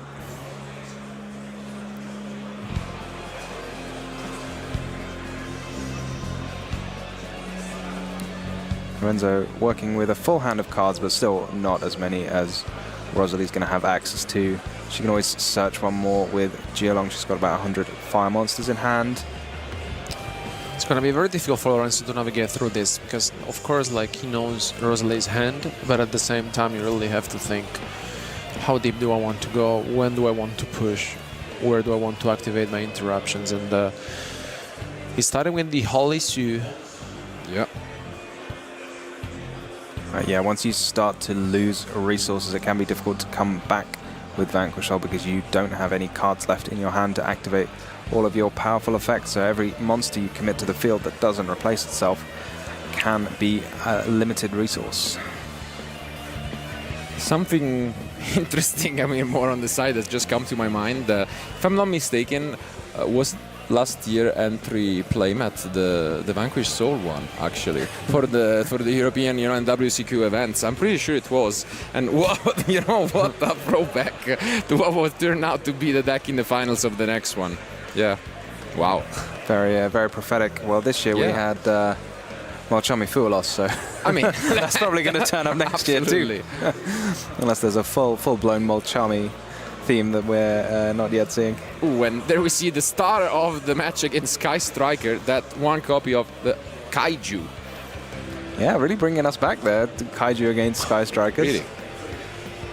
Probably the only Kaiju he has faced, and I mean, I think facing it in the match to get you to the World Championship must have felt quite interesting for our Theodore. But right now, let's focus on the match ahead. As mentioned, Lorenzo trying to bring this around. Obviously, he knows about that Snow Devil, but managed to clear the field in terms of monsters from Rosalie. Yeah, Rosalie being pretty relaxed here and just waiting. But now is the time to strike with the Snow Devil. Going to reveal 3. Going to get some monsters back onto the field. There it is. Such a powerful card. It's unbelievable. I really like it. I kind of think here, I think it's just... Yeah.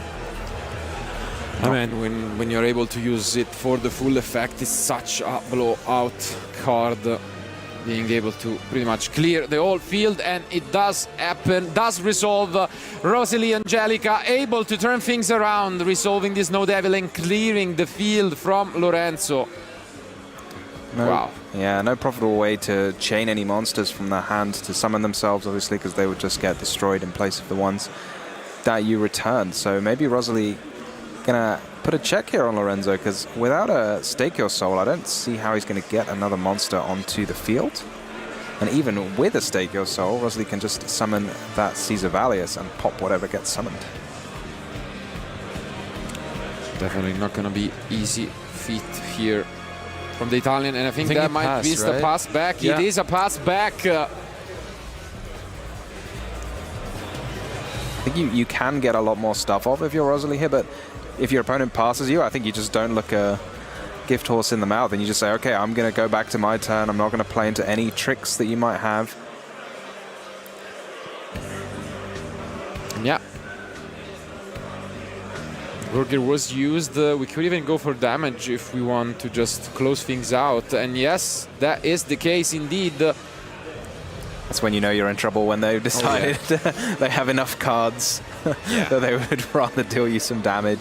And here we see another Zhilong, and that is enough. Lorenzo has seen enough, picks up his card.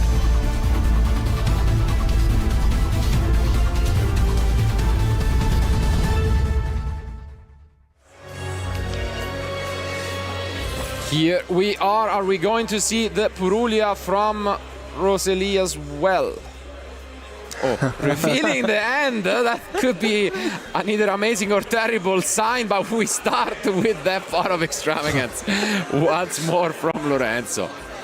Wow. Do you think he noticed, or he just looks very locked in at the moment? No, I don't think he didn't even notice. I mean, he's by far, I mean, we often, you know, comment on some stereotypes or you can have about maybe Italians being extremely passionate, extremely, you know, using our hands, but I gotta say Lorenzo is by far the most locked in player. But here comes Droll, and no reaction once more from the Italian. Speaking of locked in. Yeah, maybe we jinxed it. Yeah, that Droll is super important here. I mean, it's amazing to say it. You'd think like a Droll into a pot of extravagance would feel bad, but it clearly isn't the case. You know, your opponent's just drawn 2 cards, you're throwing away 1, but we take those. Absolutely. And let's see how we can fight back. Really is almost as devastating to Vanquish Soul as it is to other strategies, it seems. Their deck wants to search so much, it wants to draw so much. Ooh, and I see, I think, Nibiru in the end, an interesting choice. And yeah, that Stake Your Soul is going to resolve. Bringing out still that Raisin that obviously we can just use in the next turn, thanks to the Rock. Yeah, Rock is such a powerful tool. Maybe we should see some Ghost Reaper and Winter Cherries coming in the future for these mirror matches. So simple yet so efficient, you know. It's been really the team of the weekend for Vanquish, let's say, you know. Nothing super flashy, but gets there. Enzo having a think. Question is, how many Rock of the Vanquisher got banished? Well, if he, like in top 8, he told me he banished 3 with the extravagance. Well, this time, not 3. Yeah, at least we do have the one. In this case, Phantasmai doesn't really work since we are under Droll and Lock. So that's it. Just gonna take it, you know, as you would expect, slowly setting up 1 card and passing back to Rosalie. Can she find what she needs to turn this around? Trying to take a look. I see the field spell in hand. I'm wondering as well if there was the Snow Devil in hand too. Yeah, I did see a trap, but there is the most important card of the deck. And a shared ride though from Lorenzo. Wow, shared ride. Going to fight back well against that draw on Lockbird. It really puts you on a clock, Shared Ride, because if you're not ending the game this turn, which it can be quite tough to do against Vanquish Soul, then your opponent's going to be starting their turn with 10 or so cards in hand. You can see two opposite strategies. They're only lock preventing, while Shared Ride almost trying to encourage your opponent to commit. But I do think you're right. There's no devil in hand. Wow, both spell and traps drawn. Yeah, got to make some tough decisions here, Rosalie. She could just go to the battle phase, play a minimalistic turn, not give Lorenzo too many cards, or she could try and get as much damage as she can on the table and maybe look to close out the game with a heavy Borga. But it seems like that was the case, and Lorenzo decided to respond by activating this other effect, special summoning from the end. I feel like, I don't know if Rosalia hand was bad, because like for showing it off, it's just, yeah, true. Still don't get it. Yeah, it doesn't seem like it was that bad. It wasn't that bad, right? Maybe the Razan was the top deck. Could be, because the rest, Maybe there was the start, the trap. It's draw Nibiru, start the trap, and then whatever we added, then another monster. But yeah, interesting choice from Lorenzo putting that Razan in defense mode. I feel like it's ready to get run over by its mirror on the other side. Yeah, here come the field spell we knew about, which unfortunately, I mean, it's gonna be a 1-for-1, because Lorenzo is also gonna draw a card, whether it's activated. Yeah, I mean, we saw Shared Ride being rising in popularity this week, and I really like it. It's been years actually since the last time we saw it in action. Whenever it comes back, it's considered, the Max C version of a spell card in some formats, and for a reason, as it was for Necrots 10 years ago. But yeah, we just move on to the battle phase. As you have mentioned, able to run over this Razan. I mean, it would have happened anyways due to the protection effect of the field spell, so I guess not that it mattered much. But yeah, you have to be quite confident you're going to survive to be investing a card into Shared Ride. But the upside of the Vanquish Soul deck is if you draw all these cards, you might draw cards to refill your hand. You've got all these hand traps. You might draw into Holly Sue as well, which you'll probably be able to activate if you're drawing so many cards. Yeah, but here come the Caesar values. One thing to note, Shared Ride, I believe, also punishes you for adding a card from your grave to the hand as well. So you can't play around it the same way you can draw Lockbird by using Rock of the Vanquisher. I think it's very powerful, especially in a tournament this long. I think once you get to the top cut finishes, it's one of those cards you really want to have in your side deck. And here we're seeing... We do have Earth, Fire and Dark, which means we can't use the fact to destroy a card on the field, and play seems like it's back to Lorenzo. He's going to be holding an awful lot of cards at this point. I think he passed last turn with 5 or 6 maybe, and has drawn 2 or 3 now off the Shared Ride, so he's going to have the world at his fingertips. Yeah, and I mean, we do know basically the only other lines of defense are that Nibiru, which, to be fair, if Lorenzo really wants to go in, could be devastating, but outside of that, there's no Devil. Obviously, is also going to be something to keep in mind. Yeah, for sure. The Snow Devil and the Caesar Valius will offer some interruptions. The question is, what can you do against your opponent's combination of Snow Devil and Caesar Valius? Because you're going to have a 3,000 attack monster. You can protect it from battle maybe with the field spell, and it can't be destroyed by card effects, so it's going to be quite tough to run over. Yep. Well, I mean, we mentioned this before, our hand is not bad at all. Yeah, let's see. I mean, surely Lorenzo has been through this in testing, and most likely at this event as well. Maybe a little trick from Lorenzo here. If you target the Razan with something, if your opponent tries to destroy it in response, you can make it indestructible. Yeah, I mean, she doesn't fall for it, understandably so, given she's playing the same deck. And now we see a stare down. Yeah, Caesar Valley is one of the few ways the deck has, I think, to out the opposing field spell. Look at these reveals. it's going to be probably the Caesar trying to, you know, threaten the car, but here it is revealed, as mentioned, an hard-drawn Snow Devil. Once more, the car that gave to her game 1. Yeah, I think this car is really making the difference here. Once again, being hard drawn may not be the car you're really looking for, but in those situations, really makes a huge difference. Wow. We're going to see it here. The Rasen's going to search again. Yeah. We're going to get a Borger. We're going to get a Holy See. There's quite a lot going on. This is going to be a game. Yeah, quite a game. So new chain. We see this Rasen, and we have an Ash Blossom to stop it. And I guess the Holy Sue is, you know, scary enough. But we are already on 2 summons from Lorenzo. Yeah. And this is going to be the 3rd to keep in mind for that rock. Not quite the rock we are used to seeing in Vanquish Soul, but Slightly bigger rock. yeah.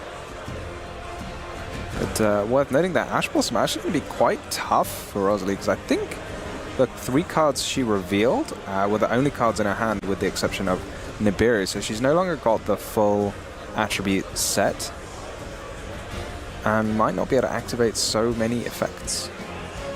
For example, no extra dark if you wanted to use the Heavy Borger.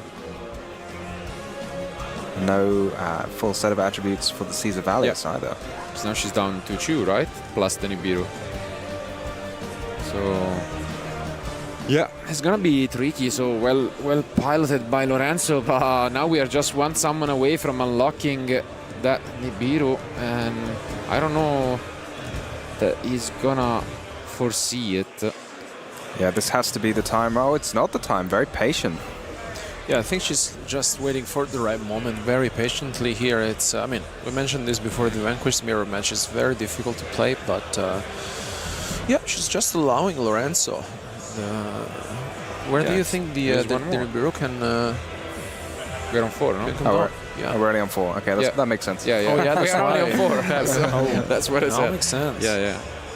Okay, I was thinking it's obviously a great time to cut off a search, Sure. but not allowed. Yeah, not quite. So it can count into 4, right? So I think there's an art form to counting for Nibiru without making it obvious to your opponent what you're doing that I definitely haven't mastered yet. Counting to 5 in your head. maybe we should start counting without fingers instead, because I think matters extra more if you just show the rest of your hand to your opponent, you know, so they just know that the last card might be relevant. So, right? I mean, Lorenzo is already on 6, 7 cards, so the advantage is there. There is a chance that this game just randomly slips away. Yeah, Rosalie can pick up that Rasen once again, even with the Nibiru.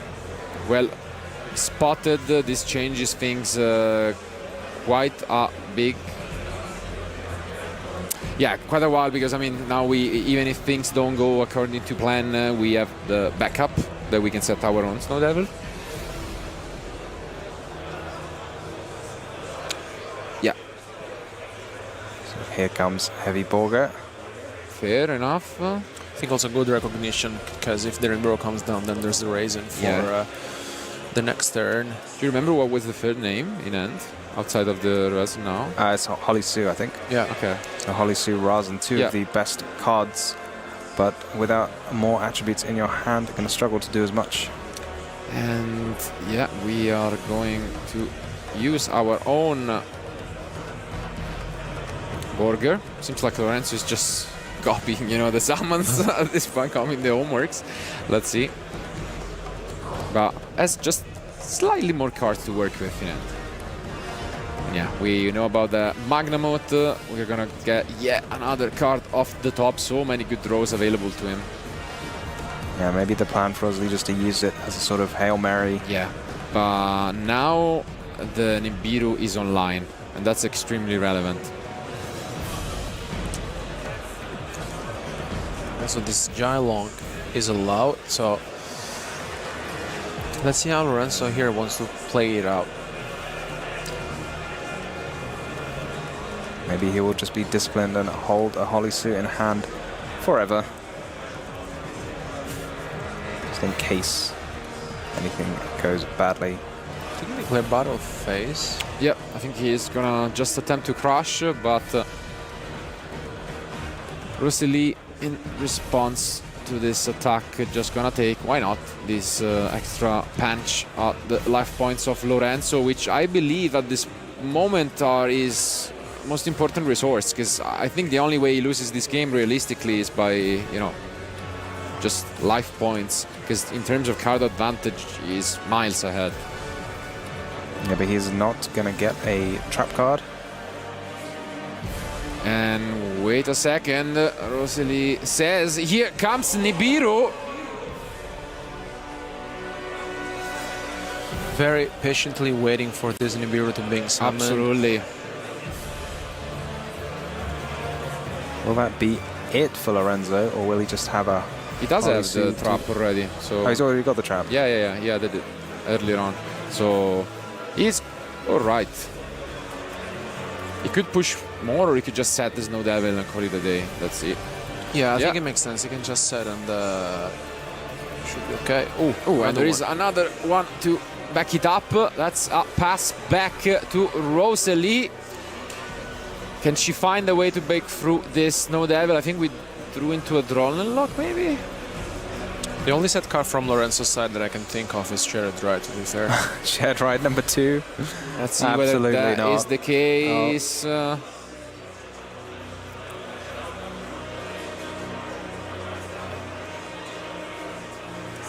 Nope, not going to be the shared ride. So let's see, she gets to add another card to end. And understandably, so it's going to be her own copy of that Gia Long. It's looking like Rosalie is lining up to destroy this token, but I'm kind of sad she didn't want to take it with Holly Sue and swing for 20,000 damage. Yeah, that was a line. When do you think Lorenzo is gonna just pull the trigger on the Snow Devil? He might wait until Razin tries to destroy something, but I suppose if you wanted to just destroy the Razin, you could have done it when it activated its first effect, because you cannot use both effects, or 2 of its effects at least, in the same chain. Checking some of the depleted resources. Rosalie having lost the field spell, it's got to be quite tough. Yeah, it's she gets spot, and surprisingly, ooh, yeah, we do go for a Link Chew. Maybe is it time for a Fire Charmer? Yep. There is the Ita coming down. Obviously, the mirror match changes things up dramatically.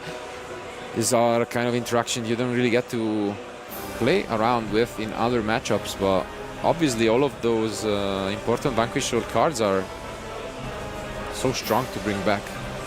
Yeah, maybe this has caught Lorenzo off guard a bit, because obviously if the Fire Charmer gets destroyed, then you get to search a card. So waiting long enough to allow Rosalie to summon it might get her a bonus card. Yeah, great recognition here, but it seems like we can bring back the Razin, which we have already used. Now we're going to see some of those classic fire lines that we saw for what it felt like a very long time ago. It was just last year, where you link up your Hita into a Promethean Princess, bring back another fire, make a link 4. Yeah, I think we're just recapping what has happened last turn. Yeah, maybe just the size of the token, I feel like. Just going over the fact it really doesn't have that much defense. Really? I think there was a Dark Charmer.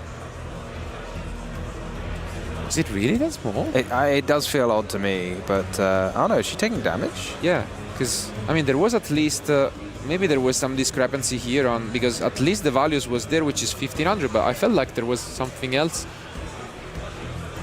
Wasn't there Xiaolong as well? I think so, no? Yeah, it looked like they sort of confirmed the token size. Yeah, I think unfortunately, I mean, I don't see any reason for it, but maybe again, because I saw them debate a bit about the size of the token. Maybe because she was looking over at Graveyard, and maybe she was like, oh no, it's only the 1500 defense, and then didn't realize that unfortunately the token was actually quite big. But I mean, it does make sense that you want to attack anyways, even if it's small to, as we can see here, then overlay. Yeah, I think that makes a lot of sense. Maybe the plan was just to overlay, and she didn't actually think that she would attack over the token. I mean, regardless, you know, that was the idea. And here comes the Nibiru from Lorenzo as well. Favor return from Lorenzo, his own copy of Nibiru. We didn't see this coming, but yeah, I think this may be a change of plans. That is it. Yeah. Lorenzo evens the score.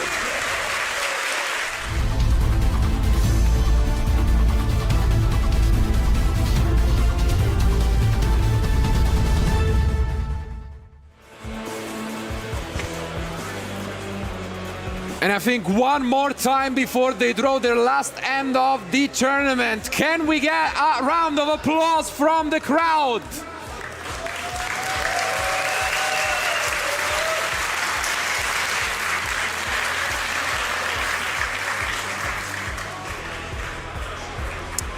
This is it. This is it. I think I've seen Rosalie open with a Vanquish Soul Razan every single game, so can she keep it up and do it just one last time? I think I see it. I do see the card we've mentioned in the side deck. That Phantasmai is in the end, I believe, and there it is once again, You're right, that Tom. Razan. But we see an Ash from Lorenzo, no thought whatsoever. Can we proceed, or is that just going to be a rock? Ooh, it's the pot of prosperity. Wow. Yeah, really everything that you could want for Rosalie. A pot of prosperity, a Phantasme, and a Razan. Razan being met with Ash Blossom might put a bit of a ceiling on her turn, but still a trade you're willing to take, because that Razan is going to replace itself pretty sharp. Absolutely. What do you think we are looking for right here with this pot? I think it just depends on what you currently have already in the hand, but maybe just some missing attributes, maybe something like a Holly Sue or a Mad Love. Okay, taking a bit of time, but then finalizing this 6 cards. Let's look at the top of the deck. Well, bit of recursion. Oof, and the Stake Your Soul is also an amazing option here. Yeah, so many options right there. Makes sense. We do get it. Are we going to see something from Lorenzo? Yeah, We do have a burger. If no Charmy already, then this is all you need. Yeah, this is everything. No Charmies for Lorenzo, unfortunately. Yeah, seems like we are gonna have just a very similar opening to what happened in game 1, unless there is something hiding, and it's going to be the Holly Sue for Lorenzo. Oh, he's got his own Holly Sue and Razan. Ooh. Maybe this is in response to the field spell being activated. Can we turn things around here? Razan and the Magnum, and we do have maybe Druid Swarm, but yeah, we do have another Bestial to reveal. Yeah, can he cut Rosalie off that all-important 2 Vanquish Souls on the field? It's going to be a tough ask, given the heavy Borga in hand could play around any sort of targeting shenanigans, or in this case, same column shenanigans from a Vanquish Soul Razan. But yeah, there is the Razan from Lorenzo, and I don't think she has any form of interruption from the end outside of the Phantasmai, so it's going to resolve adding that Caesar values. Yeah, this is an absolutely insane start for Lorenzo as well. Indeed. And but possibly you can try and pop something, but it's not going to do all that much. But is the Caesar Valius about to make an appearance as well? Yeah. Wow. So much action happening on Rosalie's very first turn. We have it. Do we have it? It is all free from Lorenzo, so let's see. Obviously, we're gonna respond from Rosalie Angelica. Gonna bounce the monster with the lowest defense on the field? Oh no, just gonna summon the... And then, we are going to destroy that field spell resolution, kiting off the options. What an opening from Lorenzo too. Yeah, it seemed like it was everything Rosalie could ever want, but Lorenzo here cutting her off. I mean, Rosalie's end was unbelievable, but Lorenzo had all the answers needed, you know, with all the names, with all the attributes, the Ash Blossom. Well, seems like we are just gonna go for the ETA once again, bringing me back to the final from Dinka Bui, where, he was also making use of this to just upgrade into Promethean Princess. Are we gonna see any of those shenanigans here? Can he have more interruptions? Like, here we are, Heavy Borga. Okay, so he can draw a card even.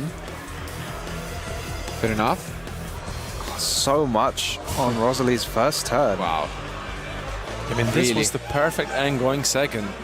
Really playing during her turn. Can we pick up anything? No, seems like that is going to resolve. Could we maybe have an Ibiru in the end from Lorenzo, maybe looking for that interruption once more? I guess people ask how to stop Vanquish Soul going first, and the answer is this specific 5-card hand from Lorenzo. Just play during your opponent's turn. It's that easy. Why only have one first turn when you can have both?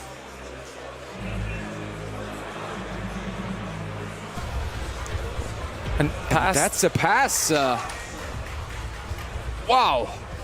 Did Rosalie maybe banish the Promethean Princess? Oof. In that case, that would have been devastating, because she chose, it's not like she activated part of Extravagance. It was a part of Prosperity, and now it's Lorenzo only staring pretty much that Phantasma in end. But outside of that, he's free to do whatever he wants.